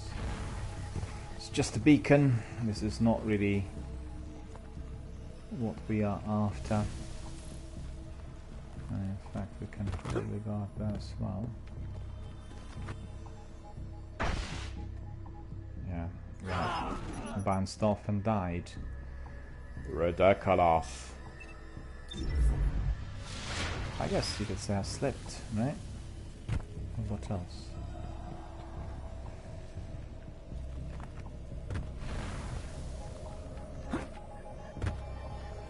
That's the beacon. Not interested in that beacon. What I do want is filaments. There are filaments in there. Come on, run.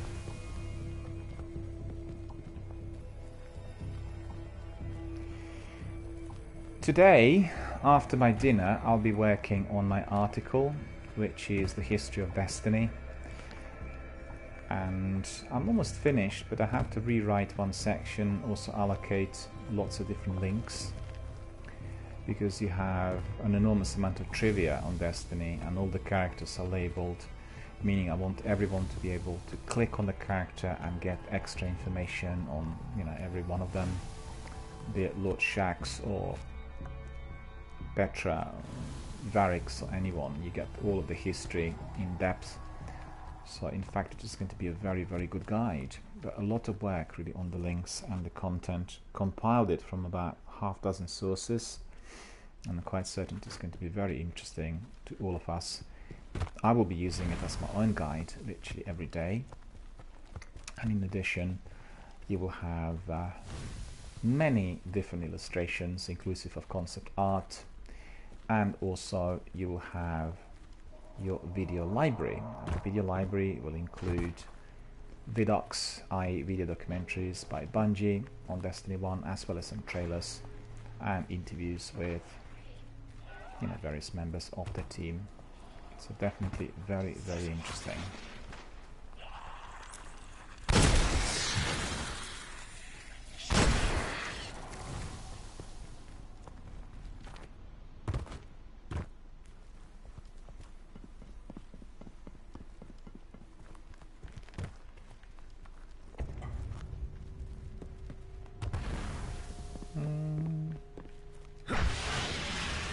So where are these filaments? I'm not seeing that many.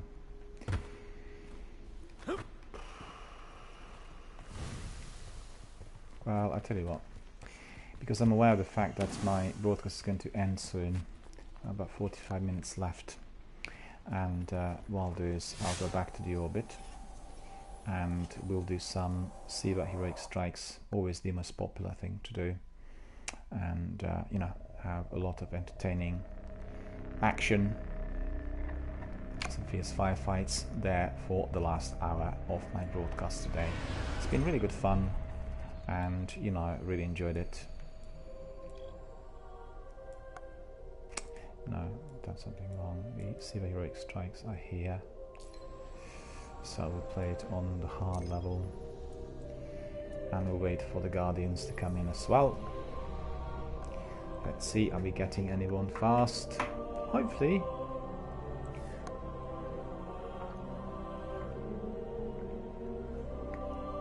Strike's a lot better than the Crucible. For the Crucible we just have to wait infinitely, and that is just really not my cup of tea. Oh, Matthias is here. Matthias says, I'm awake. Terrific. But you know what? I need to cancel this then. Well, if you are awake, indeed, perhaps we can, do that champion. Are you happy to do that?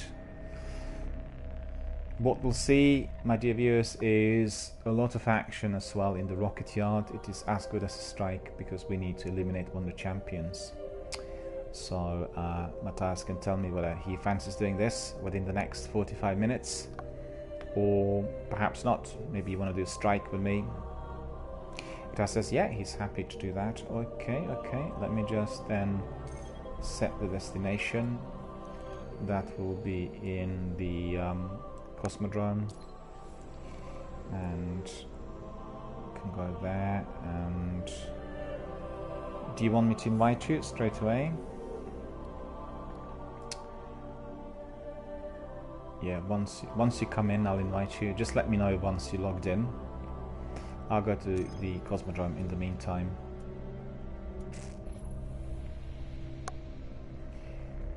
What we are going to be doing, Matthias and me, is completing that task.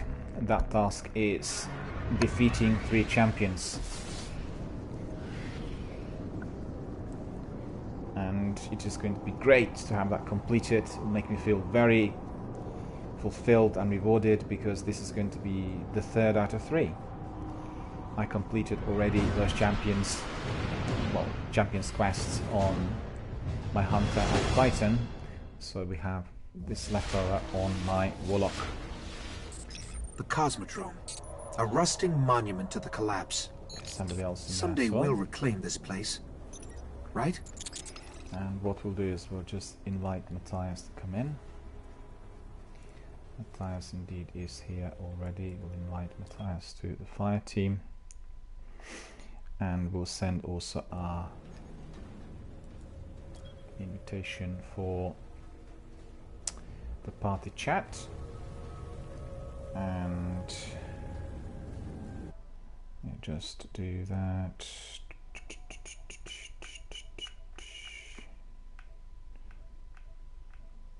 And there we are. Creating party. There's going to be another party chat in here. Everyone is going to be able to hear us better than conversing online, and everything we do is going to be recorded as well. So there we are. Let's see whether Matthias would have received our party invitation. There are some other people in there by the looks of it as well.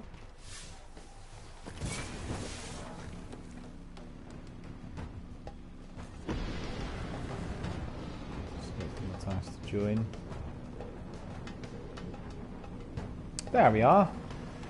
Good morning, sir. Good morning.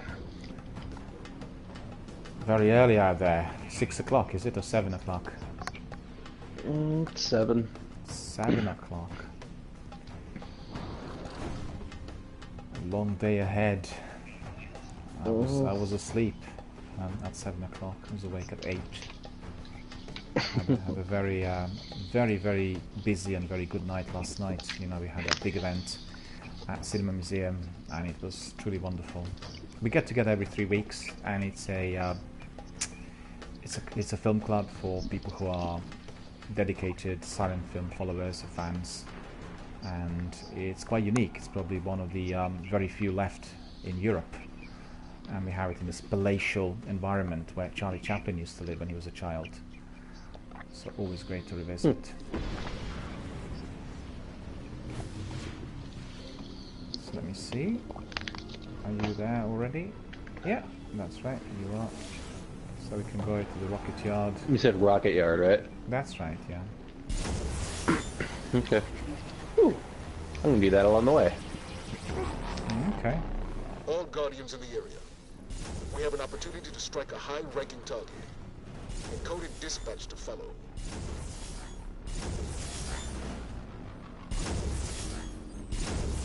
Oh. Go this way. Yeah.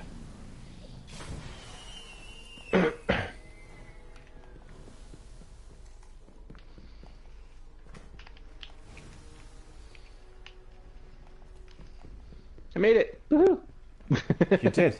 With your Sparrow all I the didn't way. die. I was worried about dying there because there's all the enemies shooting at you.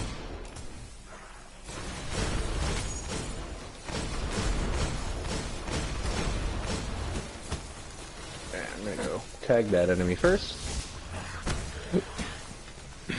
Since we are going to be killing an Ultra, I do recommend, if you have it, to pop your 3 coin.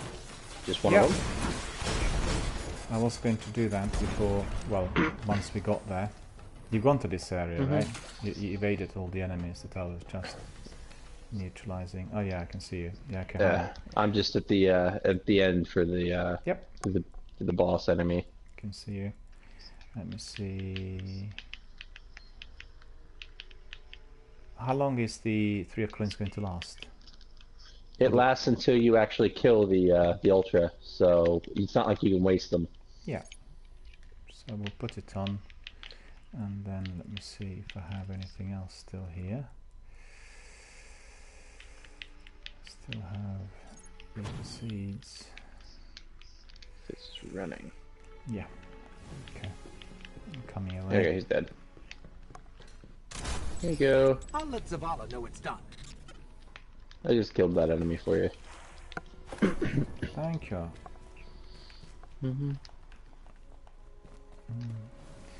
So let me just see.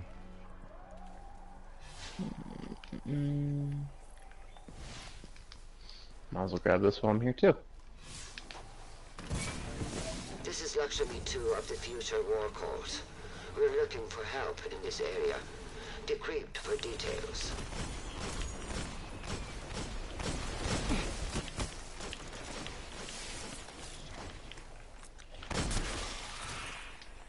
And there we are.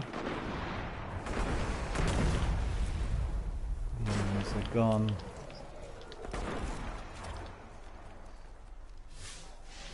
Did you need to take an enemy from here, or did you already finish it? No, that's all done. We just have to go to the rocket yard, and then we'll Okay. get the champion.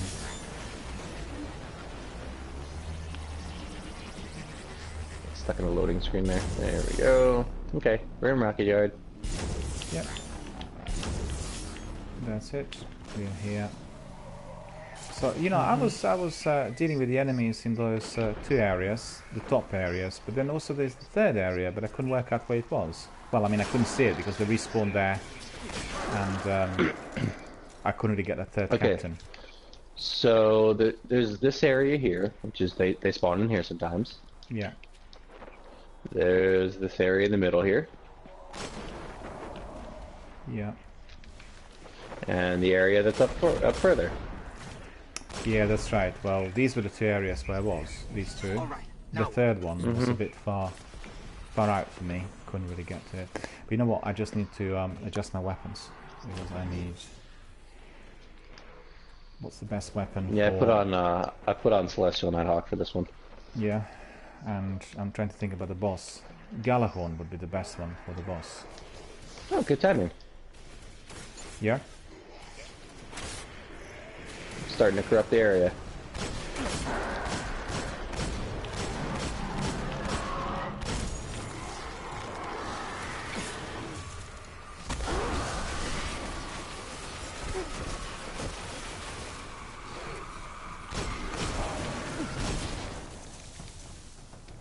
Yeah, they're respawning. I stayed in this area where, in fact, I didn't manage to neutralize the captain.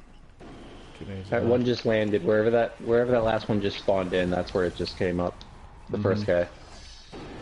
I don't see him over here yet. No, here he is. I got him. All right.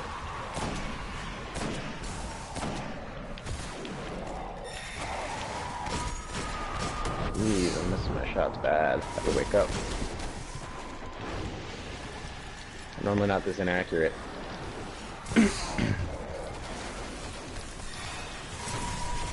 Alright, I'll get the second one.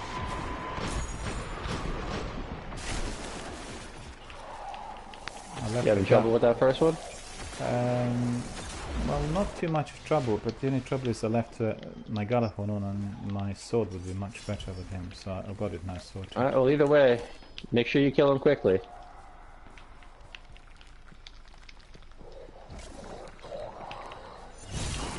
Alright, I got one of them down. I'll get the last one. Do the first one. Okay, cool. You got the first one. Yeah. It's gone. That's just a regular captain. Where's the... Okay. Where is he? Oh, that's those guys. There he is. You found him? Mm-hmm. You lucky little vandal, you.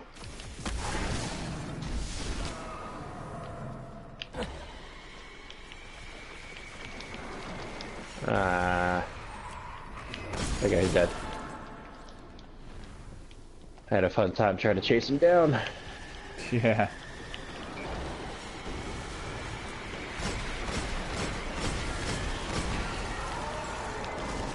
Oh, he's up there. The champion's here. The champion's here. Alright, I'm coming. Yeah. I stayed over here just in case. Coming ill prepared to the battle, Daniel.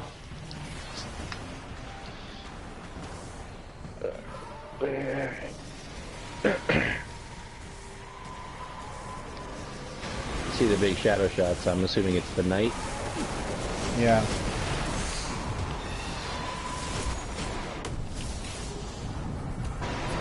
Jesus. 3 of them jumped on me. 3 of them.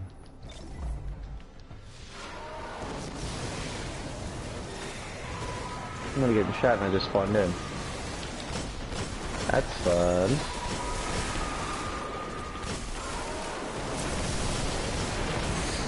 Alright, he's halfway. He killed me again, the champion was chasing me.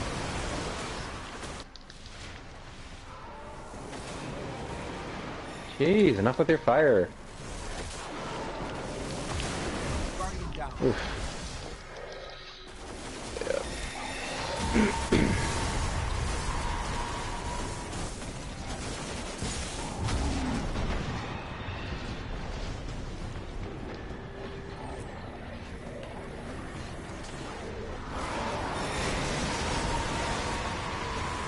Pop another heavy sim, and it should be able to kill him with that and sniper rounds.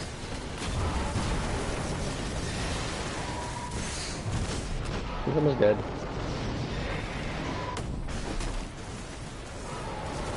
Well, I'm dead. I did use some rockets on him. I've been using my sleeper. You should be able to kill him now on your own. I don't want to take the last shot just in case, since you keep dying. I want to make sure you get at least a couple more shots on him before he dies. He's dead. Cool, you got him. He's dead, yeah, I got him, yeah. Alright. Did that count for you? You did, yeah. That's complete. Cool. Yeah. Excellent. Hey. That was fast. Mm-hmm. Let me just see what happened with my inventory. Yeah, so I need to go and speak to Cade. So, do you fancy doing some Siva Heroic Strikes? If that's what we need to do next, then sure. Yeah, well, we don't have to do anything really at the moment. It's just I'll have to go to Cade and then collect something from him. But I think Siva Heroics will be the best for wrapping up my broadcast today. I have lots of firefights already, but I'm thinking of the new concept, but the ending of the broadcast is focused on something very adrenaline based, you know, like hard paced stuff. And, these are the best strikes. Okay. So we've got up in your orbit.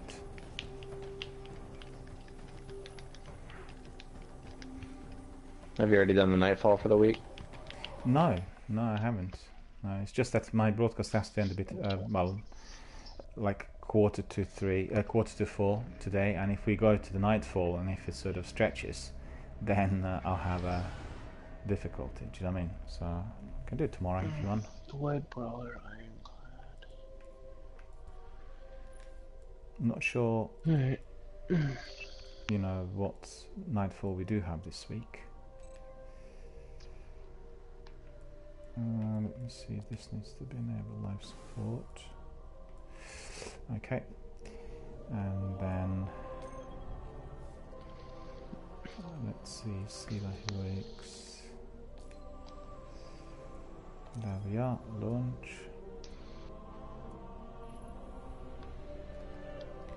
Let's see, this is my favorite ship. The fact looks so similar to F-35, you know. Although this was designed well before, but you never know. Some of the military designers might be watching those designs and then modelling their ideas on some of those as well. You never know.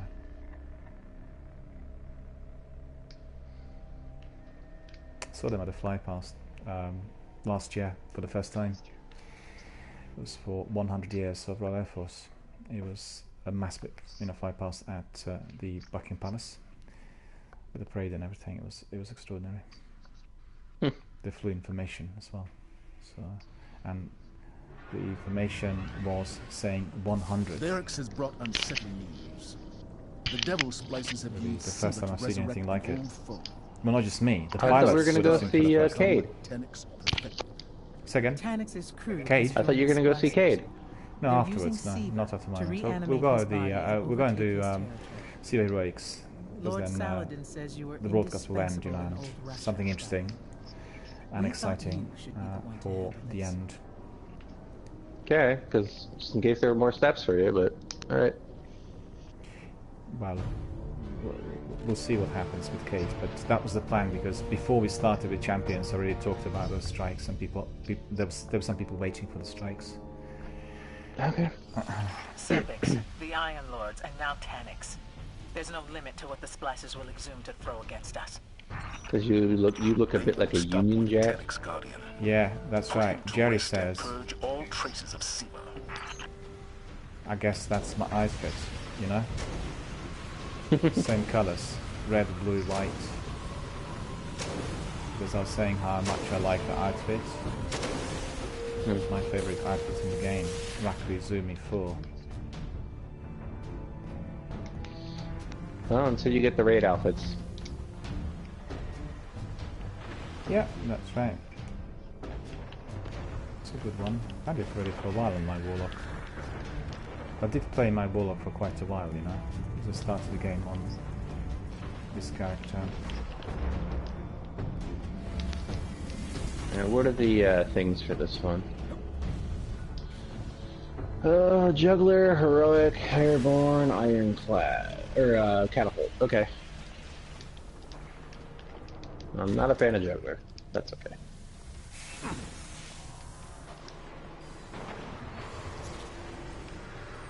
Ooh.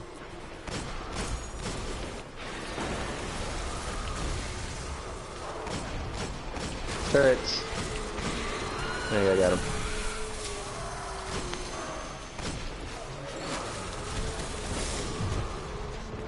Oh, you're the one behind us. I thought you were the guy that was next to me in front of me. I was like, oh, Daniel, I was impressed. I was like, Daniel, you upped your game a little bit. No, he's someone else. Mm-hmm.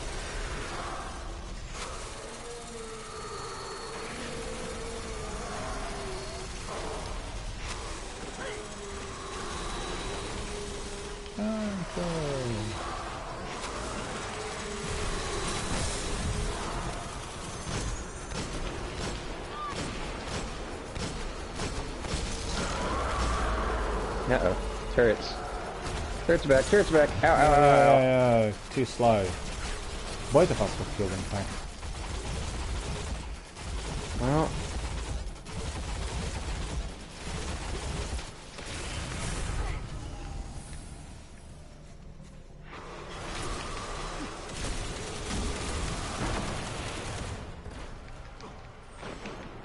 Oh, I got him.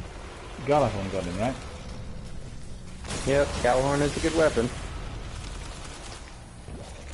I prefer Sleeper, but some people, if you're less accurate, prefer Galahorn.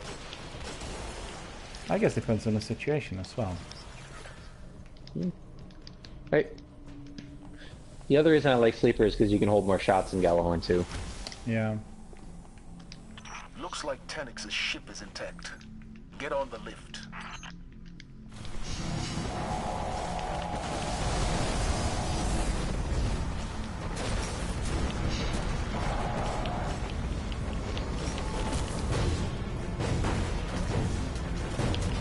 Ah, I shot whoever that was right in the back. Twice. Ooh.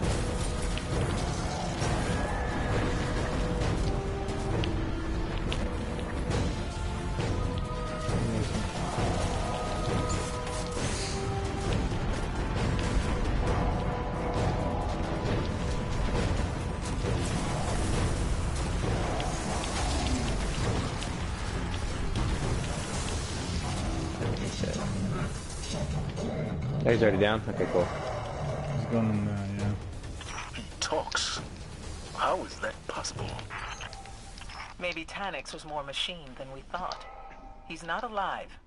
Perhaps he never was.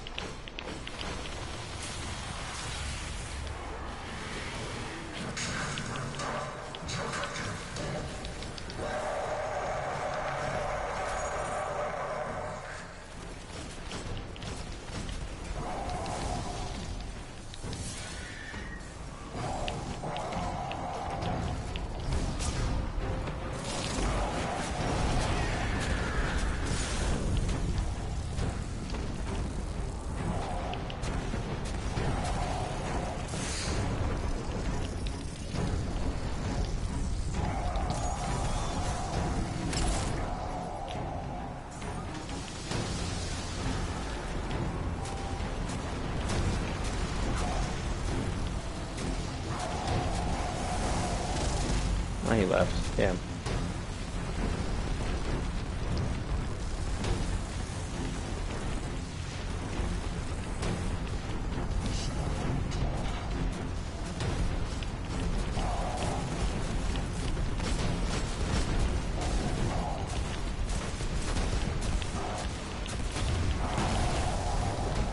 There he goes.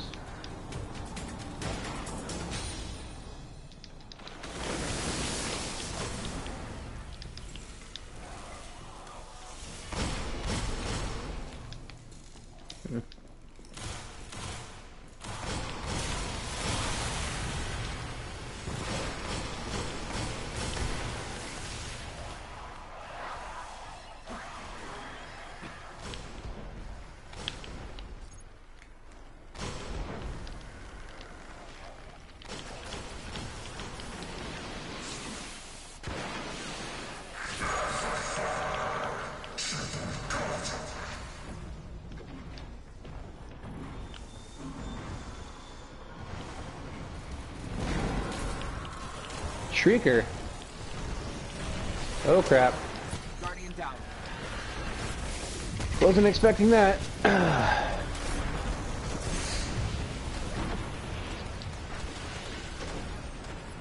Where are you? I'm in the cave, but I was backing up when I heard it spawn in. I shouldn't call it a cave, it's like a little tunnel. Careful! Oh.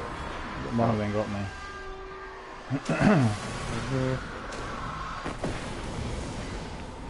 Yeah, that guy got the shrieker, that's good.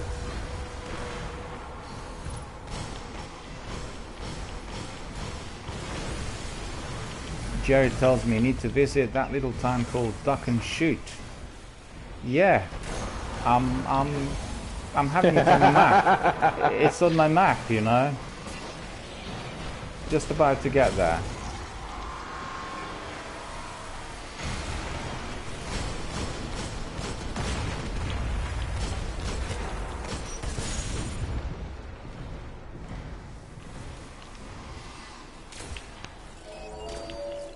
Ah, I'm stuck on. I'll get you down. I can't see the thing. Damn it.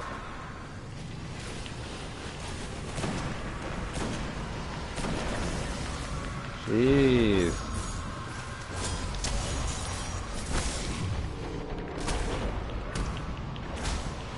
There's two shriekers over there. Two of them, yeah.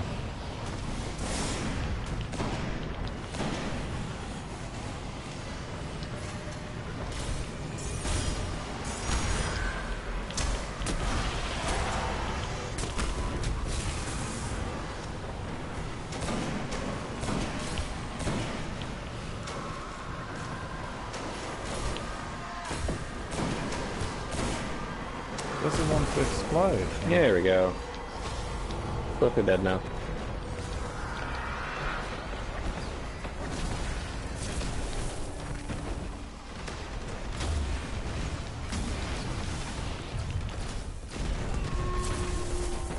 Please just die. There we go.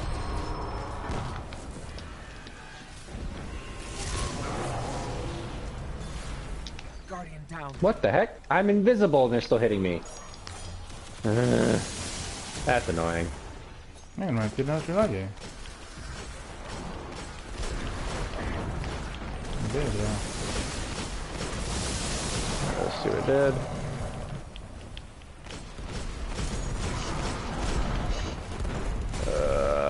Guardian down. Ah, nice.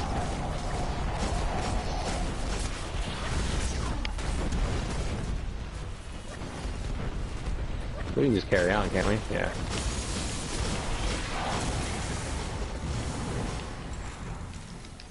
I didn't need this thing anymore.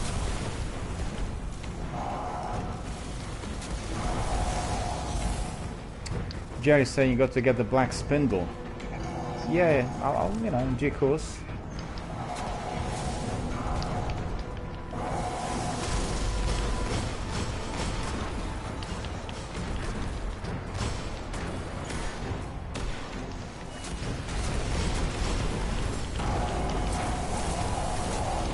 Yeah.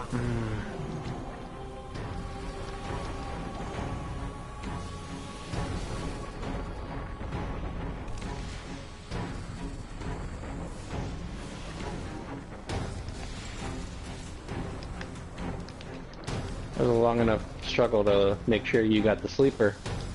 Yeah. He was. I had to convince you to get that one. You did indeed, yeah.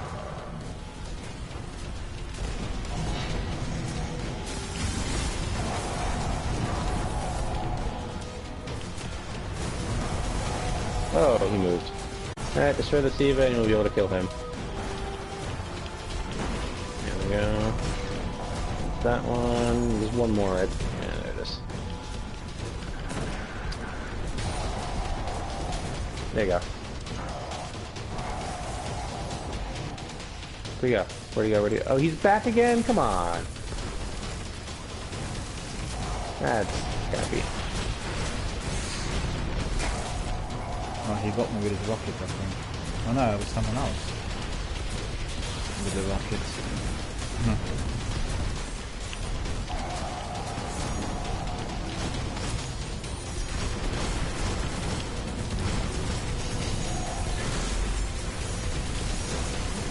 Hell's breaking loose in here, look at that.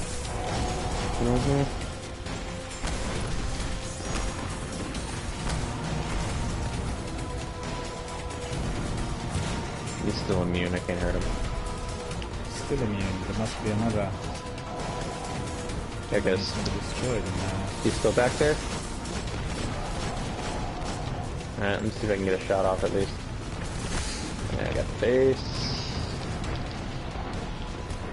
Alright.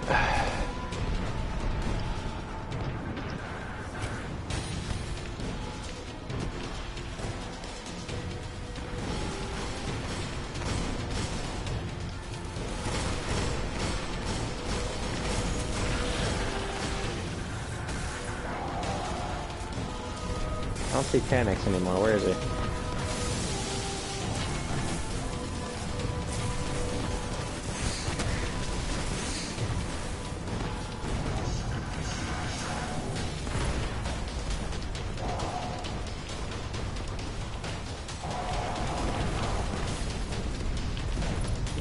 Where is he back? He's back over here. I'm just trying to get my shots lined up with him now. There you go. Oh, come on! Freaking gets his power back the moment my sleeper shot hits his face. That's not fair.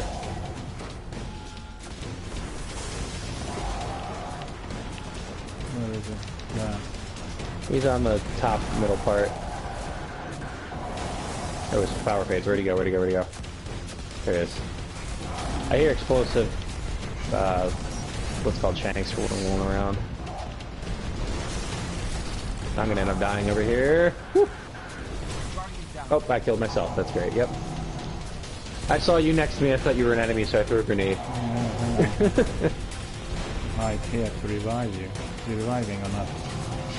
No, now it is.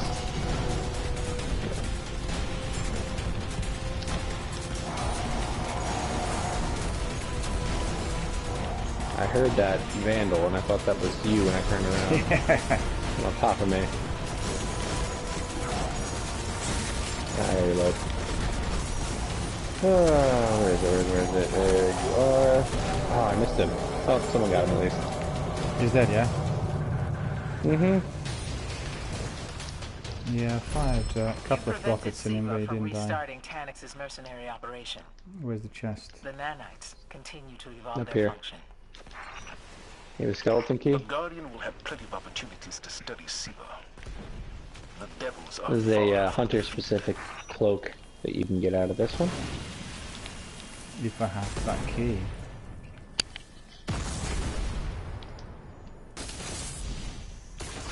Yeah, I did get it. Oh. Ring of Living Stein I got. It should be probably an artifact. Yeah, it is, yeah. I had it early on as well, but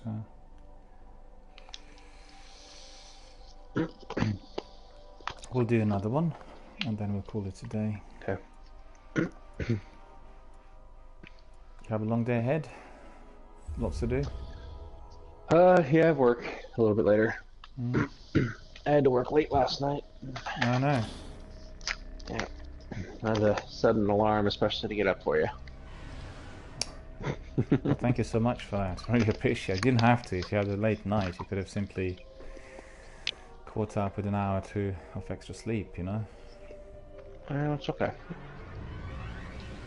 The Vex have restarted their world-eating machine. Because for me, I'm very dependent on my sleep. I've got to have my In time, 8 hours, or even 9 hours sometimes. And listen to this. Scouts report that the Vex have upgraded the Nexus mine with tech from the Vault of Glass. Do you need something, Kate? No, just here to support my favorite Guardian. I'm sure. Let's take that Nexus mind apart.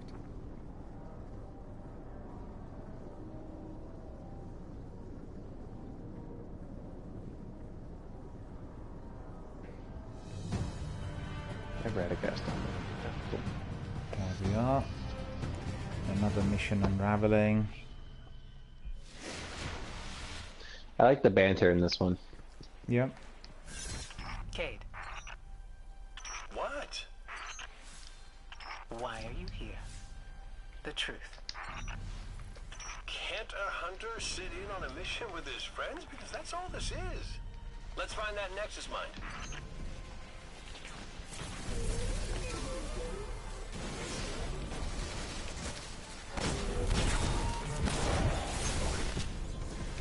We keep knocking the fallen houses down and they keep coming back. If they weren't out here killing us, I'd be impressed. Break their command servitors, and you break them.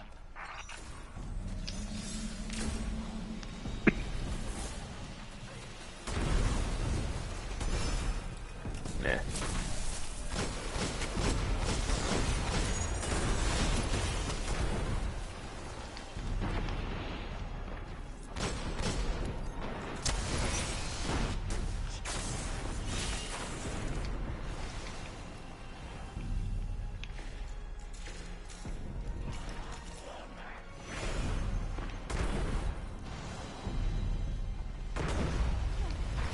Sounds like they got the servitor.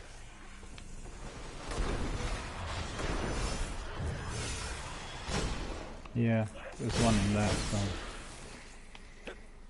Oh, another one. Once you kill that one, the other two spawn. Why did I miss that? Come on. There's a servitor in there, look.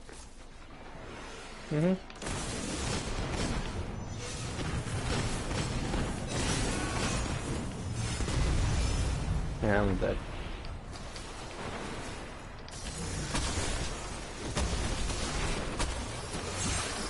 I still have down blood on? That's not good. Yep, I got stuck there. That was my own stupidity. Oh, and you died. Yep. How did you die? The same one killed me. The one I killed you, I think. Hit me from the rear. I didn't see it. No, I was. No? I was from a servitor across the room. Oh, okay. No, I destroyed one of the servitors in there, and the other one hit me from behind. Didn't see him. He was, quite by distance. The darkness consumed you. As always. Yeah. Cade, What? Let's see here. I'm gonna switch this up real quick. There we go. the truth. Can't a hunter sit in on a mission with his friends? Because that's all this is. Let's find that Nexus mine.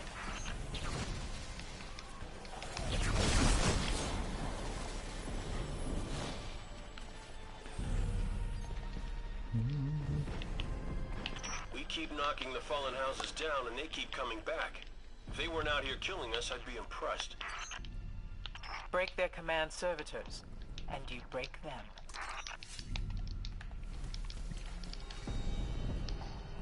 Stalk the servitors. Talk to servitors? Stalk the servitors. Oh, stalk. I thought you said talk to them. Like, okay. No. You could try. I don't think it's gonna work very well. Stalk the servitors. Just reading the instructions, Pop-ups there.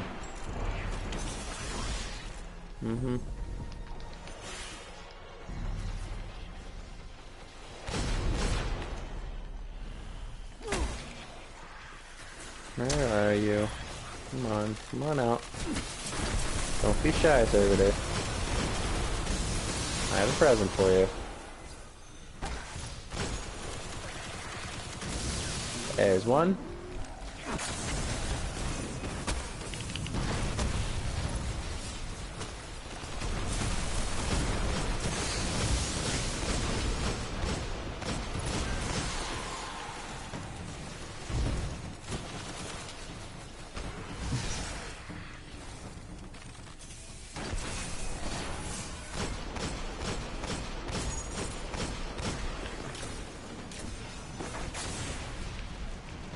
Loads run for of me. hostiles in here. Loads.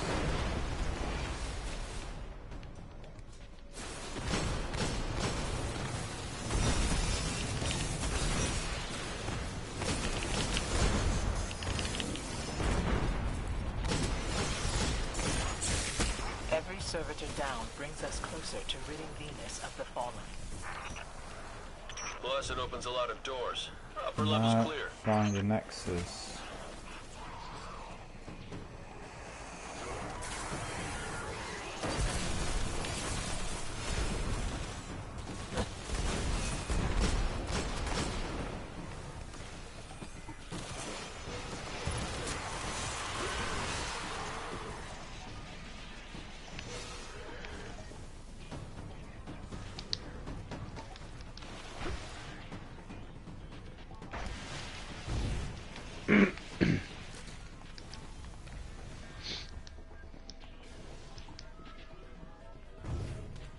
Yesterday, Captain Jack was here with us, and we talked about your favourite game, Assassin's Creed Brotherhood multiplayer. I appreciate the support.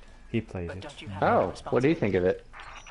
Well, he kind of quite liked Assassin's Creed overall, but I think yeah, he kind of really liked it. But I think his favourite game is Dead Space 2. That's a good one. Yeah. I never got into the multiplayer for Dead Space. I tried it when it was first out, and it was okay. I mean, it wasn't anything special. One team played as the Necromorphs, another team played as like the Survivors. And, you can kind of troll them with the Necromorphs, and it was, yeah, it was still fun. I've not done Dead Space multiplayer either. Played the single player games. And they have Dead Space 3 now on PS now as well. It's been recently introduced. So very easy to revisit. Oh. I actually have that on PC, I just never played it. Really? Oh geez, that sniper is just on me. I was gonna take him out. But the other chap was faster than me. There we go. I'm gonna have to switch to a sniper anyways after this part, so...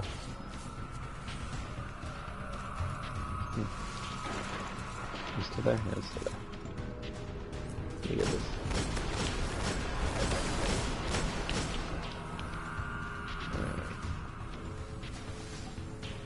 Heavy ammunition, is that? Mm-hmm. Sleeper, and where are you? Sniper.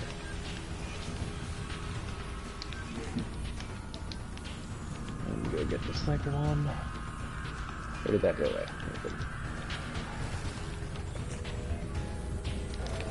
Okay.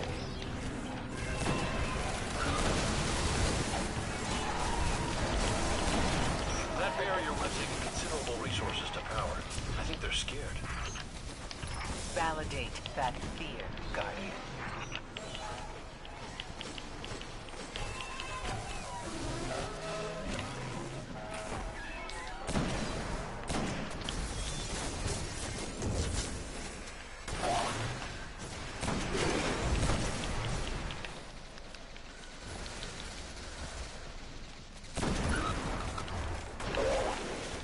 There we go.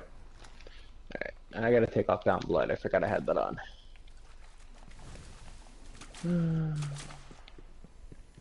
Black hole. There you go.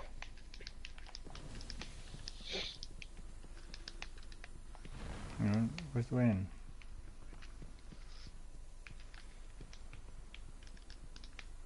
Did you get lost again, Daniel? No, I've just gone the wrong way, I think.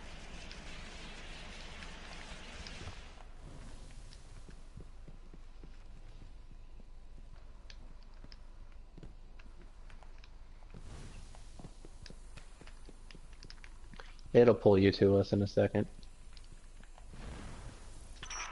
My stomach drops whenever you make a jump like this. And I don't even have a stomach. Funny how that works.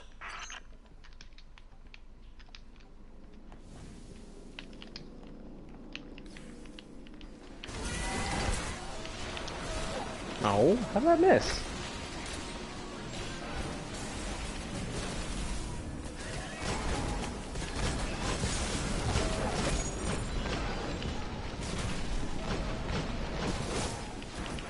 Minotaur killed me.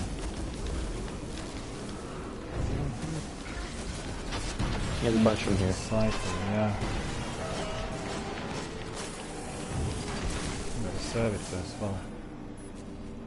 there are no servitors here. There was something I didn't... Only the Minotaur. Okay, must have been another one chasing him. Alright, he's coming down. That mind is wielding a Securon. significantly upgraded chassis. I bet bullets still work. Aren't you glad I'm here to help?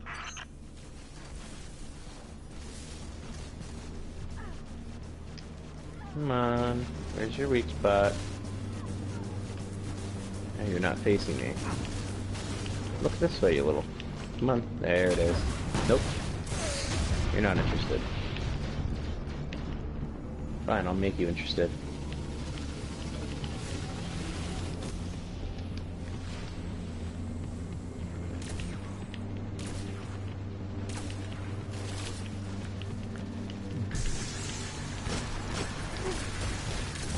Harpy, please, you're spamming.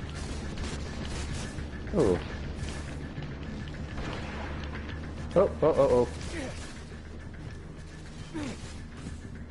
Cleansed. So if you're marked by the void, you need to get into one of those light spots. Yep.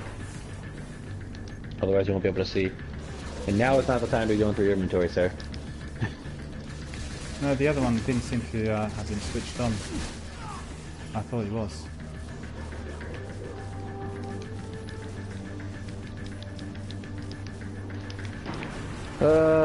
You weren't paying attention, you got marked by the void, and now we gotta revive you. Hold on. No, respawn. Sure, don't worry about it. Okay.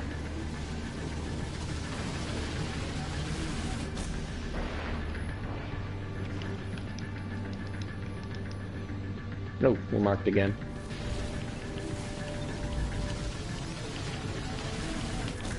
Where is it? Where is it? Where's the thingy? What's the cleansing thing? Oh, we don't have one? Oh, that's great. Target to me. There it is. Now it came up. There we go. Whew.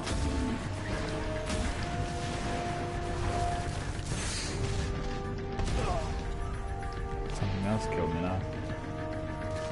Wasn't that boss?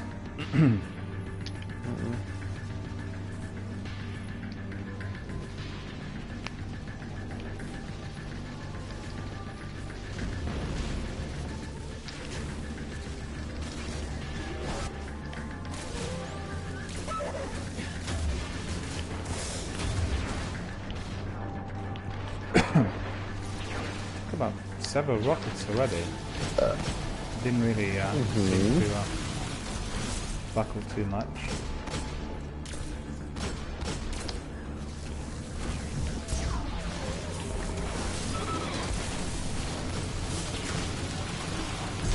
Uh-oh. I'm gonna die. Yep. Ah! That was unfortunate. Where are you? I'm over in the middle of a bunch of enemies.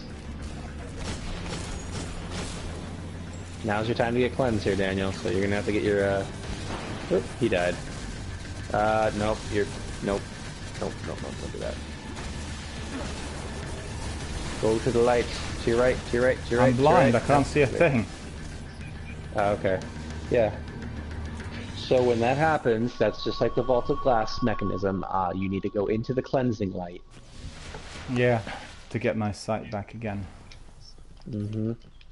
Basically, if you see cleansing light up and you haven't gone into it yet in this particular time, I would recommend you do so.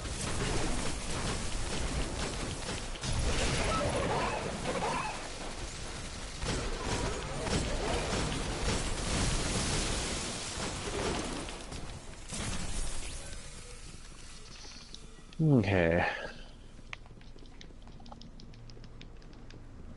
Yeah, this one plays out differently. Sometimes you actually have a relic to use, sometimes you have the cleansing light, sometimes you don't have any of that to worry about, so it changes. So where are the cleansing lights in here?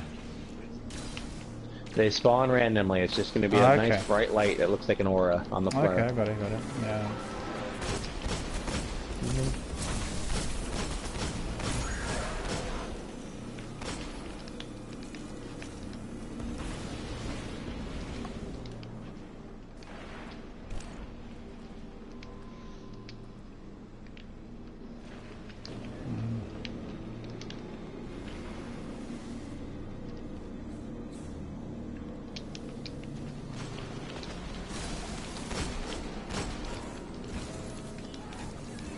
He's still doing the Rasputin quest for that stuff. That mind is wielding a significantly upgraded chassis. Oof. That almost killed me. Aren't you glad I'm here to help? Yeah, if you have a shield, it's quite...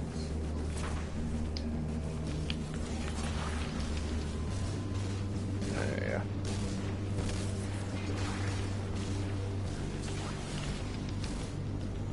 I have another issue where damage isn't registering right away. It's about a 2-second delay from when I hit him. Yeah, I did notice there was a... We're marked by the void. Go get some light. So where's the light? I can't see it. Just find any of it on the floor. I have some over here by me. No, I got one now.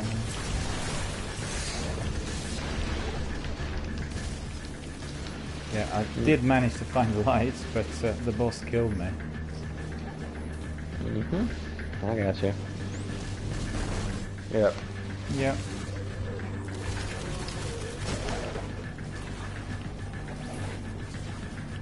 Oop, I'm stuck on the wall. That's not good. Whew.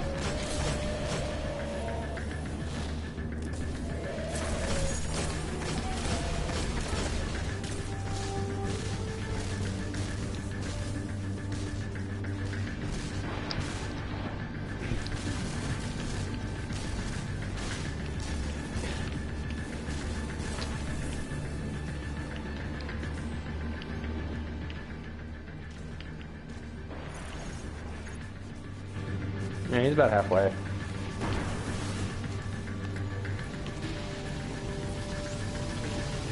Alright, he's gonna try and darken us again.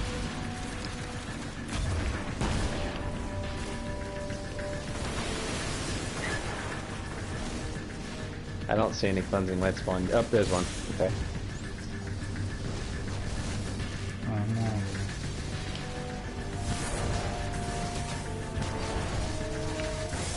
And we're good. I'm cleansed.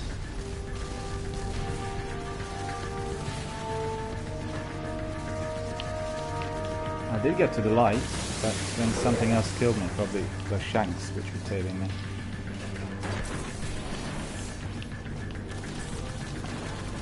Oh, you can't get it.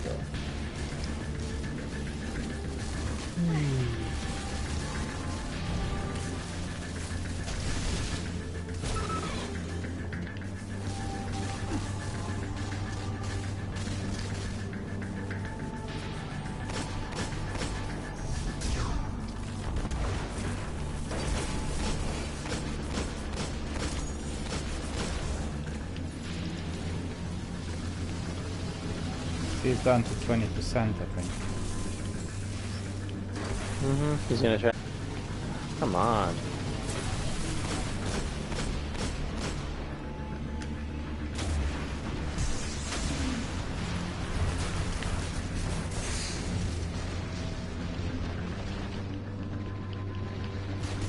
Oh no. It's too slow. Got 2 rockets in him, it's down to about 5%. So he should really, Okay. As soon as I can see a sweet point, I'm gonna unload on. Ah. Oh, whoa! What? Oh, that's unfair. Boo. How did that happen? There must be a lag somewhere. That was annoying. He was. He was down to like literally 5%. Didn't want to die, and I put all these rockets in him and...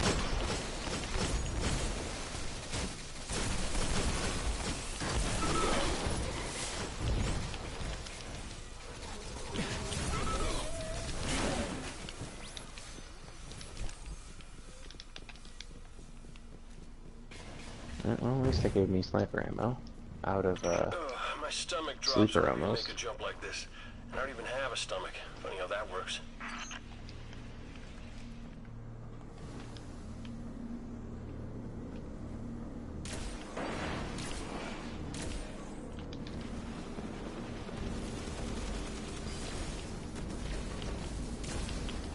Oh yeah, let me hit you 3 times with a sniper and only one of them will count. Cool. Thank you, Minotaur.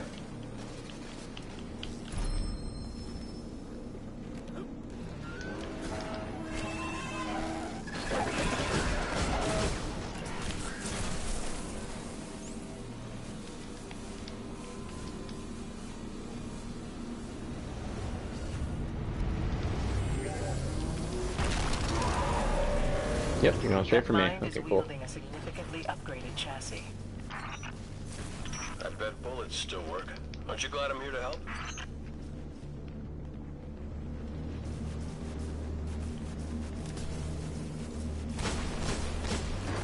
Jeez. Focusing entirely on me. Not good.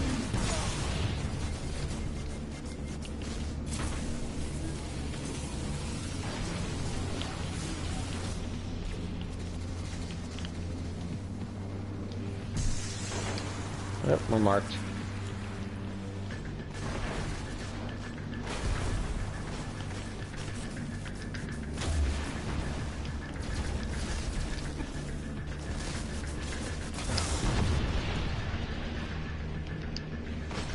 Where do you come from? Yeah, it's not gonna explode. It's good.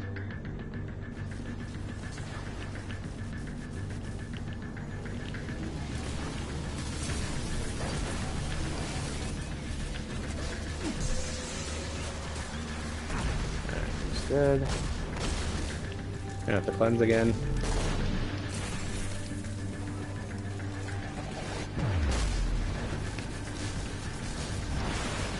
In fact, I don't think I've done this mission many times. Maybe once, well, maybe twice, you know? This is actually one of the original strikes in Destiny, but they upgraded it a little bit. Yeah, I only done it about twice, and, you know, once on each character. Maybe this is the third time, I'm not sure. There's a lot of enemies here, so I'm just gonna tether.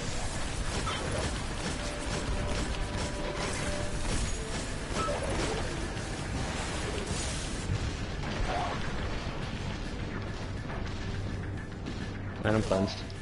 I also was cleansed, but something else killed me. Sound like a sniper. Must have been, yeah, I didn't see him. Didn't know where he was. The boss is also over here too, for whatever reason he wandered a little bit in the middle. Yeah, and there was some shanks. There are 0 shanks in this part. This is all Vex enemies. No, Harpies. Harpies, okay.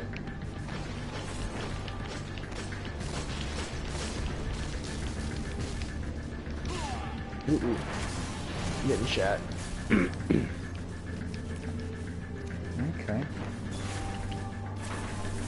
No suit then, huh?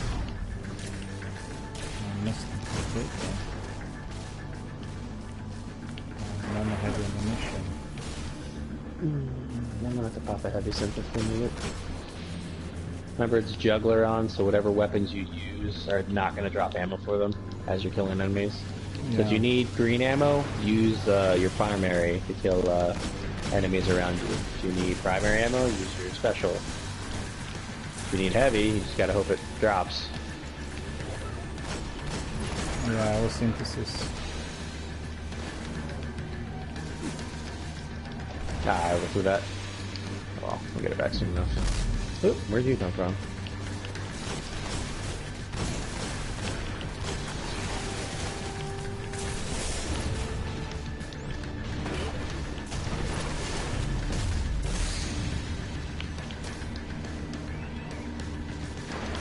You're still shooting me through there. Cool.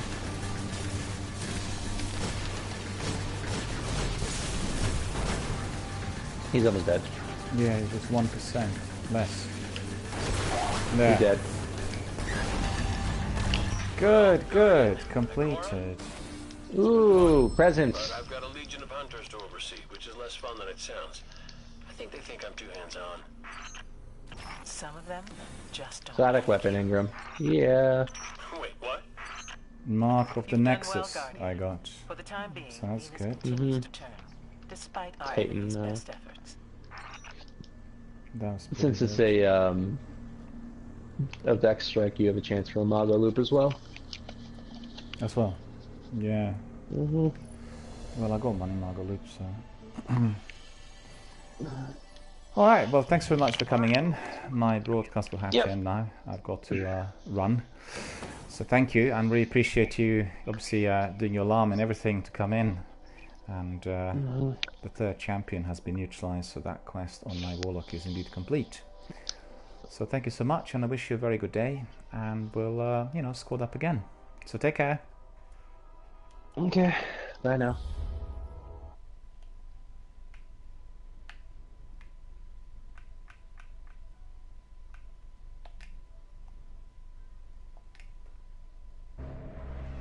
So for the benefit of our viewers, as you could see, Matthias joined us for the completion of that Champions Quest. That indeed has been completed. We have all 3 champions killed and speak to Cade, and we'll do that tomorrow. And we also completed about 2 or 3 Silver Heroic Strikes, and I think it was very, very interesting to watch. They were quite dynamic, lots of fiery action in there, and all of them successfully resolved at the end. So thank you everybody for coming. It's been a very, very good morning. We had lots of community members coming in, and thank you for joining also our channel. We had about 3 or 4 new followers here today as well. Hope you guys enjoyed what you've seen, and I wish you all a very, very good afternoon, and see you all tomorrow.